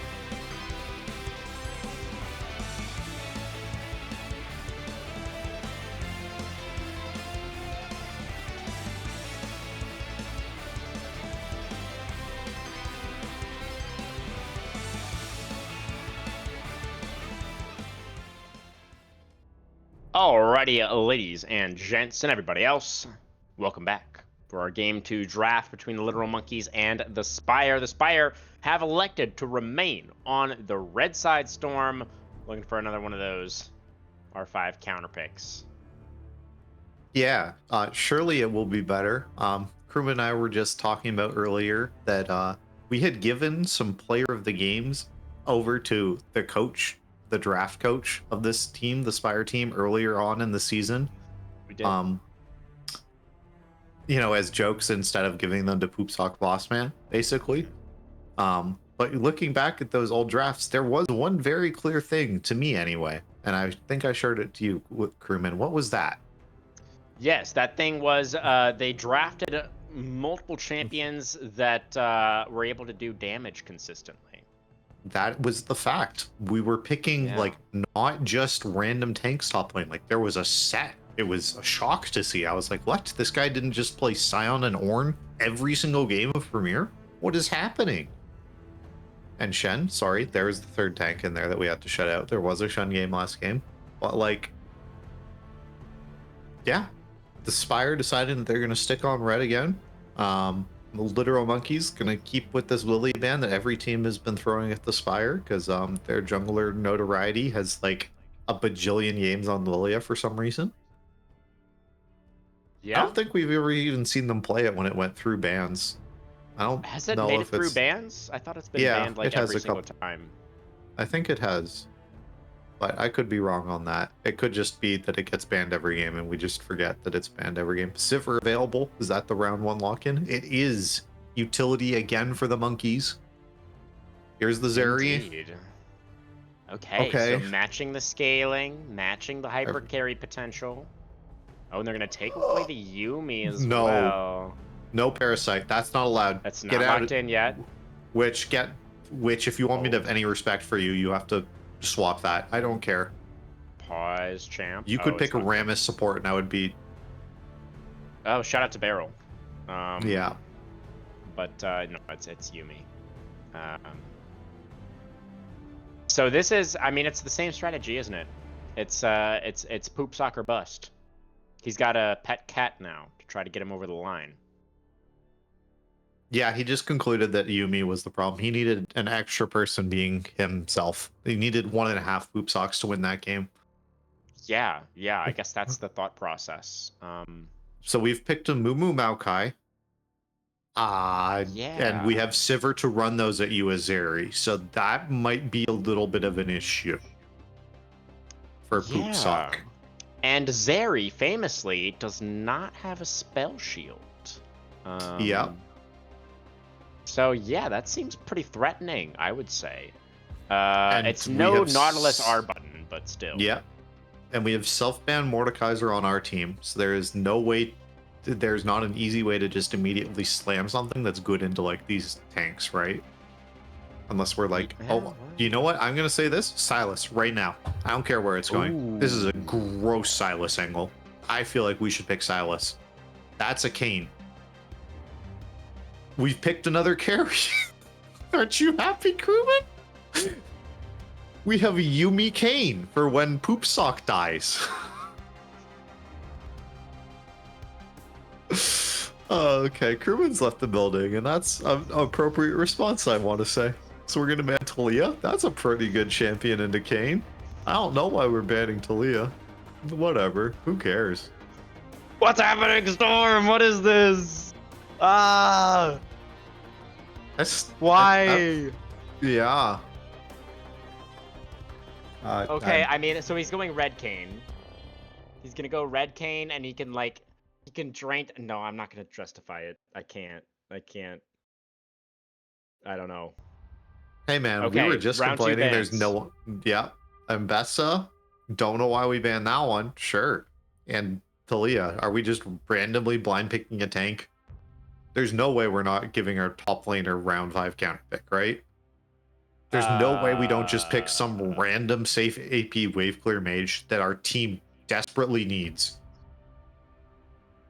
I don't even care which one it is. Like Ori, Ori, Victor, Syndra, Mel. Oh, hey, there's the Silas. Okay. But He has wave clear, right? Right. yeah, yeah, lots of wave clear. Great. All right. We're in business. Cool. I mean, Silas still very good with the Moo and Maokai ults to steal. He sure is. So, He sure is. yeah. Still like that. That's a Riven getting hovered. That one I'm not going to pay attention to. So, Yeah. maybe we just... Oh, this could be Riven mid. That's a Riven mid. Is it? Yeah. Oh, it's Korra. Where Korra plays a whole bunch of mid laners like that. Yeah, it's Riven mid. Silas about to get pooped on. Oh wow. And that's not even their mid laner, that's their AD carry. Oh wow. That's too much poop. That's too much poop, Storm. Yeah, sorry. It's a poop storm. Okay, they picked Gragas, aka the uncounterable top laner, so it doesn't matter what the Spire picks. There's no saving the draft anymore. Good job, Colin. Another banger. Well done, Colin. Well done. So Well it's a done. literal Monkeys draft coach gets the POG for this one, or what? Yeah. Dang.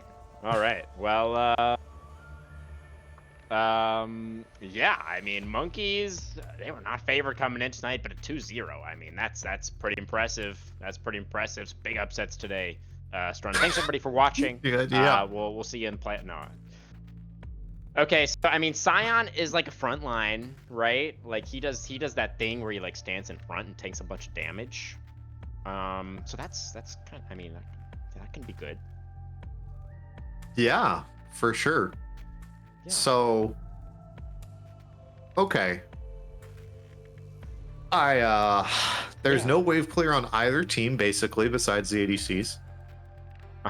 There's no range champions besides the ADCs, right? You know, that's obvious. So there's no wave clear in this game, basically. There's a lot of big burly men,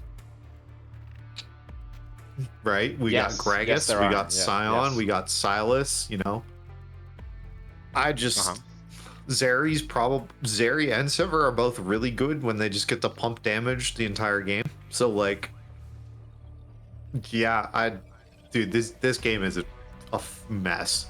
I really don't know what to like say about this. It's like, does Zeri ever get to play the game into a Mumu, Maokai, Riven, Gragas? The answer to me is a resounding no. Does Sivir get to play the game into Kayn and, you know, Silas and Scion? I think also no. I think she has a better chance. I think so, probably. But like, I don't think Sivir's team is looking whatsoever at her. They're going press R and peace out. Like, I have a Zeri to go dive over 2 walls. I think we have a Maokai that could peel for the Sivir pretty effectively, while everybody else does that thing that you just said. I think Maokai is flash Wing this Zeri every single team fight. I'm sorry to tell you, Kermit. Well, come on, Storm. He's not going to have flash in every single team fight. Yeah, sorry. We're going to have Hex / W as well. There we go. Yeah. Now you're being more realistic. Yeah. But honestly, like this Red Kayn pick, like as much as it seems absolutely diabolical that we picked Kayn there, holy crap, this is like the Kayn dream game in some ways, right? It kind of worked out really well, yeah. Yeah. That's actually kind of true. Okay, if Kayn can't win this game, I don't think anyone should pick it in Premier the rest of the series, like the year.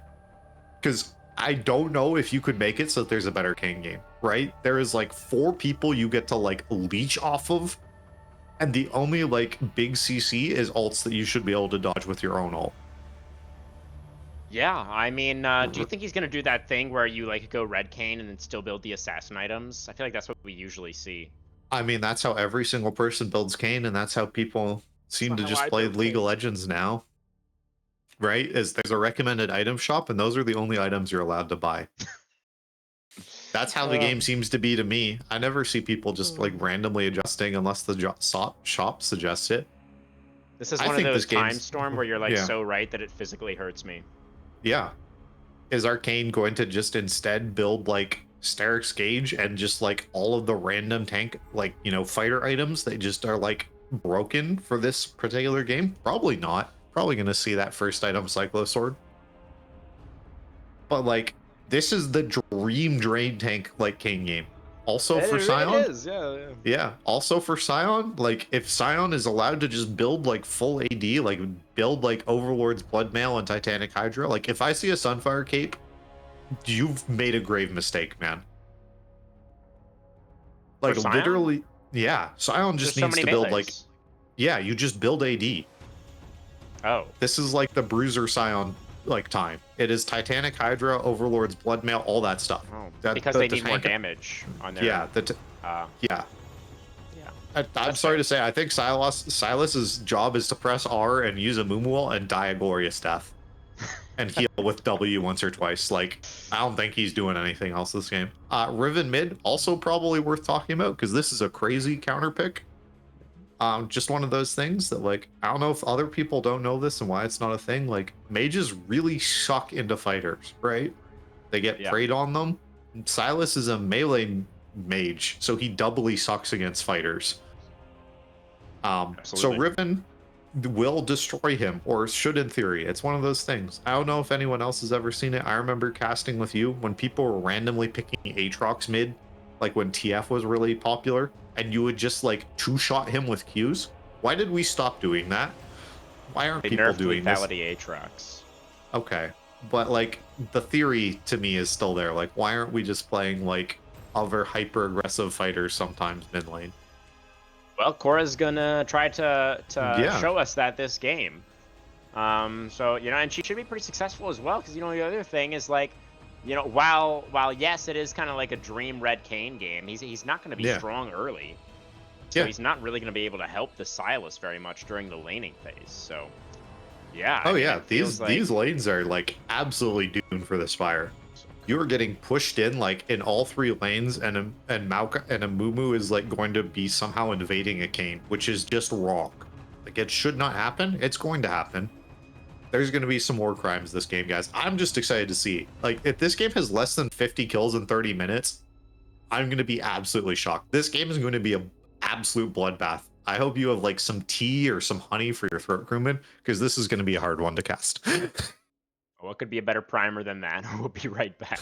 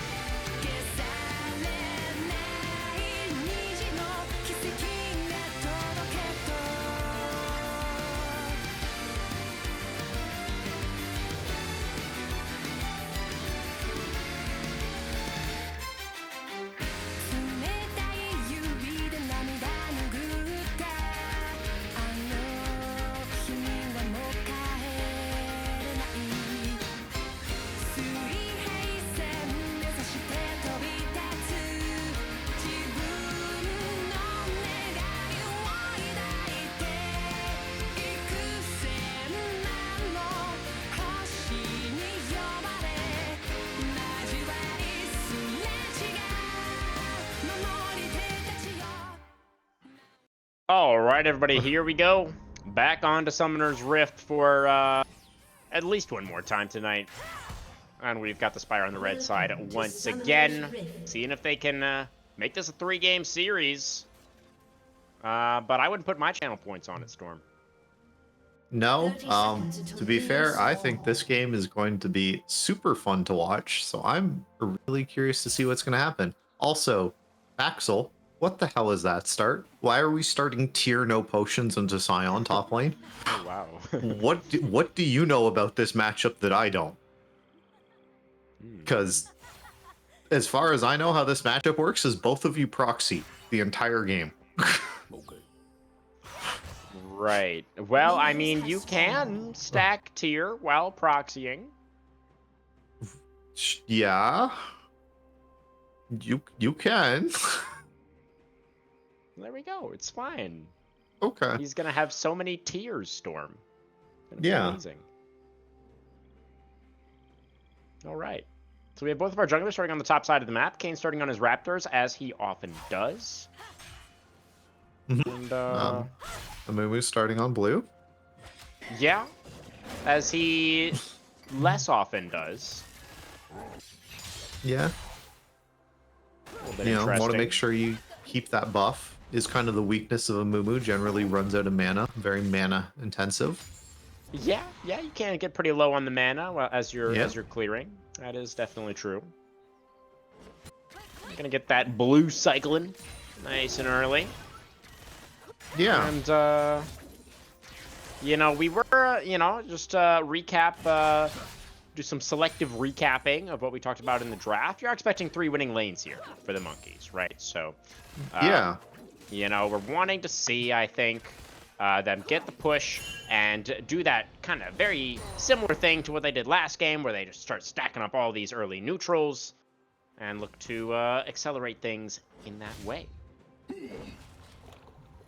Yeah, I mean, theoretically, in this Gragas Scion matchup, Scion should never be able to interact with you if you're Gragas. You have all the onus, you have a dash to get out of all of his skills, things like that. Oh, coming in, Big Sugar, Aura, trading back. Get him. Yeah, Big Ignite Sugar down. is going real aggressive here. Yeah, I don't think he that died was the for play, it. Storm. Oh, He did not die actually for did it. live. Drink your potions, Okay, ladies and nice. gentlemen. Well, that's pretty big. And that's Flash Ignite down, and you get to TP back to lane into a Riven who gets to stay. So Yeah. that's useful. Well, I feel like the Riven will Riven, probably, yes, that is her name. She will probably go for a recall after pushing in the minion wave. That's my expectation. But there's a glowing moat power spike for Big Sugar. Huge. Yeah. Yeah, everyone It wants to buy actually- on their backs. Does look like Notoriety might be the first one into the river. Potentially get this southern shellfish. Yeah. But Cooper gonna meet him there. Battle for the crab. Who's going to get it? They roll him up from Cooper's the Maokai. beating him up. Yeah. Notoriety. Got some orbs worth. Yep. Lots of orbs. Yeah. Might and they're get the right double kind scuttled. too. They're Yeah. the red ones. I think they're almost always going to be red this game. Unless. Didn't have to say that. Yeah. Okay. Cooper, I don't know why we're not just beelining for this next Scuttle Crab. Also, did Kane's camps just respawn? Is that why they're up right now? Yeah, because he started Raptors. Okay. Okay, fair. And so then Good. the Raptors respawned. Yeah. That is, okay, that is how nice. that works. And it looks like Cooper is not interested in looking for a double scuttle, and just wanted to go buy a burn urn. I believe that one was supported by a wolf. And we do see Kane getting a deep ward down on that Gromp, interestingly. Yeah, so knows where Cooper is on this reset here. Hoopsock as well, you know, able to just farm under tower as he probably will be stuck there the whole game. Cancel that recall, Gumi. Okay. You can't leave Slayer to die. We are going to successfully avoid leaving Slayer to die. Yeah, And would now have that been is mean, double socks over as well. Yeah, They're double true. buffs. Yeah, his Maokai got the last hit on the Kane a moment ago. So it's the Simmer going to be forced to stick around for one more minion wave. Not going to be too big of a deal. And now hopefully Slayer will walk in a backwards direction and not force his AD carry to cancel another recall. That should be totally fine. And now we do have the junglers pathing down once again. Do have a slight lead for the Amumu at the moment. Level 6 advantage for Denial up here in the top lane. But that's probably not going to mean anything. What were you going to say?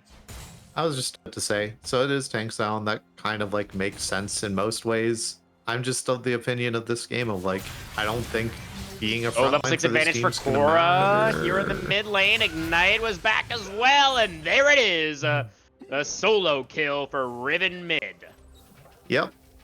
So the one unfortunate thing about playing mid lane and being one of these melee champions is it's much harder to manipulate the wave and establish a freeze. Oh, there is notoriety here, getting an orb, I guess. An orb. An orb. Yep.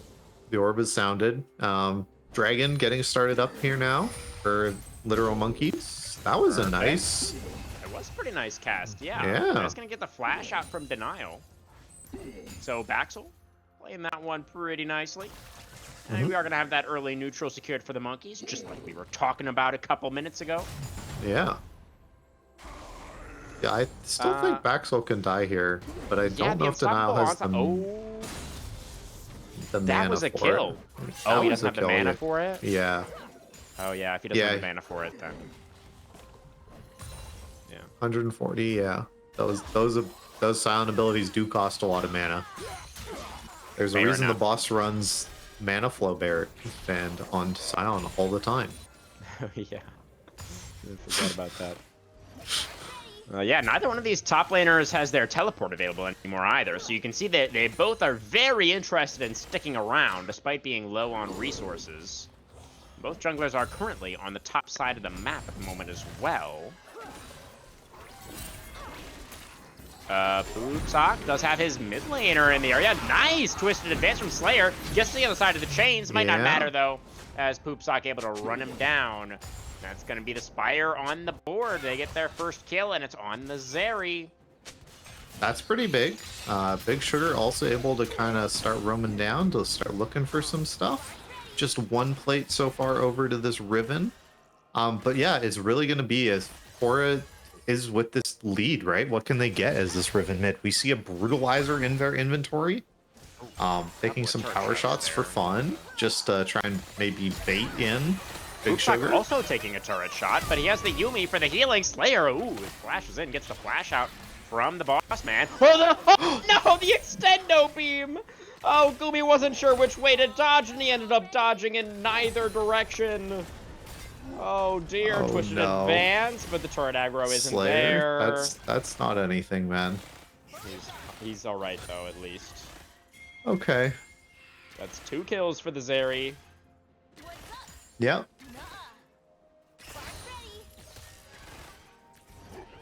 We did also just notice, though, that 3 grubs were secured by the monkeys. So they are now up to 2 neutral objectives. Exactly like we wanted to see. Cooper just continuing to power farm here on the Samumu. Gonna get his mostly finished towards that Faded Ashes completed item. The Leandries, I'm sure, is Leandries, yeah. On the Samumu. Yeah. That would make all of the sense. Thank you for bailing me out there. Of course. Both Kane and Riven appear to be building the same item. I guess this is how you build Cyclo Sword. Is it? I don't actually know. Yeah, I Big couldn't Sugar, tell you. not gonna find the chains. Notoriety is here though. Korra in some trouble. Does find the stun under 2. The ultimate. Korra and the 1v2 secures the kill. She does not have the dash though. She does have the flash and is going to use it for reasons that only she can understand. Yeah, don't really know why we flashed there, but we maybe had E coming up in a second or something, and that would get it. There's the Profane Hydra done. Okay, that makes more sense than Cyclo Sword. Is Notoriety building it as well, though? I don't think so. I didn't even know Brutalizer was in the game, man. That's not a tank item. Right. Okay, we've got some grasping nature. It is going to grasp nothing. back over to you, Storm. Yeah, I figured these top laners would not be trying to touch each other as much as the minions. There seems to be an awful lot of killing each other attempting to be happening instead of All proxying, right, which we're I'm gonna amazed toss at. a bandage down here in the bottom lane. Cooper gonna go for the curse of the sad mummy as well. There's the bramble smash. Poopsock all locked up and is going to be taken down. Now that kitty cat And it's a 2-for-1 next to special. fall, and that was unnecessary, Slayer.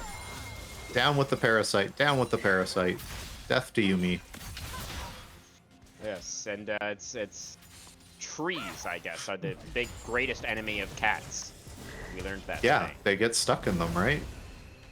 Oh, true, actually. Wow. Yeah. Works on so many levels. Dragon in 30 seconds.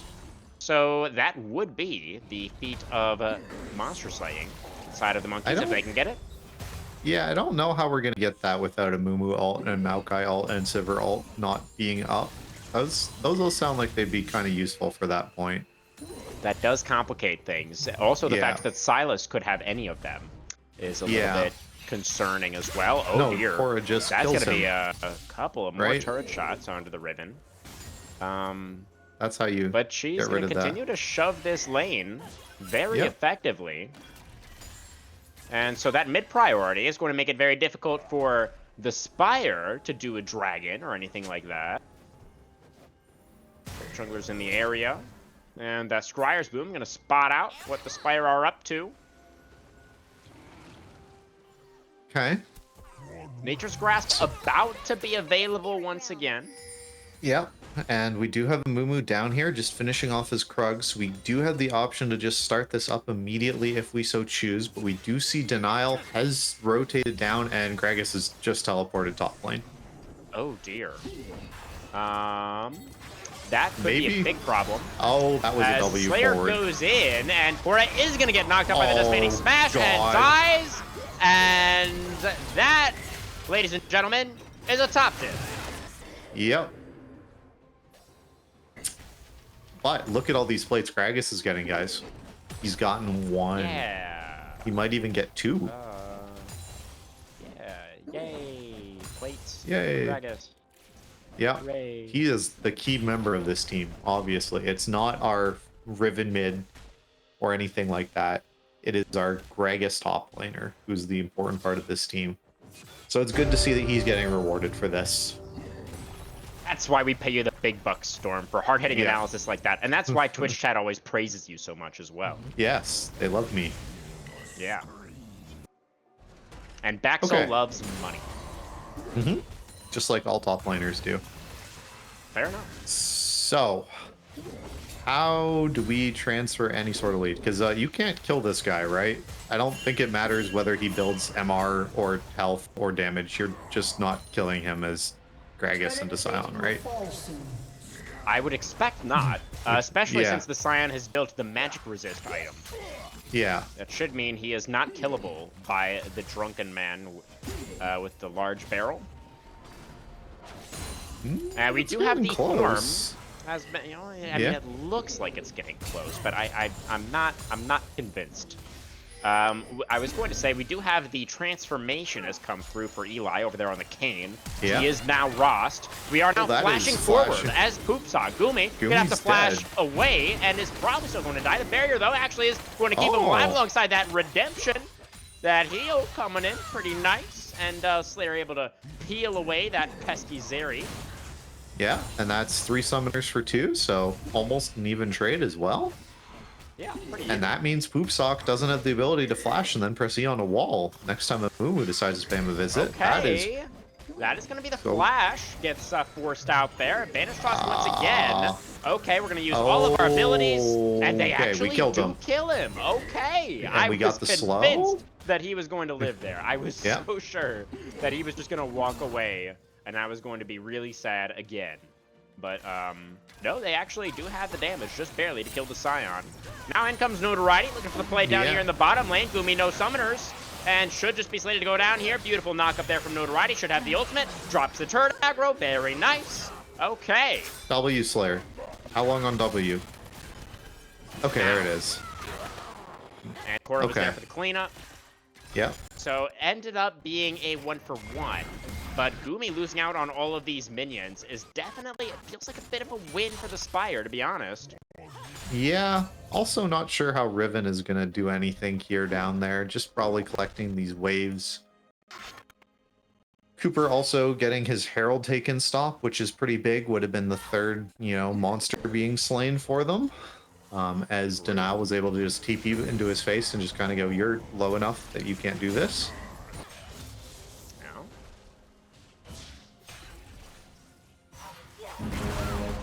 All right, there's first turret. Okay, that'll do it. That's that's feet for the monkeys. They get it. Three kills in a turret. That will get you there. Still 2 minutes on that next dragon. Cloud Soul this time around. That is actually kind of massive. Yeah, especially when we're trying to utilize ults. I like that a lot. And it helps us run faster with Sivir too, which I think is also pretty good here. And obviously the Zeri as well really does enjoy the extra movement speed. Yeah. So really expecting these teams to be fighting tooth and nail for these Cloud Dragons. We'll have to see how that goes. Yep, as, of 90 course, seconds Herald is... till that spawns. Yep, sorry. Herald kind of... What's up on the menu? Oh, Korra in a little bit of trouble. There's the knockoff from the Blade's reach. But Korra does have a lot of dashes. Does she have enough, though? The flash as well. The flash follow from Sugar finds the chains and the kill on Korra. Second of the game for Silas, and that is going to be the Spire taking the lead. Yeah, and that's just going to be the enemy top lane, enemy jungles down there. That's a clear start for this Herald. Great to see the monkeys pulling that off, and I want to be able to see them utilize this Herald to get something big. This mid-tier one, I don't think it's a big enough objective take with that Herald. Yeah, I feel like they should be able to just take it. Oh, we're going to use it top lane instead. I hate this a lot more. Never mind. Oh, we are using it top lane.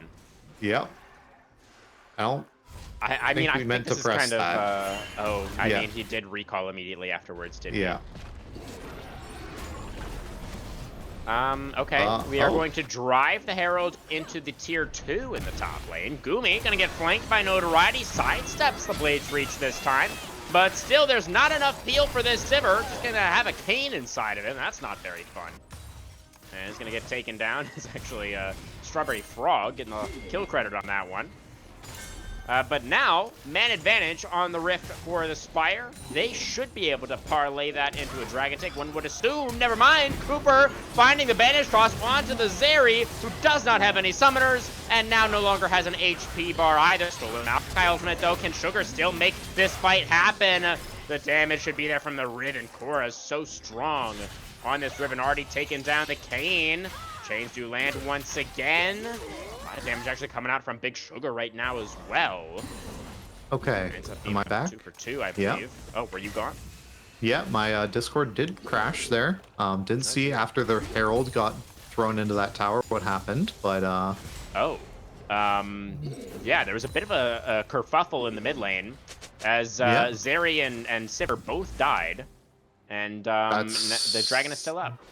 Yeah, that sounds like how team fights are going to go. Both AD carries dying as the meatballs on the enemy team just converge onto them. Not too surprised by that. But look, this mid tower is almost dead. Like I was saying, it probably will be, and we didn't need to use Herald on it. That's good. Does it die to this minion wave? Yes, it does. Gumi able to take that one down. Okay, and Yuumi correctly on Kayn. Love to see this. All right, knock up onto Slayer. Pretty nice Bramble Smash, though, to try to disengage as much as possible, but still it's only support Maokai.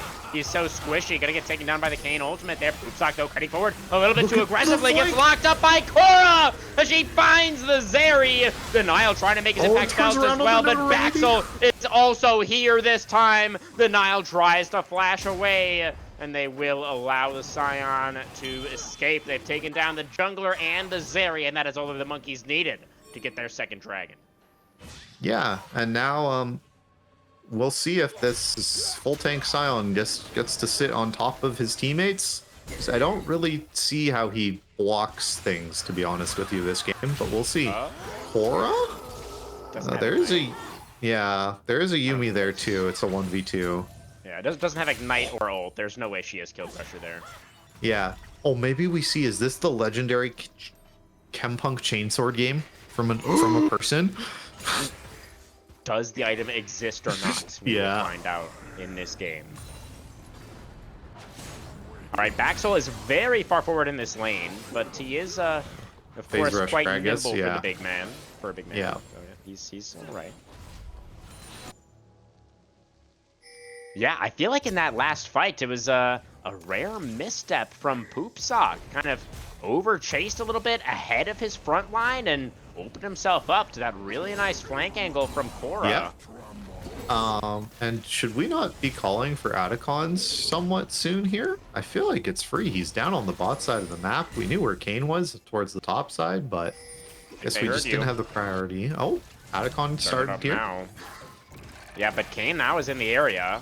This is, I mean, denial? Okay. I think he's fine, right? No, he's actually going to die. No, he's not. He has another shield. He has a shield. And we're peeling off the Otacon, so Otacon's not going to die either. So there were members present. Oh my god, dead. He does die. I literally manually moved the camera away because I was like, spectator camera is delusional. Nobody's dying here. Yeah. But spectator camera knew what I didn't. Yep, great to see it. Good job, Tank Scion. You're going to be very, very useful this game when you are able to sit in the enemy team at 5 items when the game gets there. All right, we're starting up Otacon once again.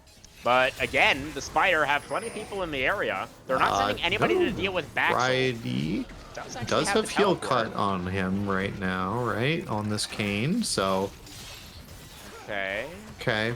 But we do know where Korra is, and that's a problem. We want a flank angle for Riven. We don't want her just in the middle of all the other meatballs. But this Herald still is at 7k. And notoriety, I don't... Yes. Yeah, Atacon, whatever. Ooh, new guy. Nice knock up there from a Kane on a 2. Slayer is going to go for the Nature's Grasp. Does that buy enough time for the Otacon to secure the Bramble Smash as well? Yes, it does. Very nice. Now Notoriety going to get taken down. Curse of the Sad Mummy connects mostly just onto the Scion. They should be able to kill him once again. So much dancing around the team fight. A nice cast from Baxel as well. They lock up the Zeri and Book Sugar slated to go down next. It is the ace, the 5-for-1 ace, the literal monkeys. They get the objective, they get the team fight, and they will most likely get a 2-0 victory. Yeah, just continuing to slam down these team fights, just proving the counter picks and what you're good at is what you should be picking here. This Riven is making a huge difference in these fights. Absolutely. Yeah, Korra is, she's having a day out today. Yeah. And you know what? We didn't even take the inhibitor to give free farm over. It's like we know. Wow. Yeah. We're knowers. It is a 9,000 gold lead for the literal monkeys right now in this game. And we just took every single one of Notoriety's camps as well, so he doesn't have anything to farm. Amazing. They are poised to put themselves in position for a playoff berth. Yep. Just need to see them close this one out. And this dragon will be spawning at the same time, basically, as this Baron Asher within a second of each other. So you do have the option of just trading Baron for dragon. Yeah, and I think you're happy with either one, honestly. You don't care which. I think you probably go dragon, because I don't think that the Spire can take Baron fast enough. Probably not. Their Baron take is probably abysmal. I don't know how good Riven is at taking Baron. Probably not very, but yeah. Just the thing, you just have to wait 40 seconds, just as long as no one checks the bot lane brush that somebody is sitting in, right? You just have to be together.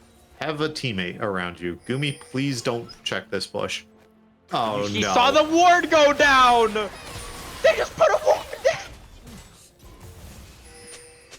Oh, you just called it out, too. Yeah. It's fine. Baxel is up 3 levels now. Yeah. I'm surely this not just agreeing to proxy this whole game against each other was a great decision. Okay, so Gumi's back in 20 seconds. Yeah. You can probably buy time. Baxel is just doing his best to be annoying up there in the top lane. But the Spire are not bothered by it. They just don't care about the Gragas at all. They are trying to set up for this dragon. Yep. So we see the monkeys moving in. They do manage to clear out that line brush.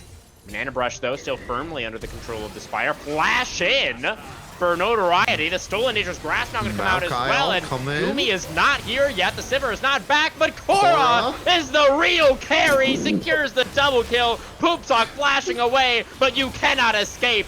You cannot run or hide or anything of that nature. An absolute demolition. Korra XTC subbing in for the monkeys here in week number 7. Well, we saw that big substitution in the last series as well. Substitutes and making the upsets happen. It's the vibe today. Yeah, and Gumi, being the AD carry that he is, gets to do the one thing AD carries are fantastic at, clicking on towers. Love to see it from him. Oh, it's beautiful. Yeah. It's so beautiful. And we got Riven killing the bot lane in him. Yeah. Structures, yeah. Yeah. That is going to be 2 inhibitors down.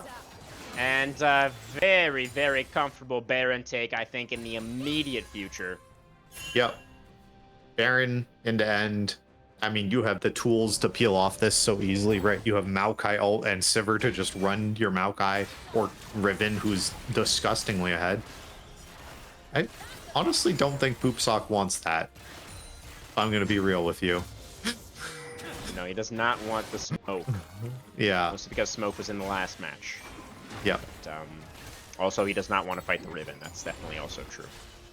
Yeah. Maybe. Amumu's coming, I guess. Okay. We secured our blue buff. Kane, although does not have CS and is currently getting out-farmed by Amumu. That's probably a bad look. Yeah, I mean, the Amumu's team has been winning pretty hard. Yeah. And so that makes it difficult for the Kane in that situation. Okay, he's fine. He just can run through walls, right? He's Kane. That's his thing. Chilling. And you know, that should not be enough to allow him to contest the Baron, though. Because there is the Maokai ultimate, and also a Gragas, and also an extremely fed Riven. So, monkeys, please start the Baron. Okay, they're starting it. They're doing it. Gumi decided we're doing it. Nice. I love it. It's just like last game. Gumi was the one hitting Baron. Okay, but we need to. Okay, this is perfect. Yeah, we have Gragas here. Good. Gragas is the bouncer. Yeah. We have everybody here just to make sure. Yeah. And Amumu and Sivir are 2-manning the Baron. Perfect. And it's beautiful. Oh my god. Wow, Chef's what kiss. a great champion. Okay. Poopsock has kited away from this fight. Scion here as well. He has successfully run away. Yeah. It's 2 kills plus the Nasher. 2 inhibitors already down. We are going to destroy the zombie Scion before he can kill our Sivir. That's very good. Flashing for the bandage toss. Does get the cleanse out from Poopsock. Does manage to immune the Curse of the Sad Mummy as well, but this Zeri is running in the wrong direction.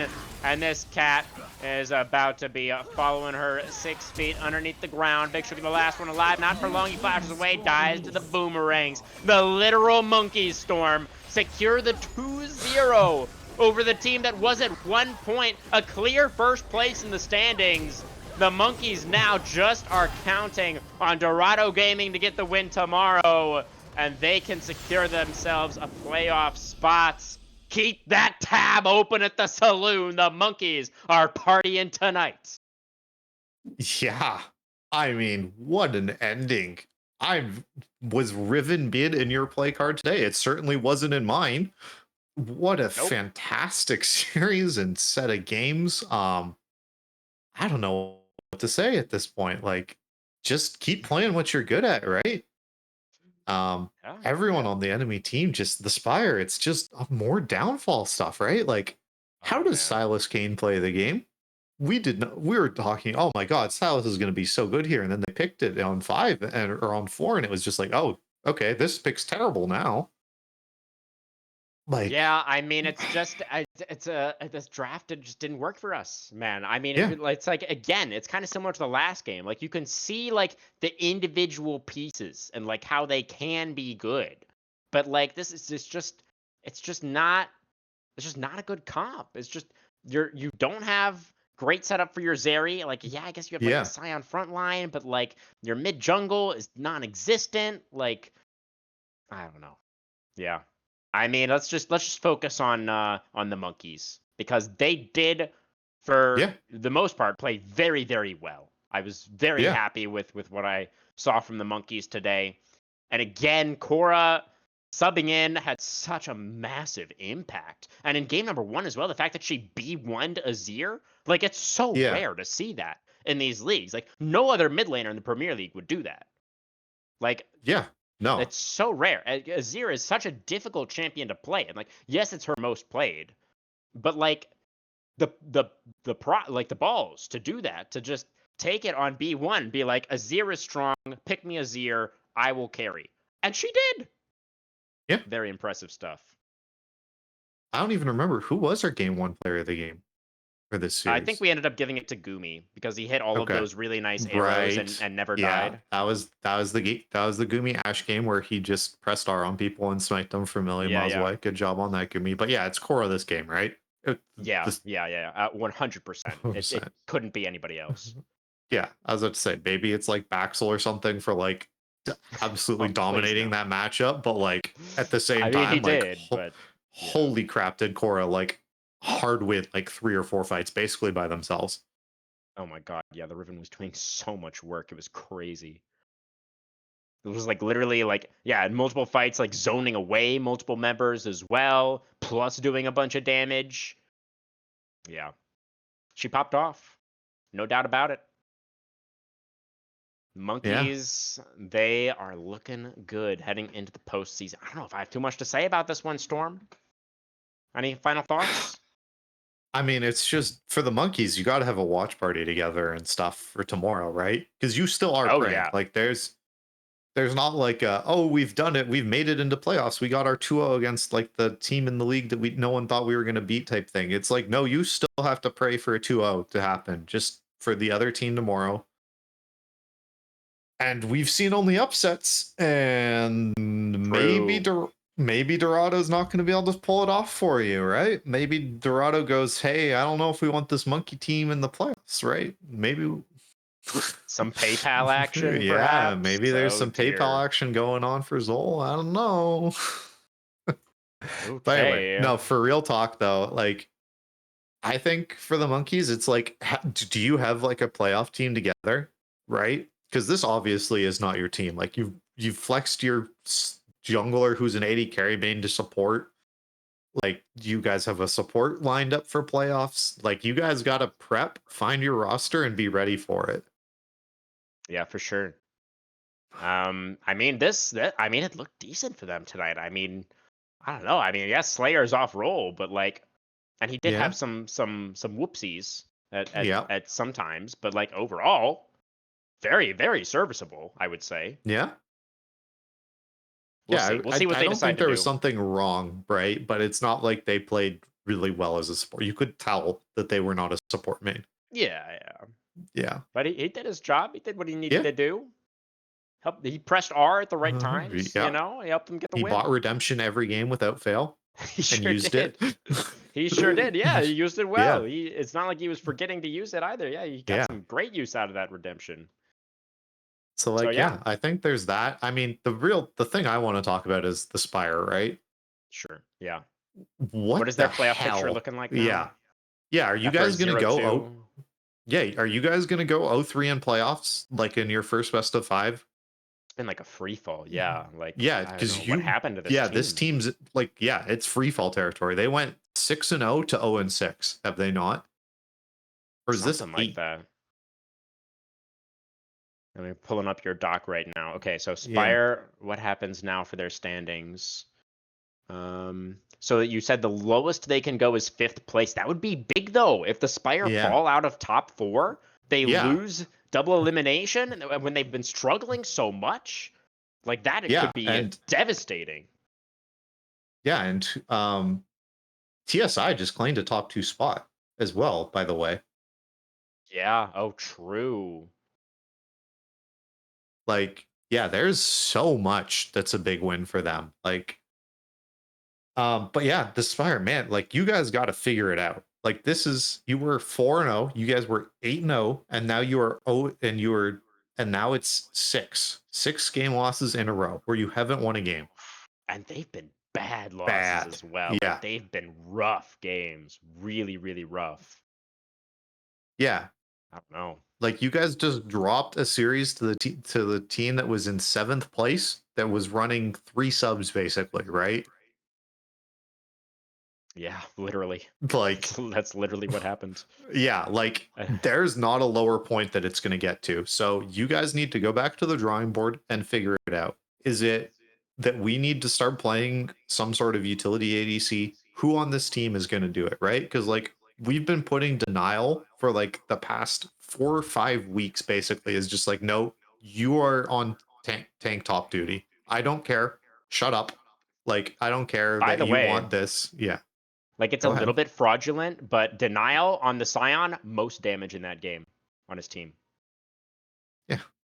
I mean, it is fraudulent because it's against a Gragas and stuff, but like, yeah, it's just like that thing of like, is notoriety only going to be the person on your team who's playing like Xin Zhao and things like that? Because that's what they were doing earlier in the season when it was working well. This Kane did not look good, but was that Kane's fault, or was the fact that there was nothing on this team to support it? Yeah.